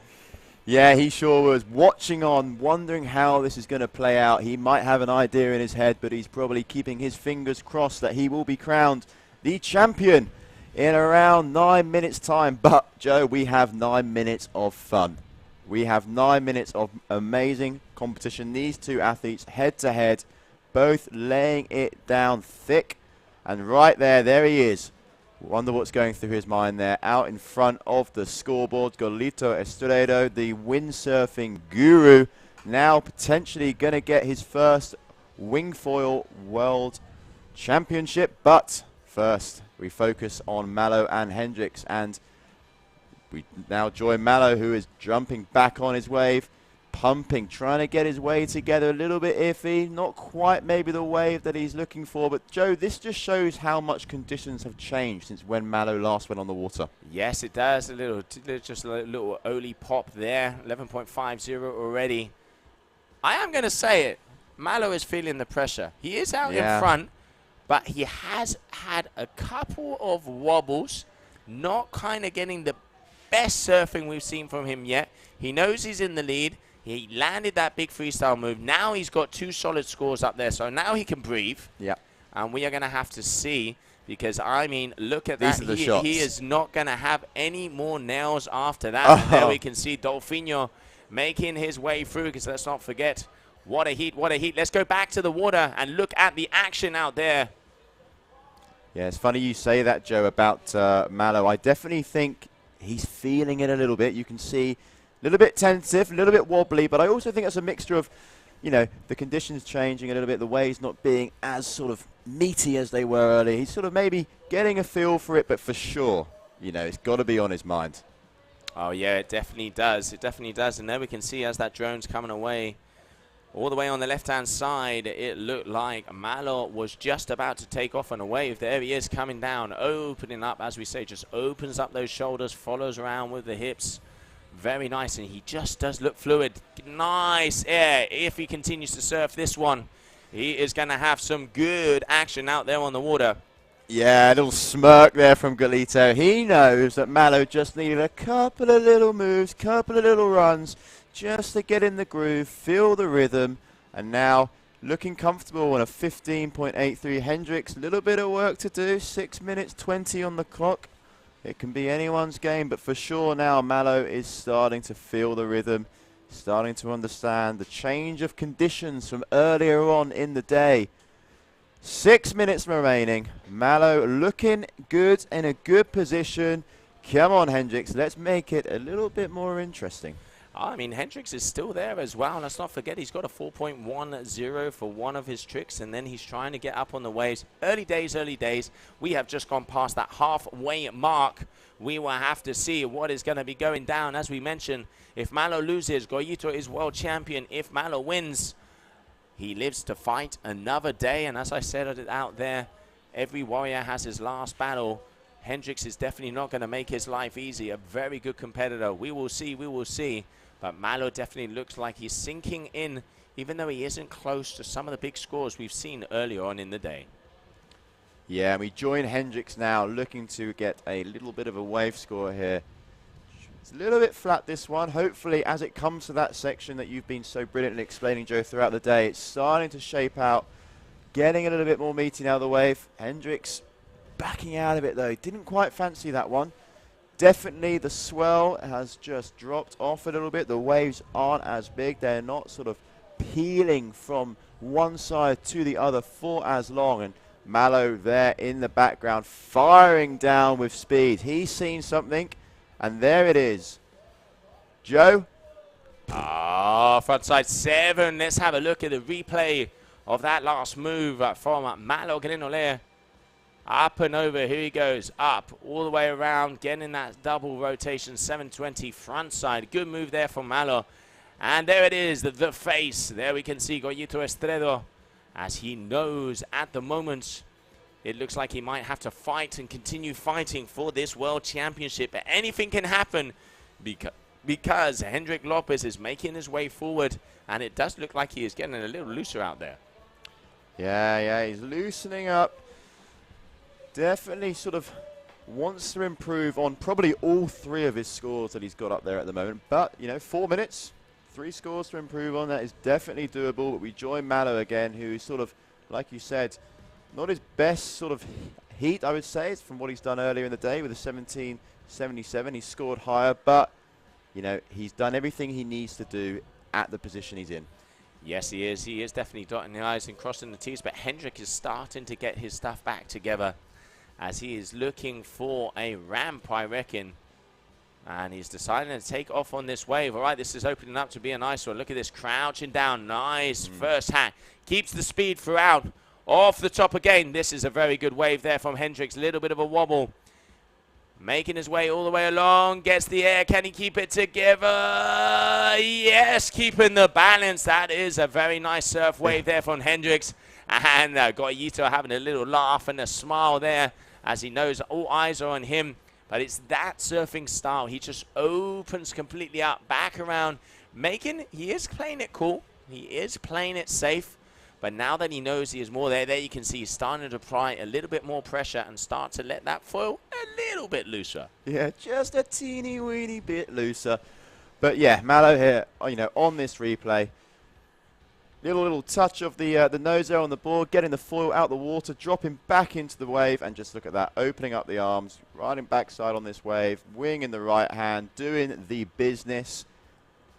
And it will be nice to see what this one scores, because at the moment, Mallow 17.77, Hendricks on an 8.27, so still a little bit to go.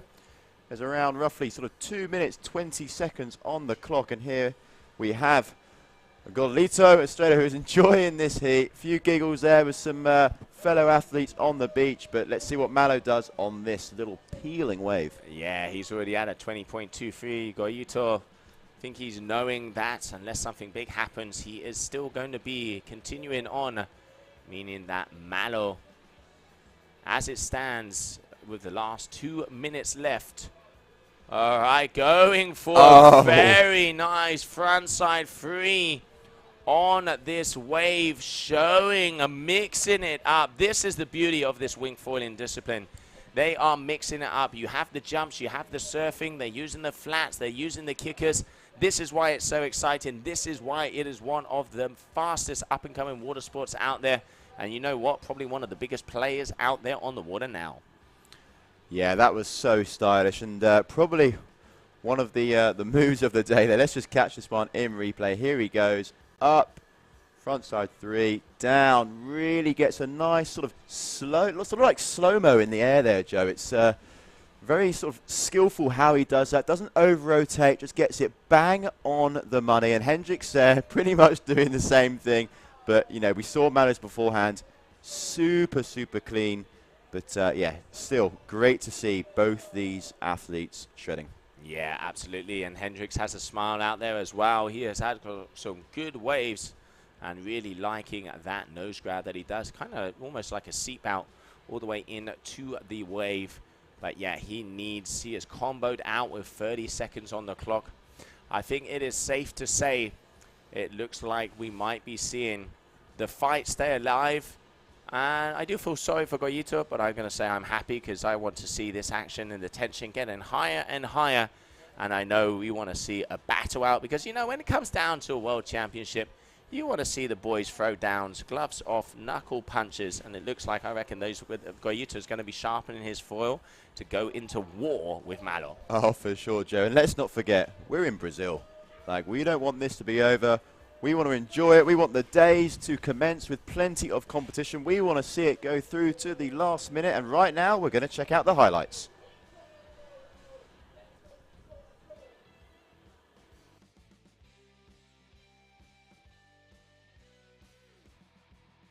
Yeah, there you can see Goyito there, just having a little interview, getting some words of what he feels, how he's seeing, as obviously he's seen that Malo Guerrero has made it through round 4 into the quarterfinals, meaning that his world title race is still on. Now only 2 men can be world champions here in Brazil for the 2022 GWA Wingfoiling World Tour season. And those men are Goyito Estredo and Malo Grenole. So the battle continues. And now with this beautiful drone image showing our competition area, let's go and have a little look at the highlights of that last and very important heat.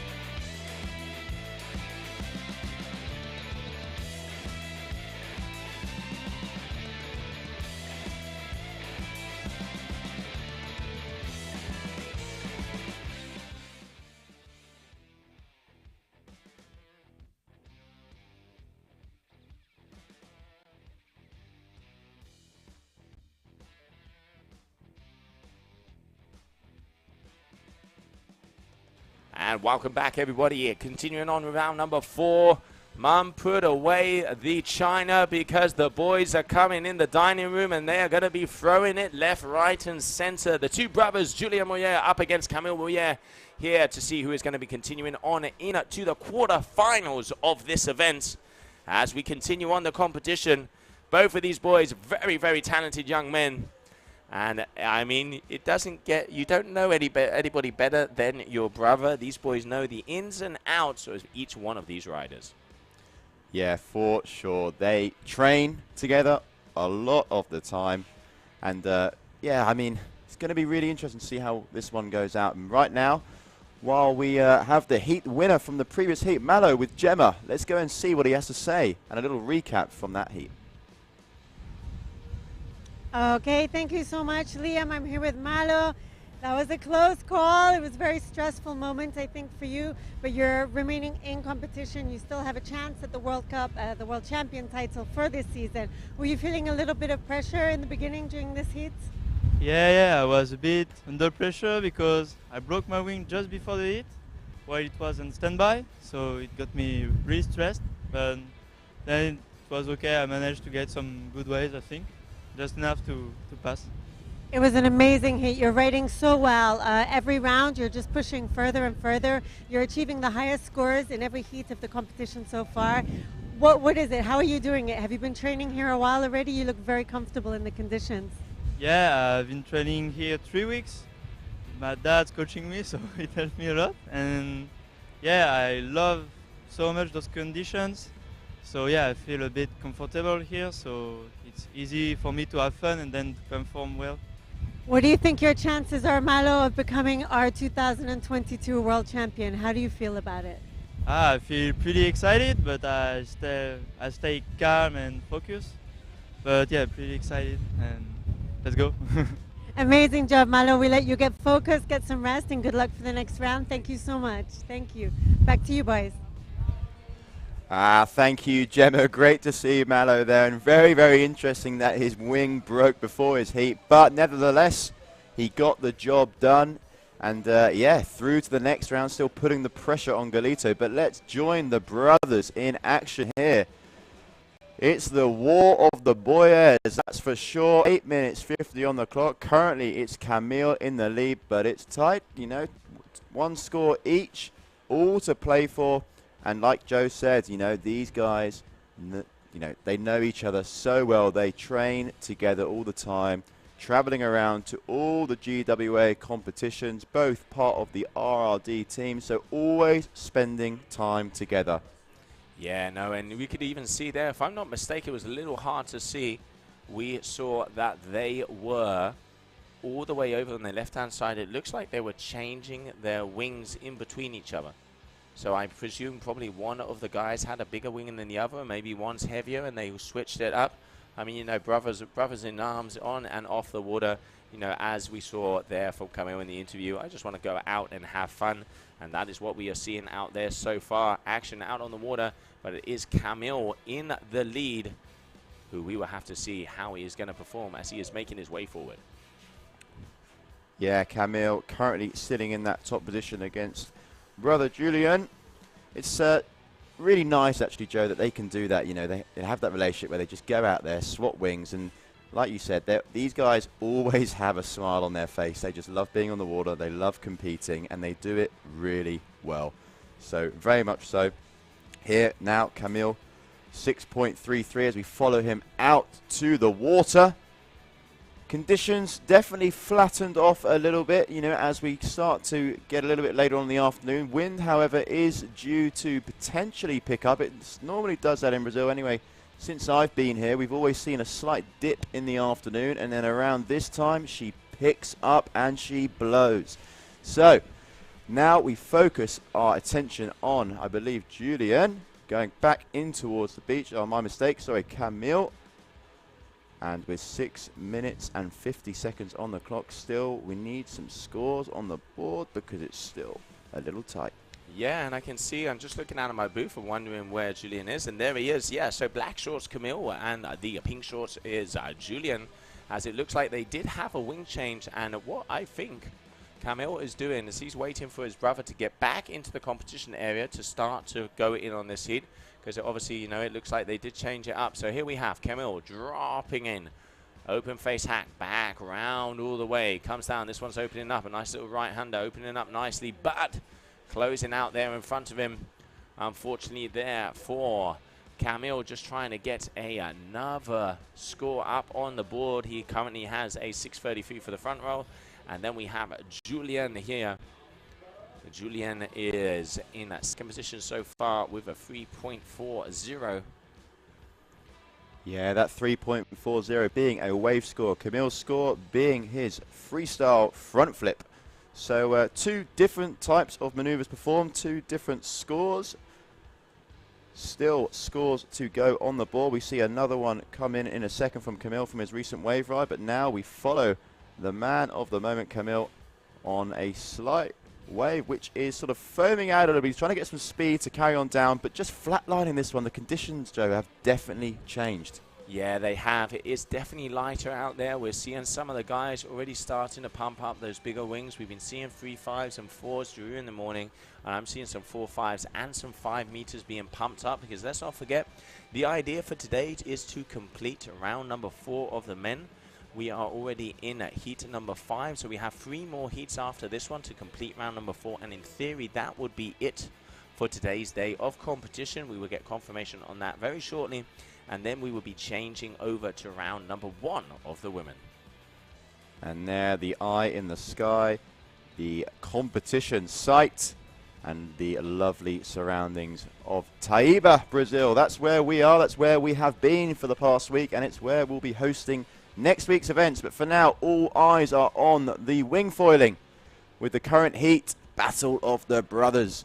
And super excited to see who goes through here. We still have a great afternoon of competition coming your way, so do not go anywhere, because guess what? It's coming up to 5 o'clock.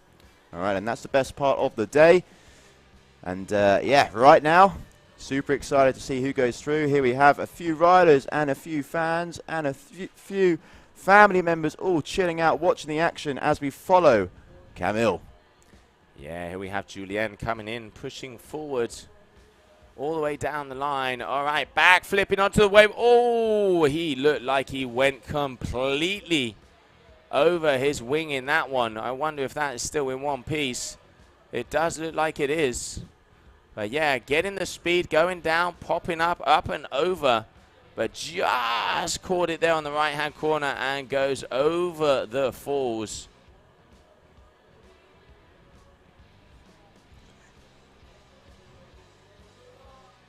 Camille, 13.36, 2 good waves and a beauty of a front flip. As we're continuing on, not a lot of action out in this heat. It looks like both of them are kind of chilling out at the moment. Interesting to see. They haven't really been firing so far. And here Camille on the inside has lost his board, making his way back. Excuse me, that is Julien. I do apologize. Couldn't see the short. So Julien is coming in. And I think, by the way, he's taken off his helmet. I think he has decided against it, as there's 3 minutes to go. And there we can see all the way down, that is Camille. So it looks like Julien is deciding to come out of the water. And if that is so, it means we are going to be having the winner of this heat will be Camille Bouillet with just under 3 minutes to go. Let's have a little look-see. That we can see the RRD rider coming back in front of the competition area. They're going to ask and see if he's all right. Maybe he has had some sort of injury. I'm looking out of my thing just in case. And yeah, it does look like that is it. I think, yeah, definitely something has happened to... He's talking to our race director there. And let's keep an eye on Camille Bouillet, who is all the way over on the left-hand side of the competition area. And there he is, getting back up on his feet to be able to go back out onto the water. And yes, it does look like, unfortunately, Julien, I reckon he might have hit something, because it looks like the back wing of his foil has been removed. So we will have to see, try and get some information in on that. But at the moment, Camille Bouillet on the screen, your current leader, 13.36. Meaning that if it stays like this, he will be making his way through to the quarterfinals here of the final season. The final of our season here in Brazil, Taiba. Yes, thanks. And here we have all the riders checking if Julien is okay. But for sure, you can see there the stabilizer on that foil. It looks like half of it's gone, Joe. It looks like it's got one half. Let's have a little replay here and see if we can figure out exactly what happened. Because originally I thought that the foil was going to go through the wing.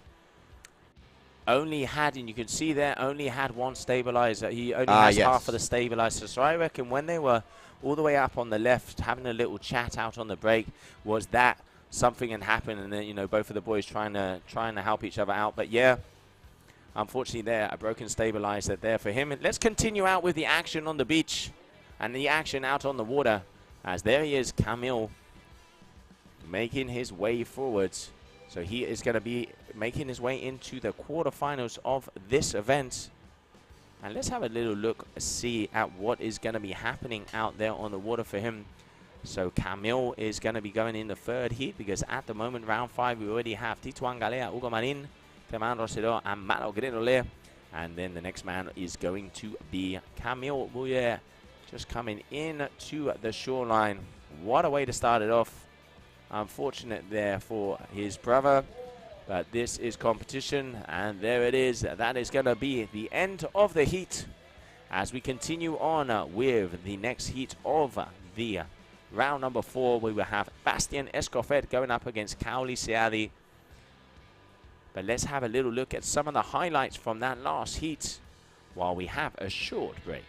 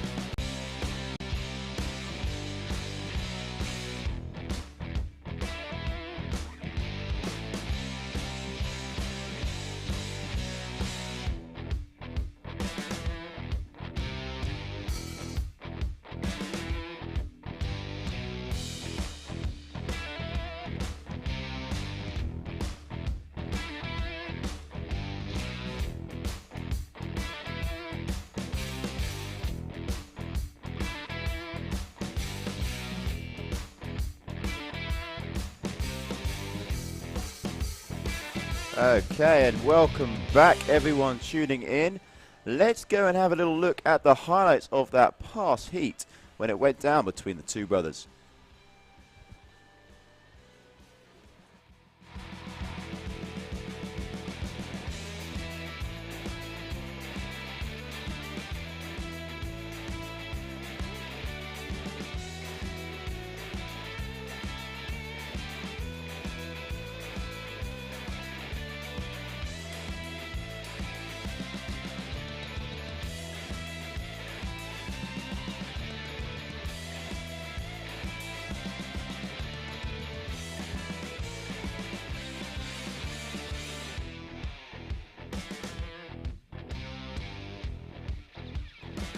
Welcome back everybody. As you can see, all of the action getting down there on the water as we continue on with the event. So we continue with round number 4. Bastien Escoffet and Kaoli Seadi are going to be going back out on the water. These are the two men that are going to be going out and battling it out to see who is going to be able to go in to that round of quarterfinals here, the final event of the season in Brazil.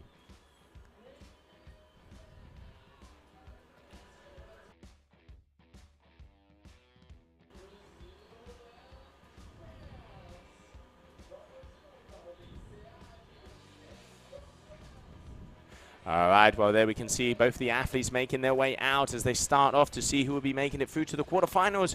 But let's go down to the beach with Gemma, because she is with both of the Bouillet brothers. Okay, thank you so much, Joe. Okay, that was really interesting, because actually it's the first time you guys have ever had a heat against each other, I think. So it's a really big brother competition out there. Julianne, you had some issues. Do you want to explain to us what happened? Because people were watching on the live stream and it wasn't really clear. It's the first time we are together in the same heat with Wingfoil, so we wanted to push super hard, and I wanted to push at the inside, and I touched the rocks, so I broke something on my foil, and it was finished for me. But it's a little bit sad because we really wanted to push and to have fun together, but it's like this, and Camille was better than me today. But it was a great show, and it was really interesting to see you guys out on the water together, because you're both riding so well. Camille, how do you feel about passing through to the next round? Honestly, I'm not so happy because it's finished for my brother, and we are like a really team, family, all. So it's little strange. Well, it's sad that one of you had to advance and one of you had to stay behind, but congratulations to both of you because it was amazing riding. Sorry to hear about your equipment situation, but yeah, we'll go back to the action on the water, and thanks a lot to both of you. Back to you guys. Thank you, Gemma. Thank you, boys. Yes, congratulations, Camille, for making his way through. It is a shame. I wanted to see those boys throw all of the China out of the cupboards. And talk about throwing China out. We have two very big men out on canvas where they are answering trick for trick. Here we can see a backflip from Bastien Escoffet going straight into answered backflip there from Kaoli Seadi. That is what I talk pound for pound, Liam. Yeah, that's the money shot right there when both athletes going in, but nasty little crash there for Bastien. And let's just remind ourselves, the winner of this heat will go and face Camille in the next round. So excited to see where this one goes. Whatever happens, it will be a great heat. Right now, scores on the doors. Yeah, and we can already see that Kaoli Seadi is in the lead with an 11.06, but just with that last wave there from Bastien overtaking 13.56. This is definitely going to be an interesting heat. Both of these guys have been getting up to the 19s scores combinations on the heat before. But hey, you know, quarterfinals are up and away. If you get through this round, they're going to need nothing in the tank. And let's not forget, Kaoli, he is representing his home soil. He is one of the Brazilian riders and a past world champion windsurfer. Knows what it's like to be in between the buzzers and already answering back strong. Who's it going to be? Who's it going to be? Oh, it's a tough call. It's a very tough call, and I reckon it's going to go down to the wire like some of the previous heats we've seen today. Like you said, when you get to these rounds in the competition, it is anyone's game. Every heat can be a final right now, and we follow Kaoli right now on the wave. He's been making it look so fluid on most waves that he gets ridden on right there, getting to the top of the wave. Nice carving turns, just making it look super easy out there. And you can definitely tell that this guy knows the wave. And, you know, Joe, the waves recently, that was one of the few that's actually sort of pearled its way right through the competition area. So maybe we're seeing a little change in the swell here. It would be definitely be nice if the waves, you know, just opened up that fraction more for the remainder of the men's heats today. Yeah, definitely opening it up a little bit more as we continue on. And we can see here Bastien Speedy Gonzalez in it all the way through. And this wave is opening up very nicely. Top to bottom turns, linking it up. And it is opening up. What a left-hander the Frenchman has pulled together. Judges are looking for the surfing and getting a little mixed up with his wave there. In the end, getting a little bit too snug.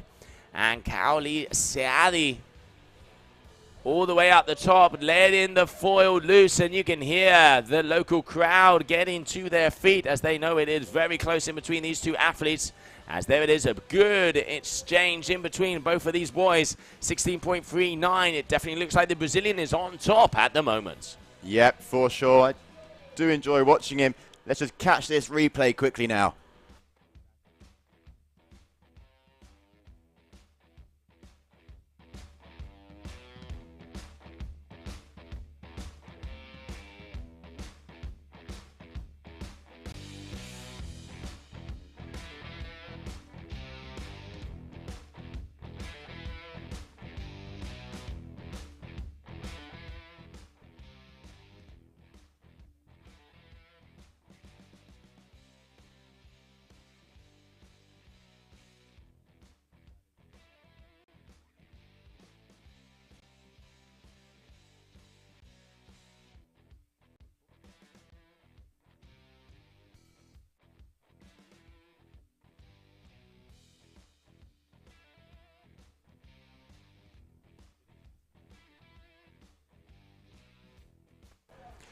Okay, back to the action. There is 0.06 separating these two riders here. We are in for a tasty heat, and I'm hungry. I cannot wait to see what happens. And here we follow Kaoli on the wave. Goes down like a sack of potatoes on that one. Thank goodness the kit's still in one piece. Let's see where Bastien is out on the water. Yeah, you could see just unfortunately his leaning a little bit too far back, not being able to get to the top of that one. And here we have Bastien is paddling out.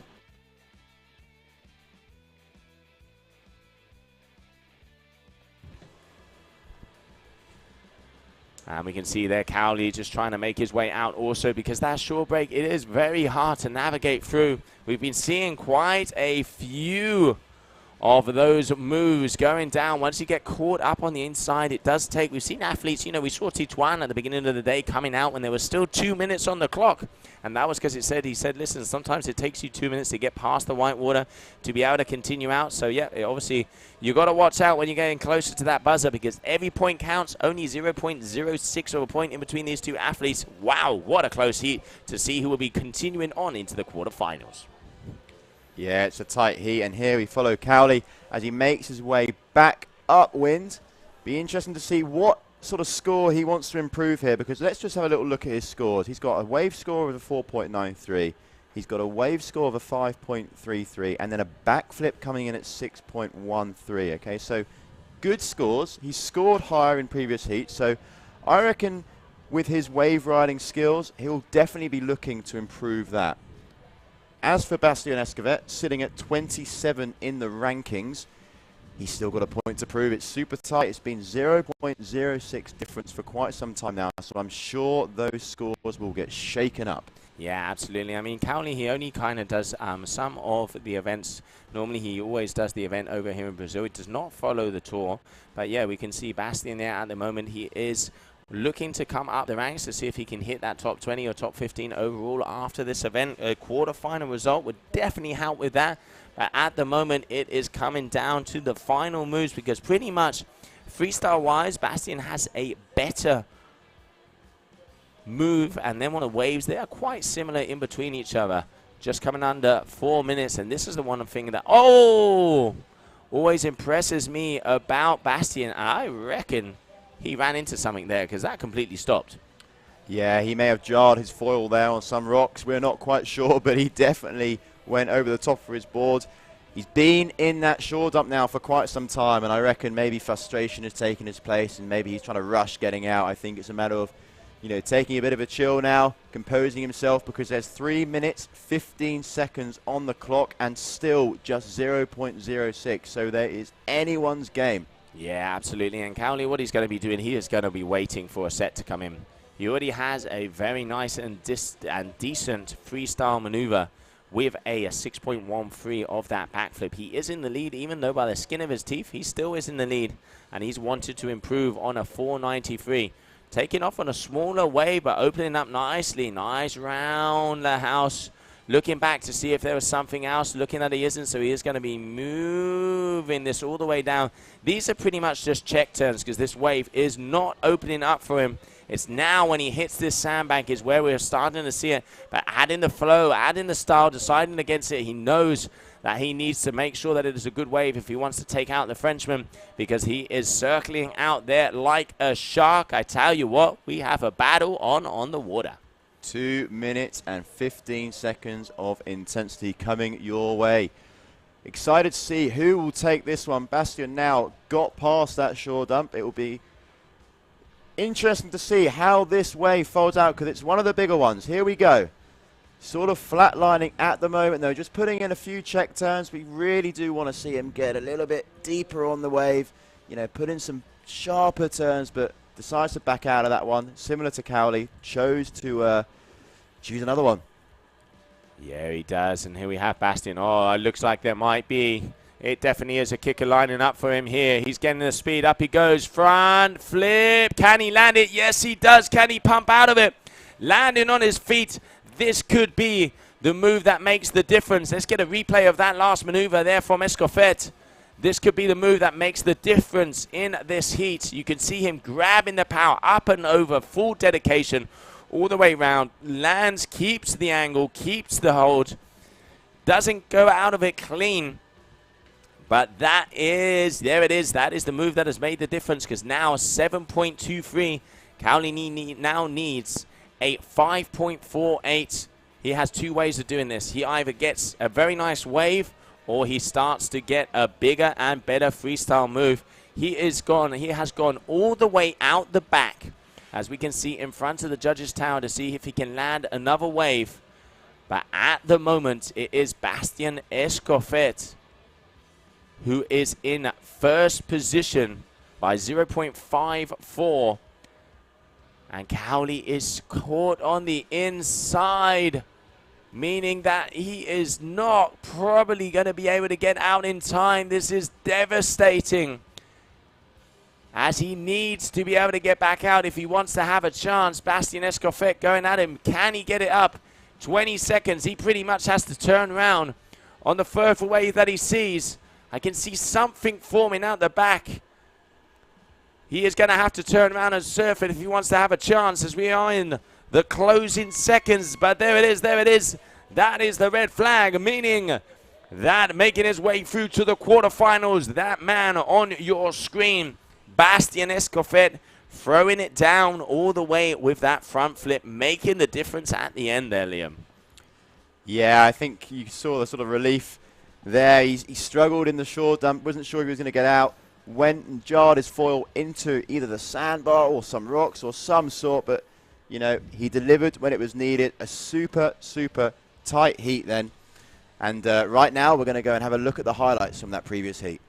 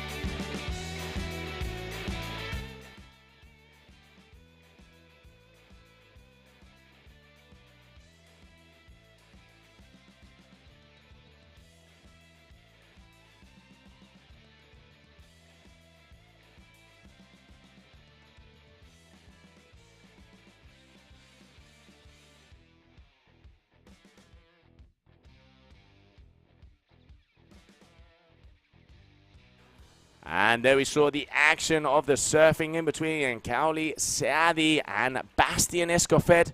But in the end, with the final front flip, taking the win, and he is down there on the beach with Gemma. Thank you so much, Joe. That's it, Bastien. Your front flip, your score for your front flip saved you in that heat. It was incredibly, incredibly tight between the two of you. You seem surprised that you were advanced. You didn't think you'd won. Yeah, well, I got stuck on the inside. I know Cowley was really good on the wave ride, so I tried to just score as much as possible, so to use the wave as much as possible all the way inside. So I got stuck for like 5 minutes inside. But yeah, super happy. It's struggling out. The wind started to drop a bit, but the waves are good, so. Well, amazing. Congratulations. You're through to the next round, and I wish you lots of luck. Yeah, thanks a lot. Thank you, Bastien. Back to you, Joe. And thank you, Gemma. Thank you, Bastien. Congratulations, both of these guys.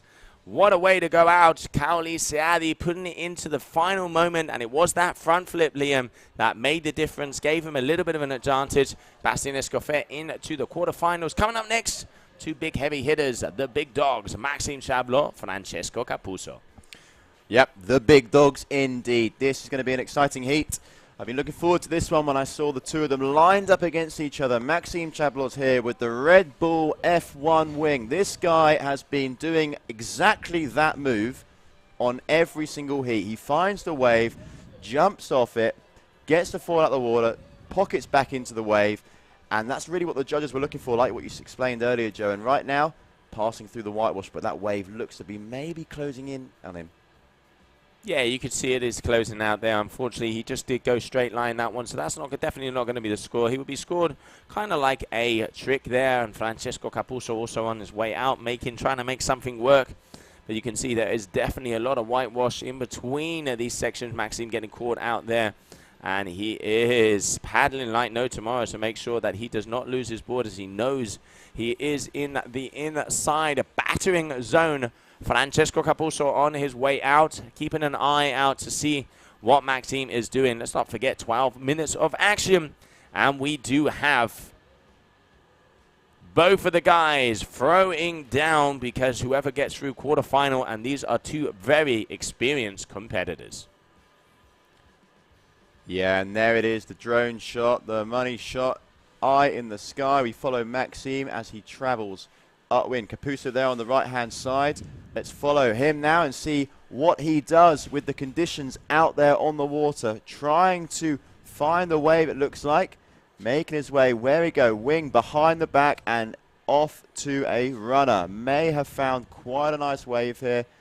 Nice flowy style. Sort of flatlining this section though, that's not ideal, but gets a little bit of a nose grab there, gets the foil out of the water, but the back end of this wave closing out. But does this sandbar offer anything else?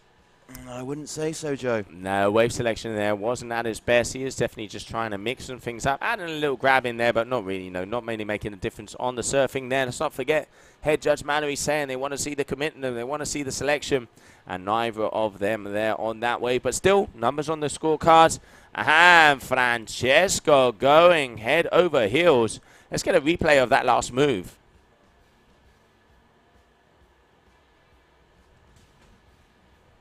You can see him coming down a little bit hard, and that is not going to be able to get a score for him. At the moment, pretty much both of these guys not really kind of getting it into sync, but there is loads of time. Here we can see Francesco going there for that flat 720, but missing pretty much half of the second rotation and going, it looks like he went off a little bit too flat. Yeah, most definitely. And now we follow Maxime in the sky. Again, the waves definitely a little bit smaller than earlier. He's trying to do the best he can, pumping his way through the white water here. Again, that's not the ideal wave. It seems at the moment that these conditions have changed and the riders are maybe struggling with wave selection, Joe. Yes, they are. I mean, we've said as that tide's been going out, it's, low tide is at 6 o'clock, so just over 2 hours. But Maxime, back flip. Let's get the replay up and over, throwing down the hammer. Here we go. Look at that. Elegant, just absolutely nails it there. Straight back onto the foil. He took the words out of our mouth as we were saying that wave selection was a little bit poor then from our athletes. But then Maxime Chablos goes and does the biggest backflip. Capuzzo there, hitting the rocks, getting a little bit shallow. Doesn't want to get caught in this shore dump. With 8 minutes on the clock, he is in second position. Needs to rustle up a few nice scores to just put the pressure on Maxime, who's sitting on 12.24. And most definitely it looks like riders now are on slightly bigger wings. I think Maxime on his last heat was definitely on a smaller wing. It's, yep, we have the 4.5s out at the moment. So here we go, following Maxime from the sky. Is he going to find the wave that he wants?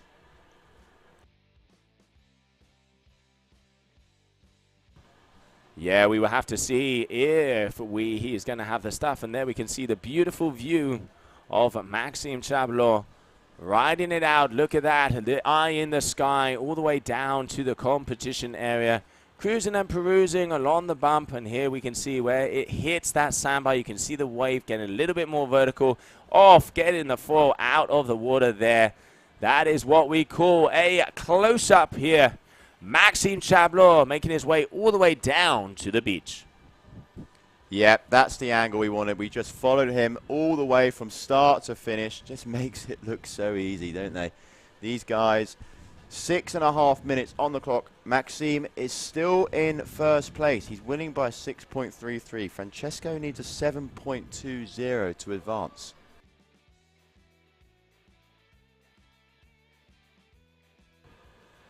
And here we can see a beautiful replay up and over. Got the drone view, got the back view. Maxime Chablos bringing down. And now let's have a little look, as I can see Francesco Capuzzo out of the corner of this booth, starting to get some moves on. But Maxime is keeping himself busy. Yeah, Maxime starting to get in a little bit more of a rhythm now, understanding the conditions, definitely choosing the waves. But here we follow Francesco. And he is lining it up. He's seen the hip up and over, front flip, gets it together. Yes, he does. Yes, he does. Landed move. Let's see that one more time with a replay.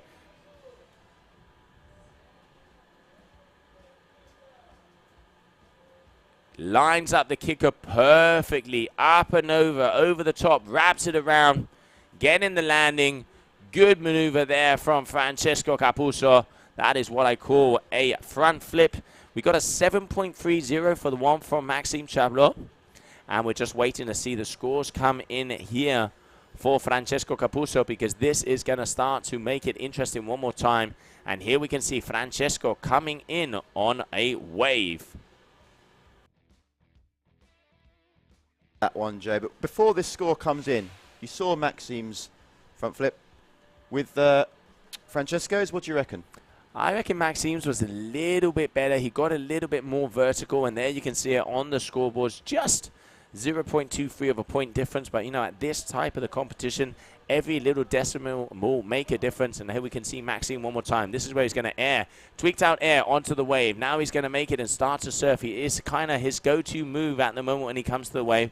But this wave closing out, so not what he was looking for. And out the back, it looks like that Francesco Capuzzo will be eyeing up to try and see if he can get a section. Yeah, that wave for Maxime looked a little bit nice at the start, but closed out. Maybe there is a cheeky set coming through. Let's see about Capuzzo. Oh, Maxime going for the front flip 360. Not being able to get it. Here we can see Francesco. Toe side air into the wave. Open, carving back one. This is a nicer wave. Two decent hacks. Going back, not as vertical as he was looking for, but still getting two bigger moves. He is up there because he only needs a 5.70. And let's have another look at that last maneuver from Maxime with the front flip 360.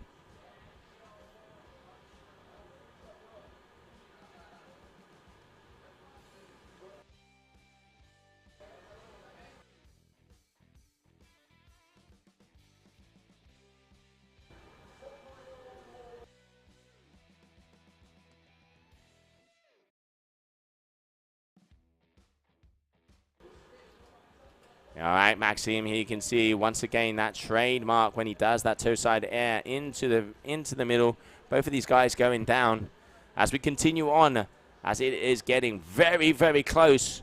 Only 1.82 of a lead there for Maxime Chablot.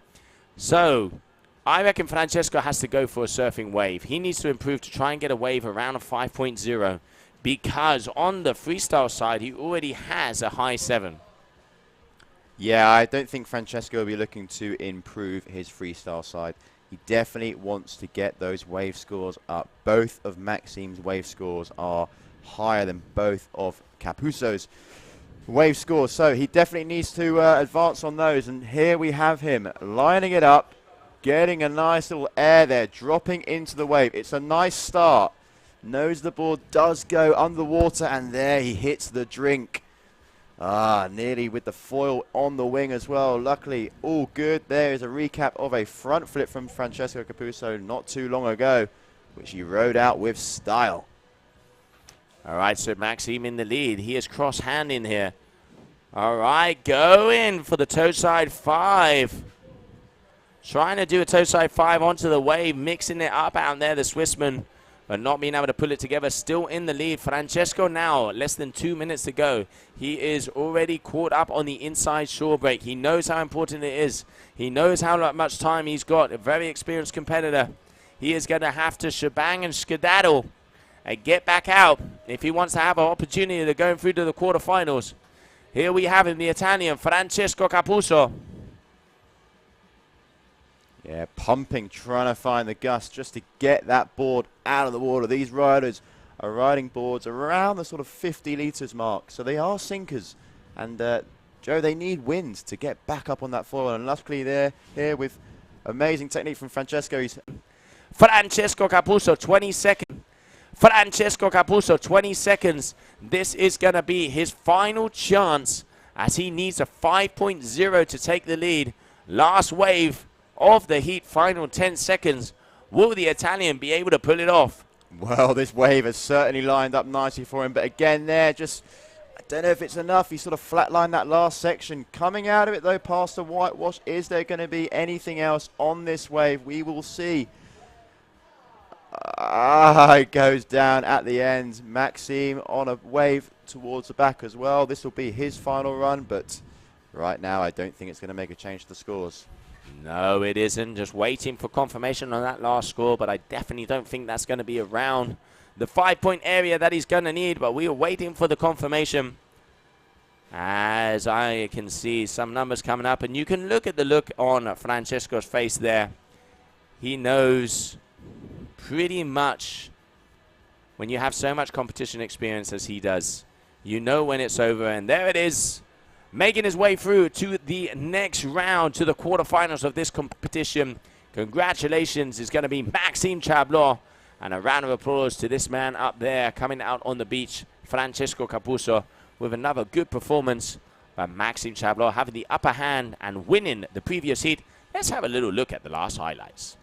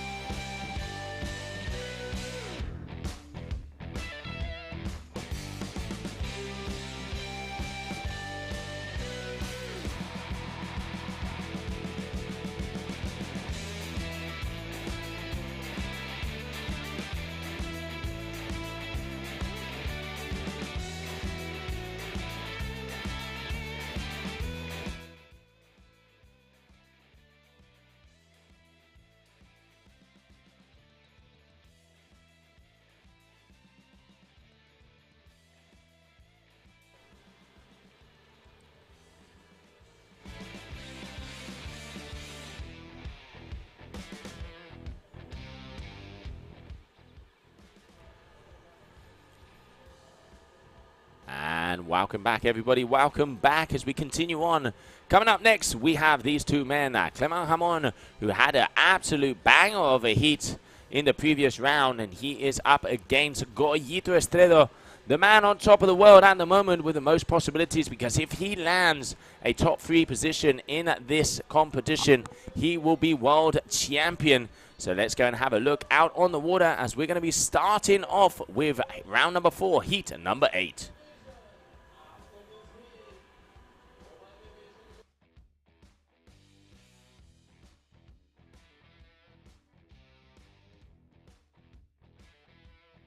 All right, so there we are off as they're already out on the water. We have seen a 6.07 and looking like another big score coming in for Goyito Estredo after that last back loop. But before we go out to more action on the water, I can see Gemma is down there with the winner of the previous heat, Maxime Chablot. Thank you so much, Joe. I'm down here with Max. I'm going to keep it quite fast because I can see you're out of breath. You're a little bit exhausted. That was a super tough heat, but fill us in a little bit on what went down there. Yeah, the wind kind of dropped a bit. I was out on my 4.5 before I was on the 4, and also felt like the waves kind of dropped away. But the beginning of the heat, I caught a really big one, and I kind of got too much speed and didn't manage to turn my foil back onto the wave, and went down and like got hit by it, like just ended up inside. And yeah, I don't know, like it actually felt like the ocean was rejecting me during that heat. Like I was trying to go over the waves and it pulled my foil away. Oh yeah, it was crazy out there. Exhausting stuff, but you're advancing through yet another round. Are you feeling happy about that? Super stoked. I know it was a really close one with Francesco. He's always a rider that always has something up his sleeve to bring it, and yeah, I'm super happy to take this one, and yeah, on to the next round. All right, Max, get some rest. Congratulations. See you at the next one. Back to you, Joe. Yeah, thank you, Gemma. Congratulations, Maxime. It looks like Francesco went out to help his teammate there on the water. At the moment, Clement Ramon is out there and is in the lead. Let's not forget that if Goyito loses, Malo will have to win the competition to be able to be world champion. So anything can happen. Pretty much what needs to happen is both Malo, who has already won his heat, and Goyito need to stay in it for it to be equal playing field. If Goyito goes out, it opens an absolute can of worms. Yeah, for sure it does, Joe. A can of worms, and that'll be exciting. But right now we've got a heat on our hands because Clement Ramon is leading this heat. He has a 6.07 score, similar to Galito's, but two different maneuvers. So Clement's move was a front side 720, okay, and Galito's was a back loop, both scoring exactly the same, but two different maneuvers. And Clement also has two wave scores now to his name. So in first place, but Galito still with some damage to do out there. As Maxime said in that interview with Gemma, the conditions are a little bit feisty out there. They're changing. The waves have definitely got a little bit smaller. The wind's a little bit fluky. It's changing out there. Maybe it will pick up. Maybe it won't. We'll just have to find out with the remaining heats that happen today. Yeah, and now let's have a look, because it looks like I can see Ramon powering out towards. And looking out of my window, I can see Goyito is still caught out on the inside. There he is, trying to make his way out. Some of that short break is definitely going up against him. Oh, this one is going to go up and under. He is trying to hold on to that foil like no tomorrow, as he is getting worked here on the inside of the competition area in a pure survival mode out there at the moment. And it looks like a set is about to land on his head as well. Talk about getting a workout. Yeah, for sure. And probably a little bit frustrating for him. You know, he wants to get out there and get some of these scores on the board. And right now, these sets aren't coming as often as they were. And when you're getting battered by one like he is, it must be frustrating. But focus now goes over to Clement, who is ripping this wave from start to finish, making the use of every part of it, but backs out. Didn't quite unfold probably like how he wanted, but still 9.47 on the scoreboards. A 6.07 for Galito, just a one score. And if I look out my window, he is still in a paddle battle against the waves. Yes, he is. And Clement, does he pull it together? Yes, he does. Getting a front side 7. Starting to apply the pressure to Goyito early on in the heat, as we are just about halfway through. He goes up on the chop, tweaks it out. Front side 720. Sketchy landing. Definitely a sketchy landing, but still another landed maneuver out there on the water for Clement. 6.93. The youngster is getting a good advantage. It is going to come down to the waves once again. And now Goyito is back up on his feet. He's going to be happy because he got worked by that first set coming through. He has a little bit of work to do. Let's not forget, he is reigning world ranked #1. If he finishes 3rd in this event, he is already world champion. And the man that could maybe make that change is Malo Grenole, So we will have to see what is going to be going down, as Goyito Estredo in the water at the moment in second position, but a very experienced competition rider. He's been a world champion before, and we saw him in the heat. It ain't over to the buzzer, but at the moment, the youngster, the young French athlete, not showing any mercy up against the current ranked number 1. Yeah, you're completely right there, Joe. He's not phased one bit, but look at that. Galito just showing what he's made of. After that paddle battle, gets his breath back, finds the right spot, and just hits it where he needs it. Watch this replay. Talk us through this one, Joe.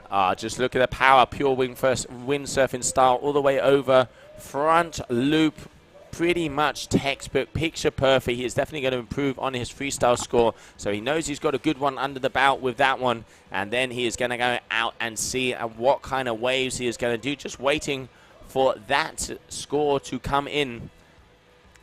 Big move there for Goyito, and it just shows, you know, how he is competition savvy. Relaxed, chilled, calm, and controlled as he went forward with that maneuver. But, you know, anything can happen. Anything can happen. He is still in second position at the moment.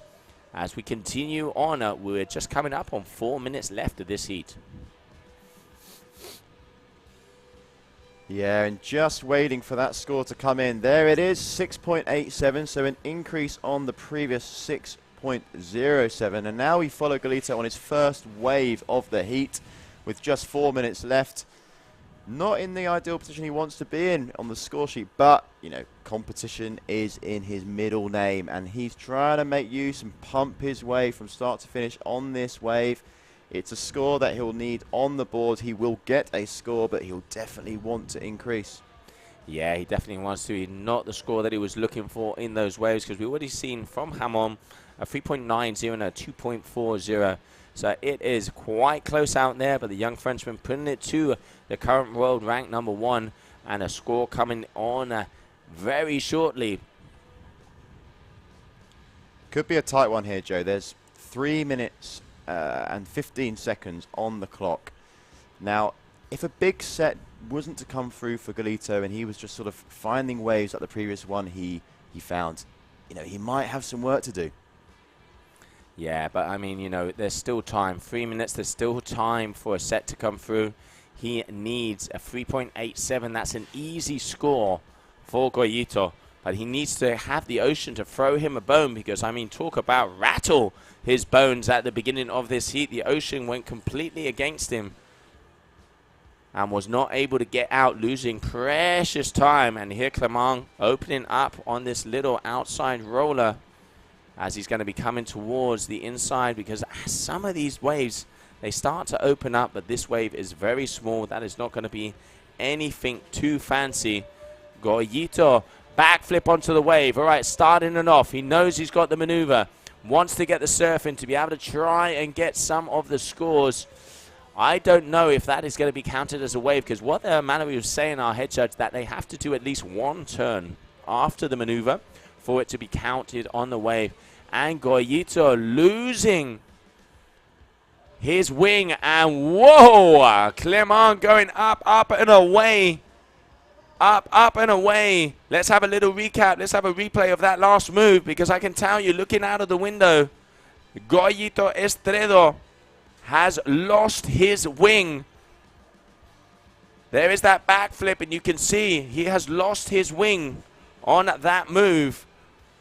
Yeah, Joe, we've got a teammate here running out with a freshie to give to him. Galito paddling into shore. One of the other riders giving him another wing, while his wing that he lost is flying downwind. So someone running down the beach. It's all kicking off here. This is exactly, you know, nail-biting stuff here. I'm on the edge of my seat. Galito with not much time left. I think roughly about a minute to get the score that he needs, because he still sits in second place. Yes, he does. Still sitting in second place there. Out there, you can see their teammate Francesco Capuzzo trying to help him out. He is in the final minute. He literally needs to get his ass out on the water to be able to continue through. The current ranked number 1 in a very sticky situation. So close there at the moment. Who is it going to be? Who is it going to be? 45 seconds. He either gets himself up on this foil. Let's turn the cameras on Goyito, please, Mr. Cameraman. And there he is, coming out of the water. Goyito coming out of the water. As unfortunately he knows he does not have enough time. He knows he does not have enough time.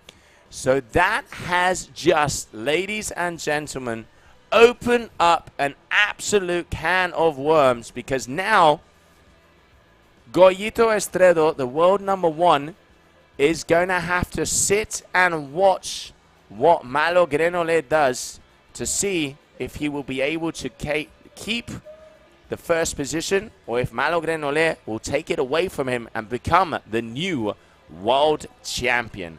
The biggest upset out there on the water, and I'm going to say it, congratulations to this young man, Clement Hamon.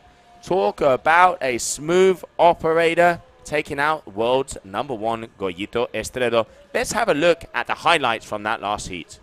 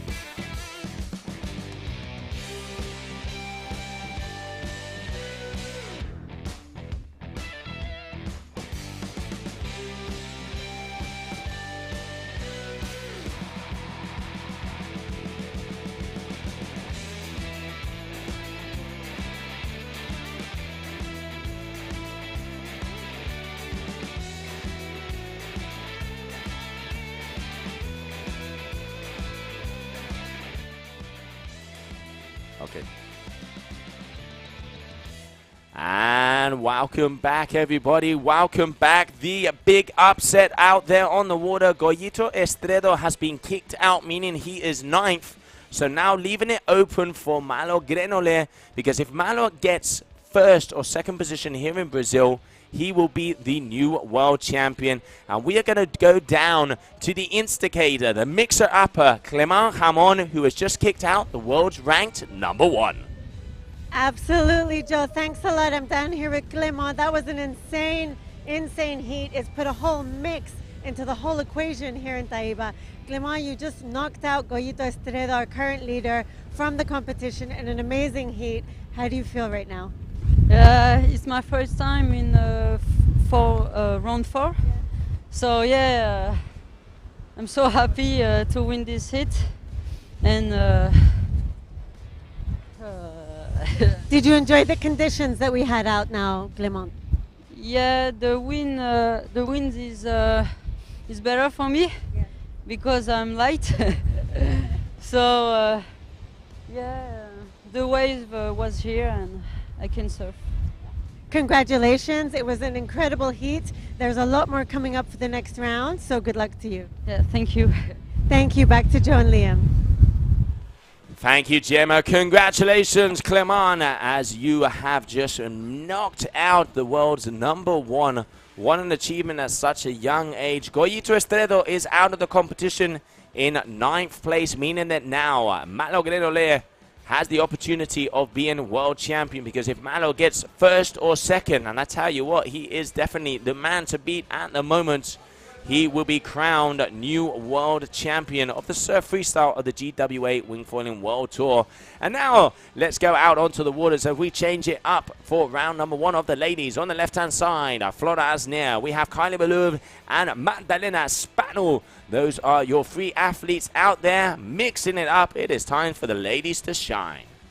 It sure is, Joe. The women have been watching the men for not 1 day but 2 now, and the conditions have been firing, so they have been itching to get out on the water, and now is their time to shine. Flora Artsner is got a couple of scores on the board, but with 10 minutes left, plenty to happen between Flora, Kylie and Madalena.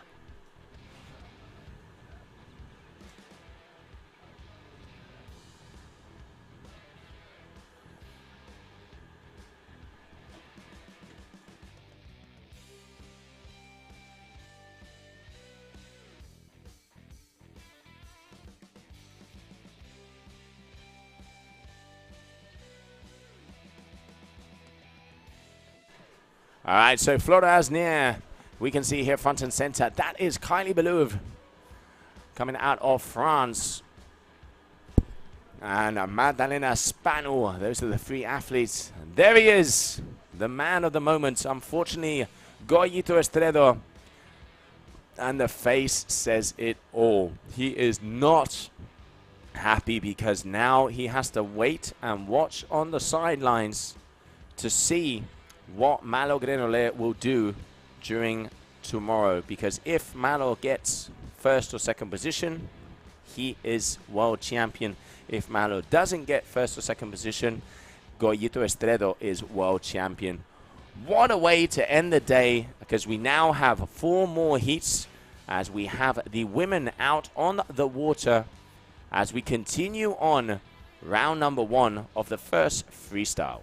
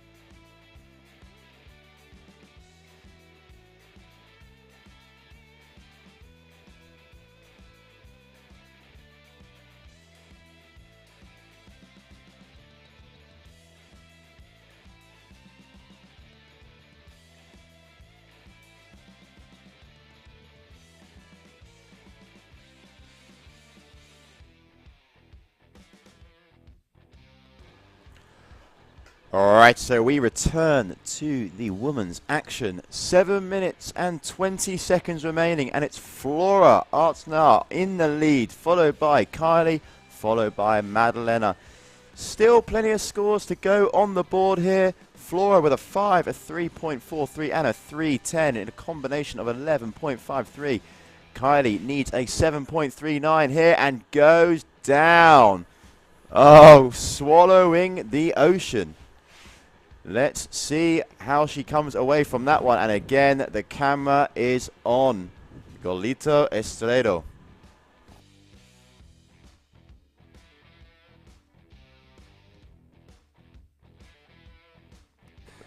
Yeah, Goyito Estredo there. You definitely can see, as we said before, in his face, just after that wipeout there from Kylie Belouv, who unfortunately just got gulped up there by the wave.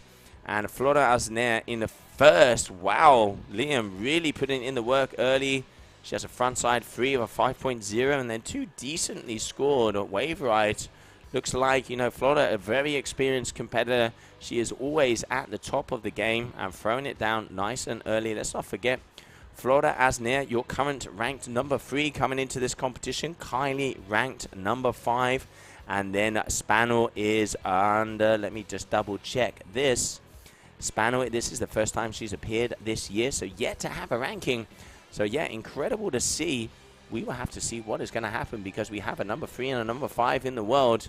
Both of these athletes, and there, Spanel with a nice little Rayleigh here on the inside, trying to mix it up. But, you know, it looks like Florida has the upper advantage here in this heat. Yeah, and Flora as well is a very well-rounded wingfoiler, you know. You mentioned she's third in the rankings for surf freestyle, but actually as well, #1 in the rankings for surf slalom. So always delivering on the surf slalom side of things, and with the wave aspect now in this surf freestyle, I'm sure that we'll see her deliver on some good scores. And with 5 minutes remaining, she has not moved from the top position, still sits on 11.53. The two women are chasing, and here we follow Madalena from above. Yeah, there we can see her making her way through there. Kylie just on her way out. Looks like Kylie and Flora definitely keeping themselves close together. But it is this young lady already starting to get the advantage. Adding up the surf here in the waves, pumping away. Making sure one of the things she's showing she is not using the power of the wing. And there, let's stay with that drone shot as she makes her way all the way back out. And just getting lit up as it is just over 4 o'clock in the afternoon. As the sunset starts to come up around 5:30. And at the moment, your first position there in the orange, front and center, Flora Asner. And now coming towards us, we have the French athlete Kylie Belouv in second. Round #1 of the women. Your top 3 and top 5 seeds battling it out. But Spanel also, Madalena Spanel, starting to get closer and closer. Let's not forget, top 2 waves and the best trick are the ones that go up on the scorecards. Anybody's heat to grab, but Flora definitely putting in the work nice and easy. Yeah, Flora sitting in that driver's seat at the moment, hasn't been phased by the other competition, but here we follow Kylie, who's pumping her way. A little bit of air there, but goes down and didn't really have a wave to sort of land on there and follow that one through. So, yeah, not really the best of choices there from Kylie, but we head back over to Flora, who is riding a 4. So, a little bit of a breeze there. We saw the guys on the 4.5, so I don't think there's been much wind change, but right now, Flora drops into quite a nice looking wave, swapping the wing from one hand to the other. Nice style, nice carvy flow, making it look super simple as the white water crashes behind her. Thanks for coming.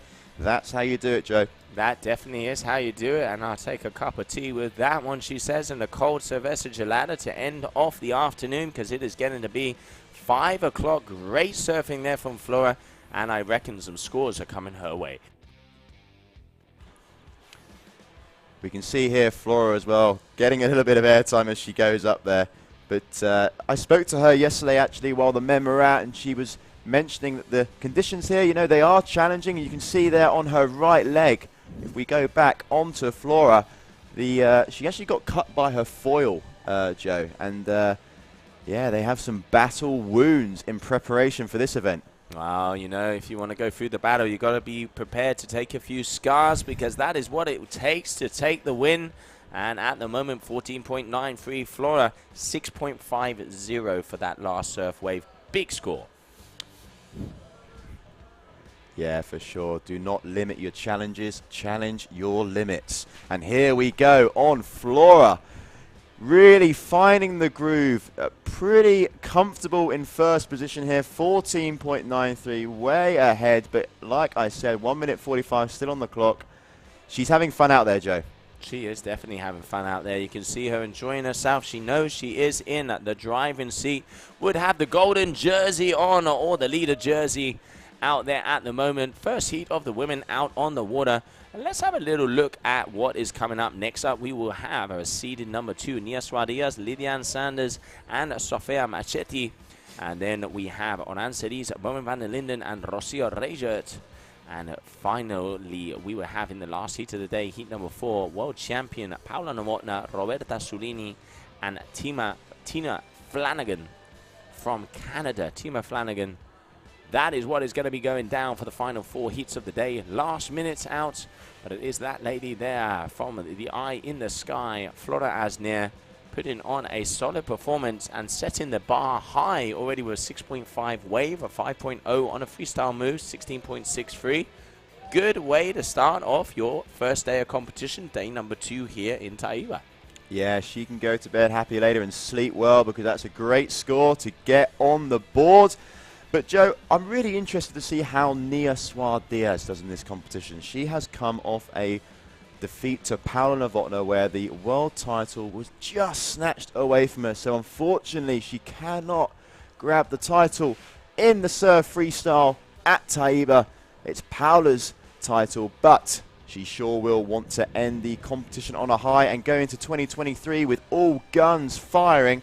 So right now we follow Madalena Spanu from the sky going back into the beach. Will she find a wave? I don't think so, but is that one she's on? Yeah, there we go. This one potentially will be scored, but we're going to follow, but get eaten alive just right there. She'll follow the waves back into the beach. Yes, she did, but a nice, beautiful view there of the competition area as we continue out. Unfortunately, that means Madalena Spanu coming in last position in that heat, Kylie Belouv in second, and your winner, Flora Asnier. Let's have a little look at the highlights of that first heat of the women.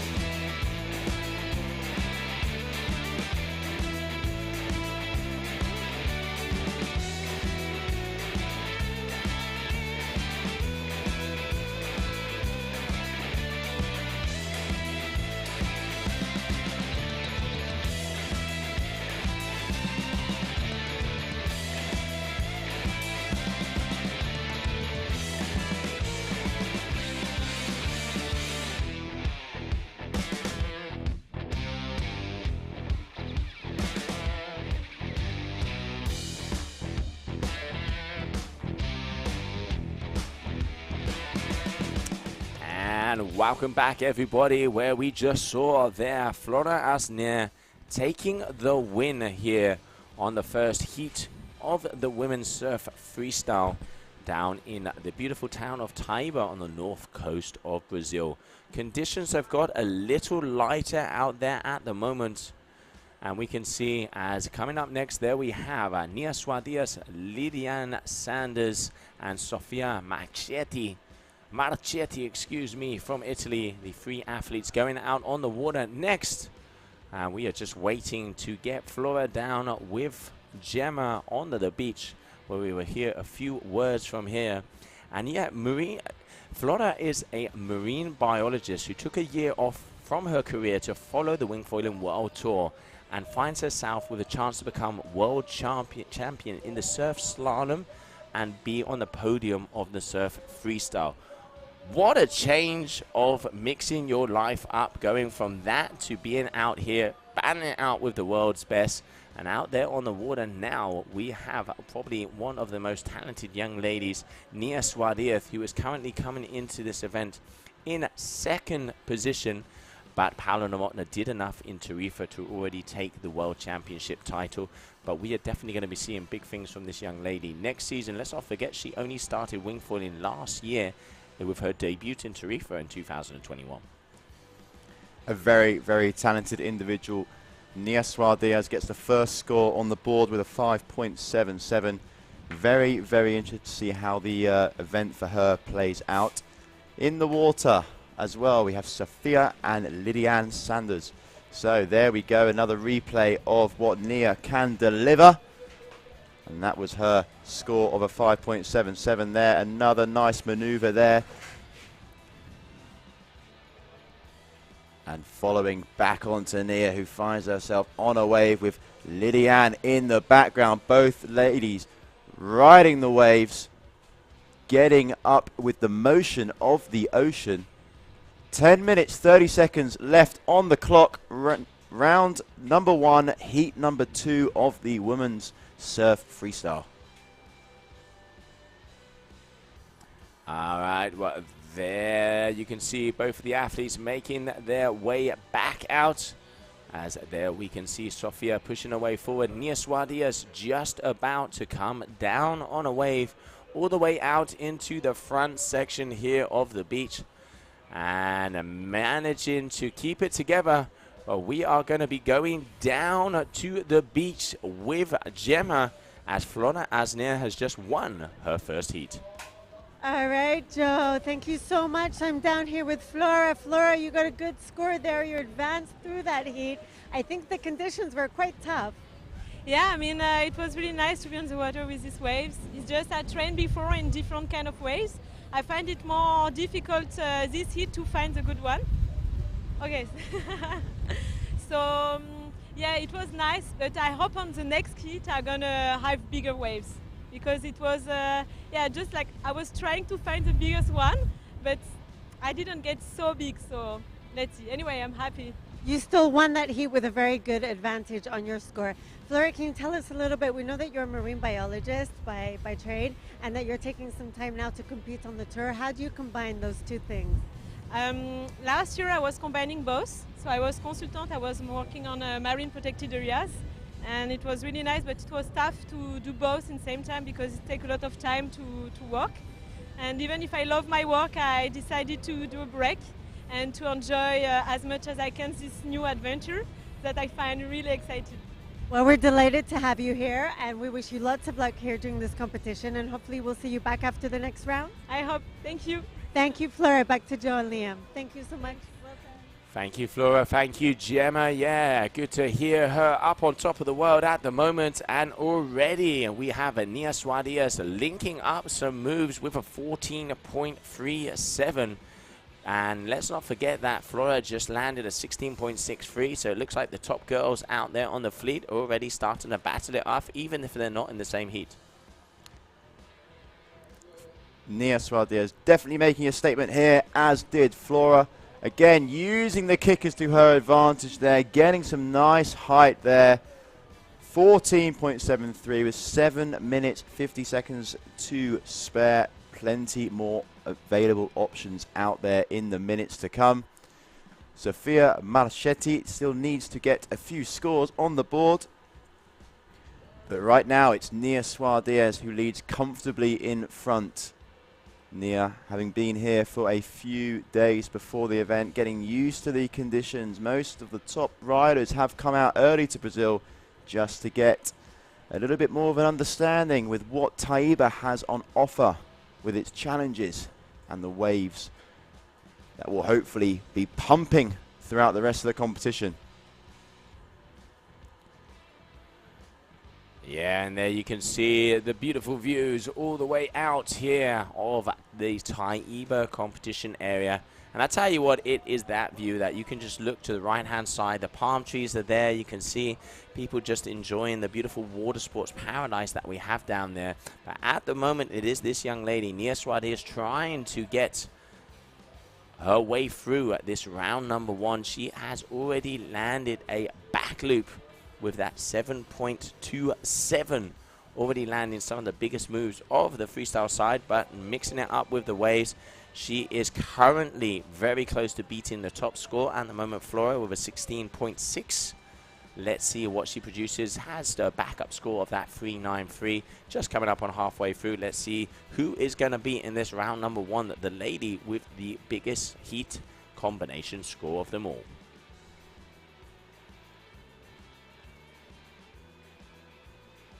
Again, the lovely view of the Taiba beach that we are so fortunate to be at. But let's get the eyes on those athletes who are competing out there. There we have the beach. Everyone's down here along the side as well. A nice little crowd on the right, from athletes to family members to friends.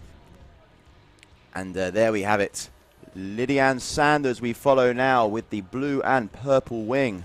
Look at the colours on all of that kit. Yellow, green boards, blue, purple wing. Yeah, you can see her rocking the Tacoon there. Always got those bright colours to see. And just enjoying herself. One of the locals, had a little chat with her before. She's just great, really grateful to have here on our home turf the best of the best athletes and to be able to enjoy some great sessions with her.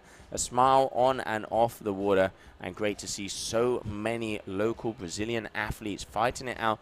And one of the things we've seen on the kiting, we've seen on all of the sports, the Brazilians, when it comes to water sports, they can throw down. Yeah, well, guaranteed wins every day. It's a beautiful place to be and a great training spot. But look at the score there, Joe, 18.10. So there we have it. Nia Suarez with the highest score, taking out Flora's score in the previous heat. Having plenty of fun out there, just making it look like a bit of a playground. Here she is on our screens now, riding in towards the beach, getting off the end of that wave, feeling confident, looking confident on the water.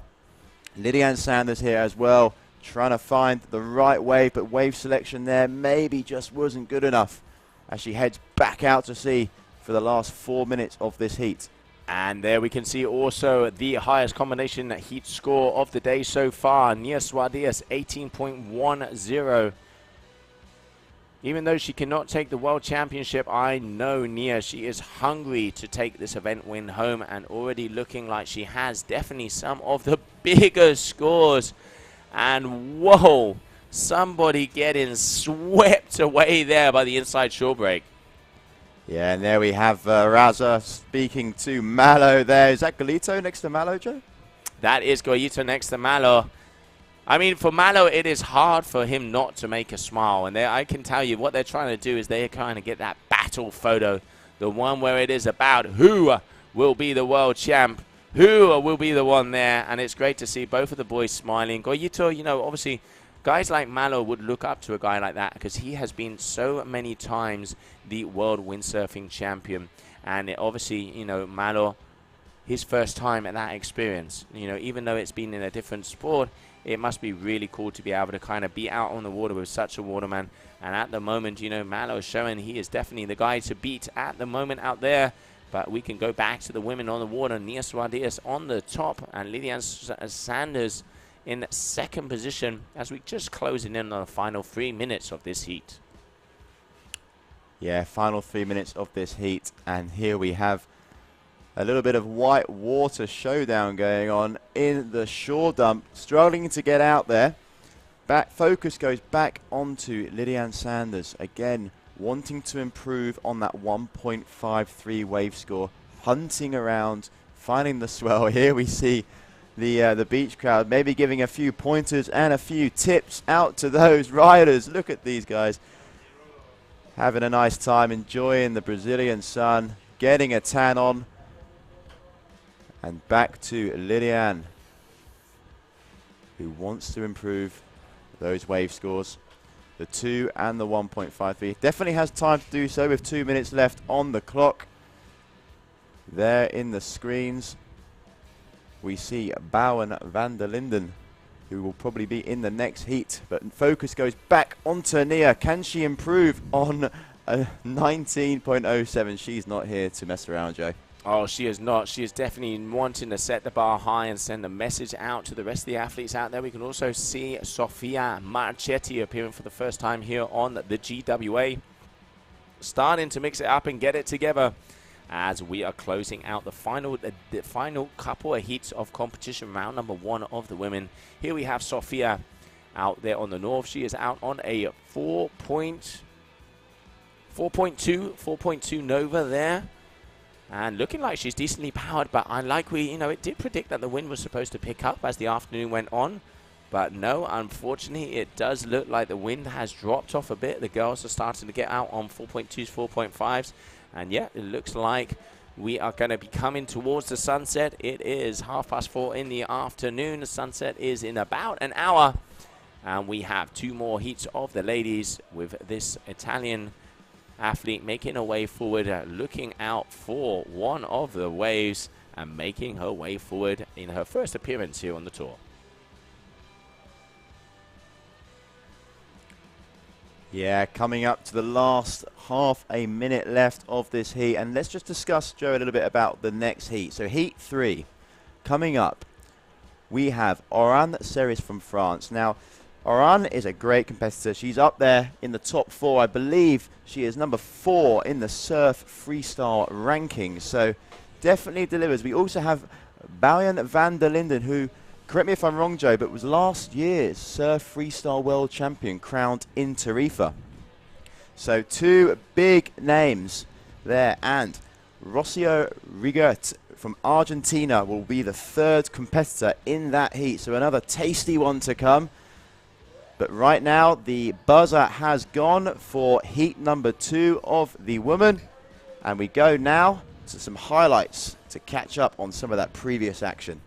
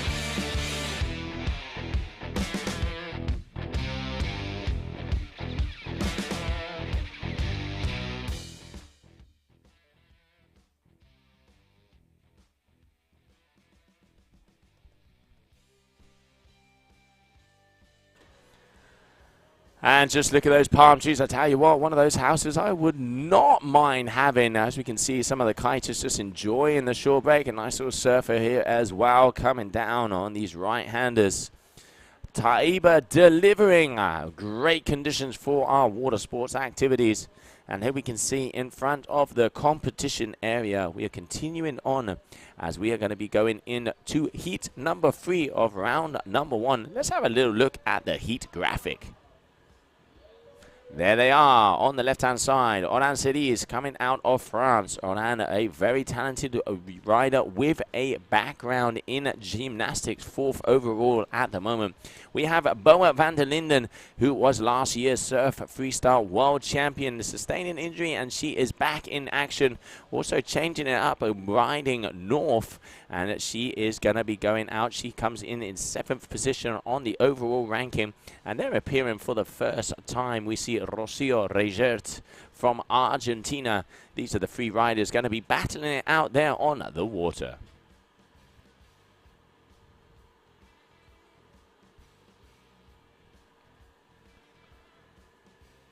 And we're just waiting to see there that yellow flag in the sky, just about to go into action.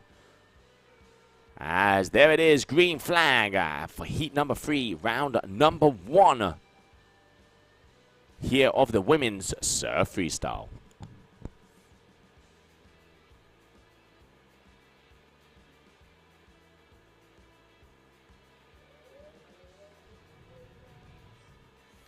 And while we get straight into the action, there we can see on your screen Oran Seris. But we're going to go down for an interview with the winner of that last heat and the highest heat score so far of the ladies, Nia Suarez. Thank you so much, Joe. I'm down here with Nia. Nia, that was a really great heat. I spoke to you earlier on today, and you said you weren't sure about the conditions here. You're not used to riding in waves like this, and you were a little uncertain. You did so well. You got the highest score of the women so far today. How did it go? I'm super happy. I wasn't expecting to ride that good because I never ride in wavy conditions. Yeah, and I'm super happy how I performed today.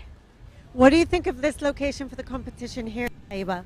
It's not the greatest spot because there's a big short break, but I had a lot of fun in my heat. Can you tell me what equipment's set up here riding, Nia? A lot of people are asking what the girls are on out there. I had my duotone wing, 4 meters, 45-liter board, and 900 for front wing foil. Perfect. Well, much good luck for the next round and amazing riding from you. Thank you. Back to Joe and Liam. Thank you, Gemma. Congratulations, Nia. Considering she was feeling a little tricky out there, she did very well. As we continue on with heat number 3, round number 3, second to last heat. At the moment, Oran Ceris, we can see with a 3.0, that lady, that is Rocio Regert from Argentina. Oran will be out there on the starboard's free wing. And Bowen van der Linden, they're just going through the top of your screen with the white out there on the north. Yeah, all eyes on Rocio here. Gets a nice bit of hang time there. Just a bit of air. Using the waves as a kicker, but not really going to get a score on that one. You can see in the background some of the men out there having fun. But focus goes on to Bowen van der Linden here, who is currently first with a 3.47. Just making use of the conditions out there. You know, getting a feel for everything. And everyone now has a score. So Iran in second place, Rocio in third.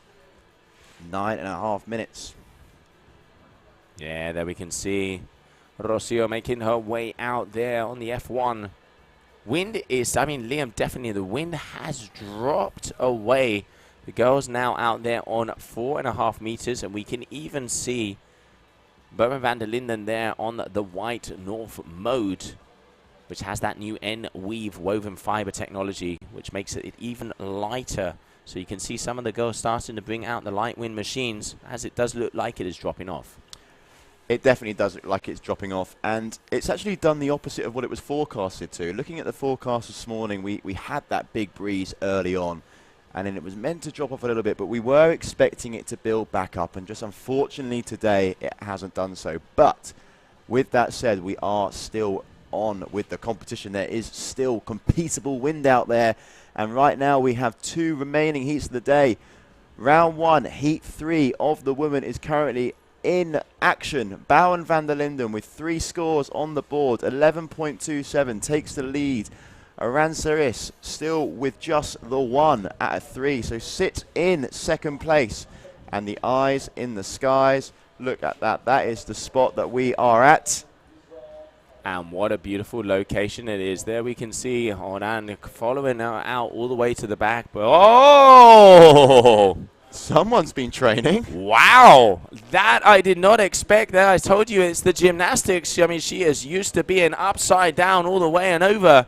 Talk about off of the kicker all the way. Got the rotation just a little bit too back heavy. But Oran said he's going for that backflip. That would have been a big move. And would that have been the first landed in competition in the women's fleet? No, it would not have been. My mistake. But still, nevertheless, a wicked move to have produced. Here we follow Rocio, who's just going upwind on the strike F1. Nice and blue will not be missed. A little bit of hang time there as she heads out, using the waves as a slight kicker. Bit of pumping action going on there. It's definitely a little bit light, but now Bowen van der Linden making use of this wave. Let's see how she goes.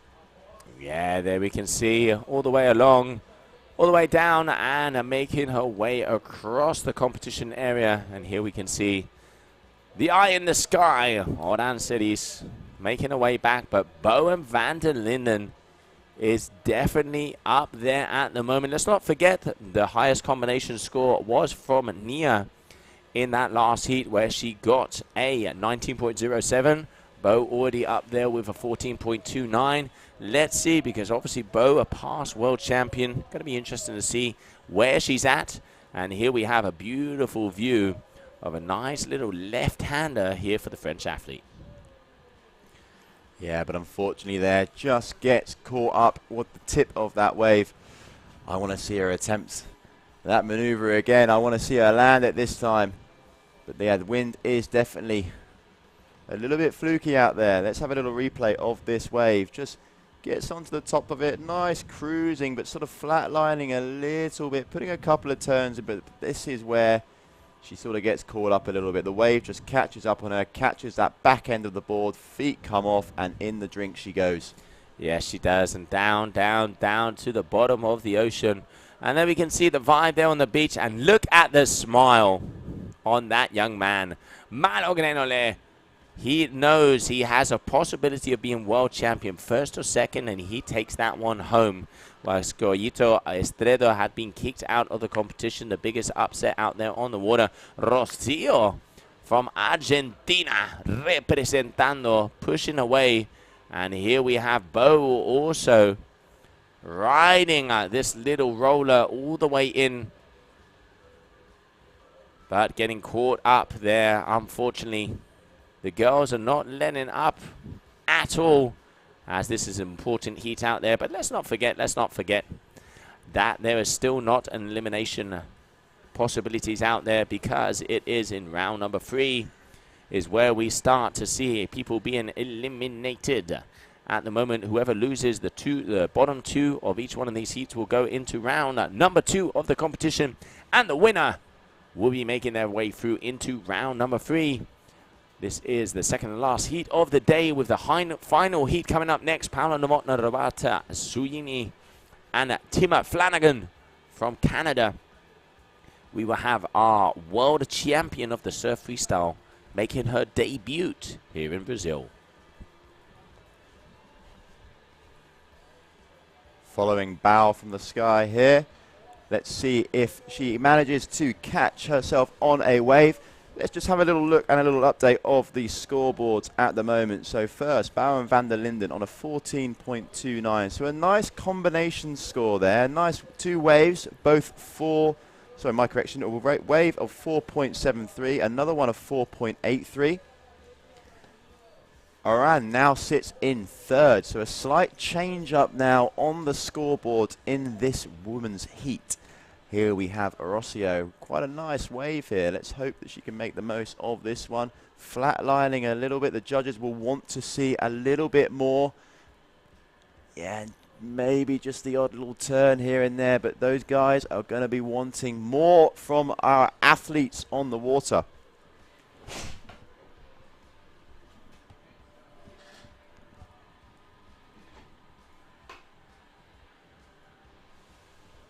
Coming up to the final 3 minutes of this heat. Comfortable lead for van der Linden. Rocio needing an 8.69. Sorry, a 9.96 to take the lead.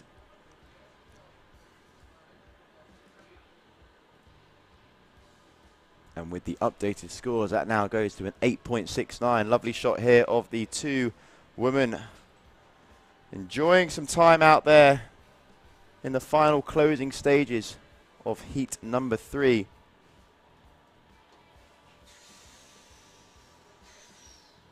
Van der Linden pumping her way onto this wave. Catches the nose a little bit and goes down because unfortunately can't quite get back down on that wave. 2 minutes, 20 seconds remaining.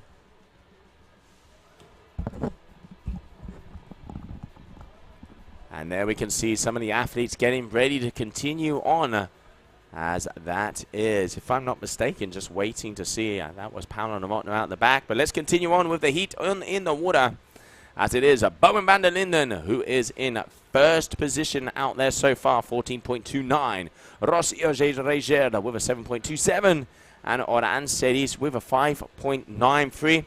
And Liam, am I going to see it? I want to see a backflip. I want to see a backflip. You and me both, Joe. I want to see it too, because that attempt was so close, and I reckon she has the minerals to deliver it. With 1.5 minutes left, I would like to see that backflip attempt one last time before the day is over. And if not, I want to see it from Paula in the next heat. Yeah, I mean, you said you had a little chat with Paula at the beginning of this event. Tell us what she was saying. Yeah, I did. I caught up with Paula actually in the lagoon beforehand. And, you know, super stoked on her win previously in the event in Tarifa, but came in and I actually said to her, I want to see a backflip this time from you. You know, backflip, back loop, give me something special. And she said, you know, given the conditions, she would go for it 100%, but wanted to be in a winning position. So being comfortable in the lead and in the win would be the chance where she would go for it.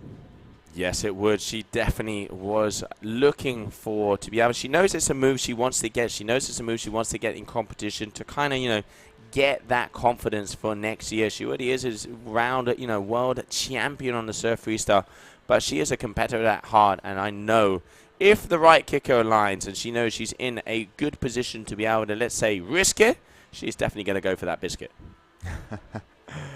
Yeah, she sure will go for the bicky. And now we follow Rocio, who's in the last 20 seconds of this heat. Can we improve on the 1.67 wave score that she already has on the cards?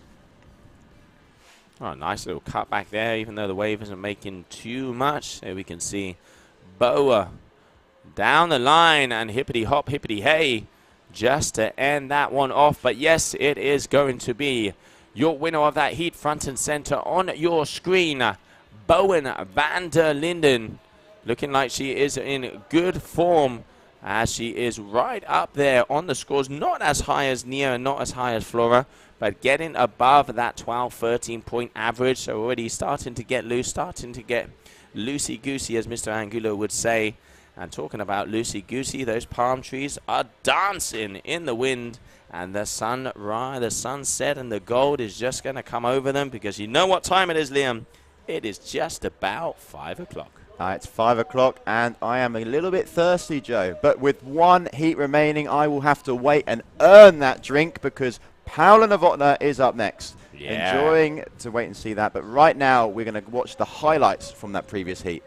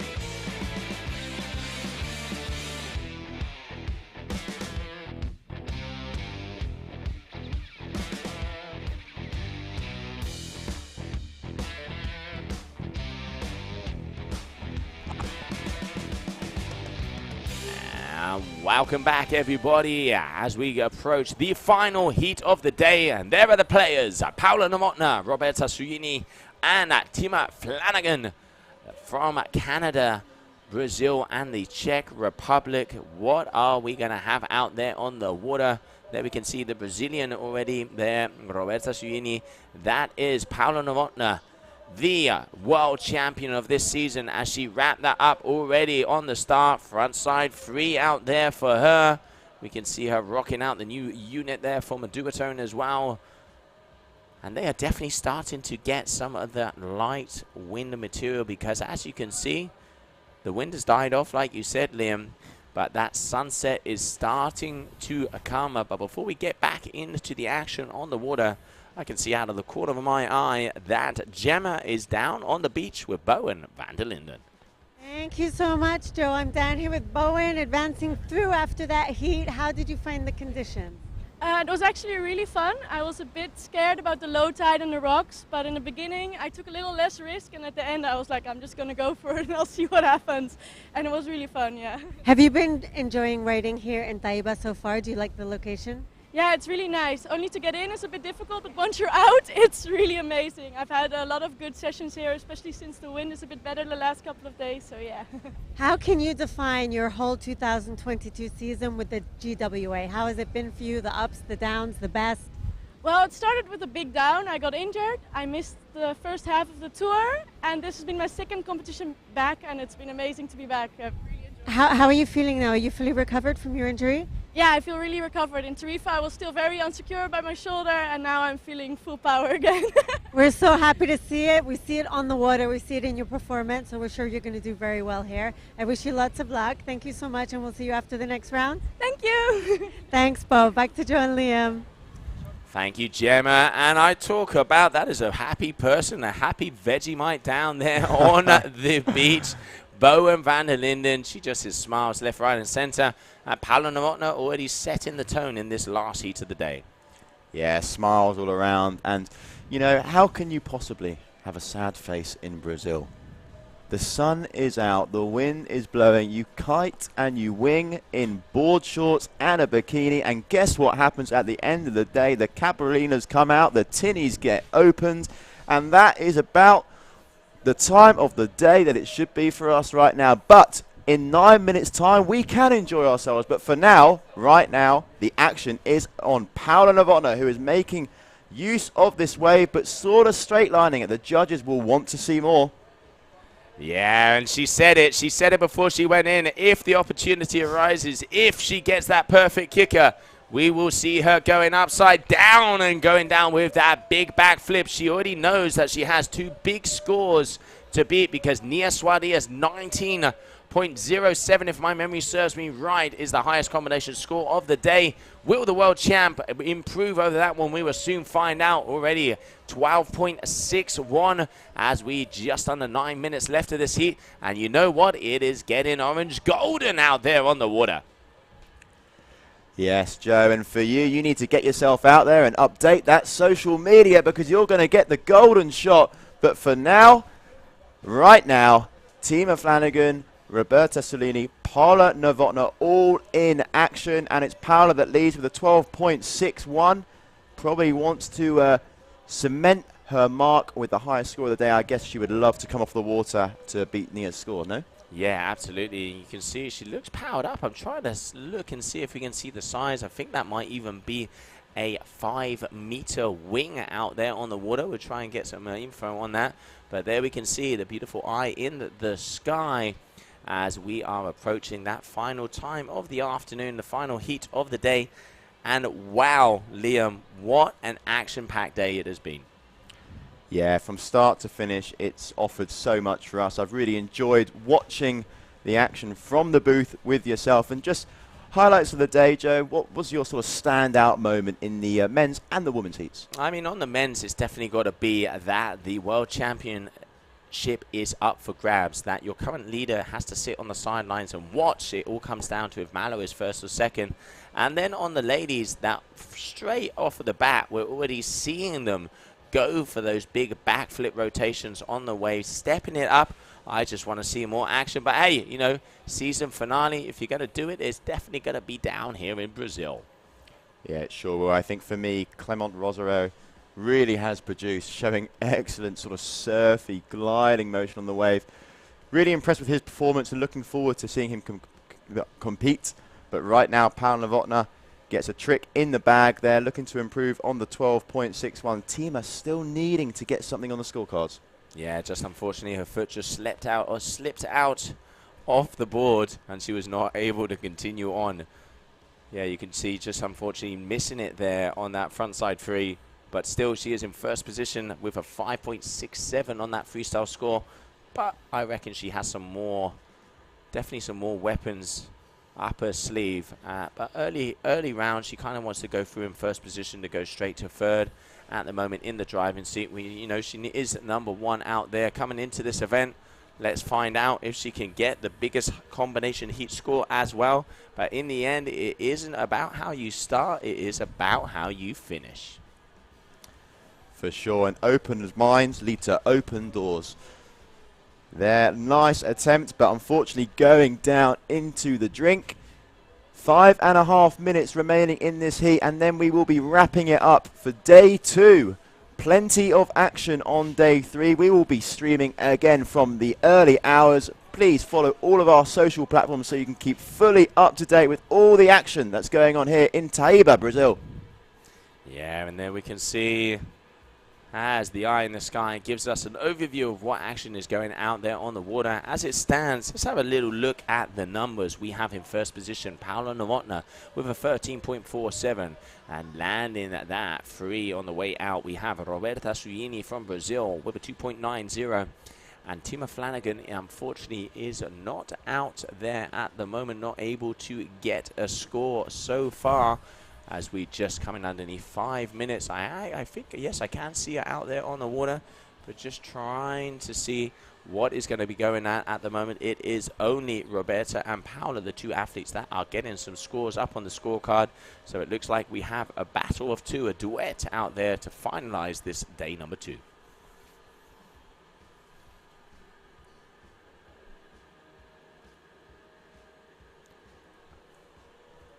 Okay, Paula Novotná, 14.87, still has 4 minutes to play with. I think she's just enjoying herself out there, getting used to the conditions.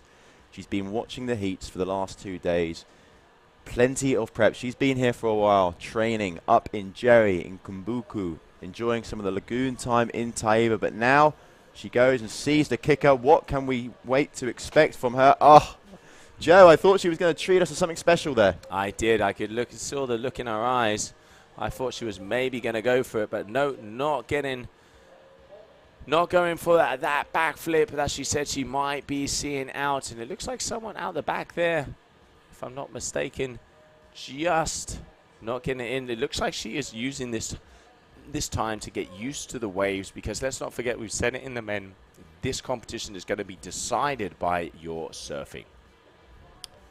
Yeah, it's a different kind of toss-up for us with location-wise, because really it's the only location this year where the wave element of the surf freestyle is sort of more important, let's say, over the sort of surf freestyle maneuvers.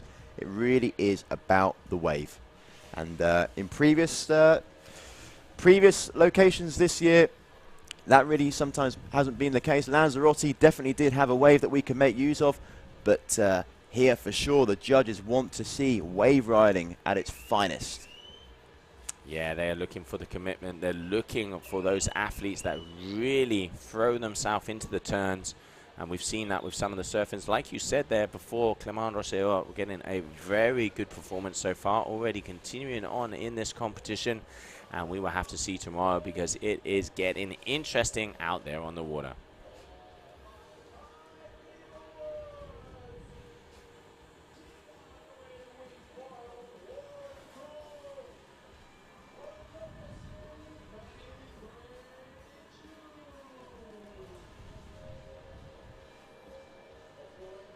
And a Paula Novotná here, just easing. Like you say, I reckon she's just getting used to the conditions out there. She knows she has first spot. Not going to be going for anything too risky. Not going to be going for anything too big here on this first day. Oh, wait a minute. She is pumping, getting a little bit of speed.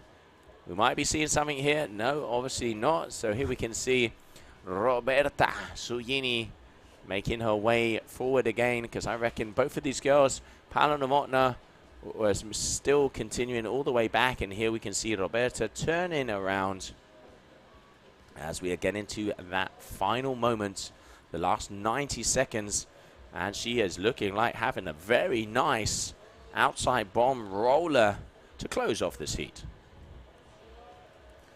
Yeah, she was looking to tease us there. We were thinking she was going for the big jump, but really I think what you said, Joe, was bang on the money. She's using this heat to just get used to the waves, find the conditions, you know, just benefit from everything that's going out there. This is a warm-up heat for Paula. Yes, it is at the moment as we go into the final minute. Oh, watch out. going for the frontside free. Let's get a replay of that last one. That was very close here from the Brazilian. There it is, pops it out, gets the height, nice, tweaks it over, wraps it around, just not fast enough there on the rotation, missing a few degrees on there on that spin.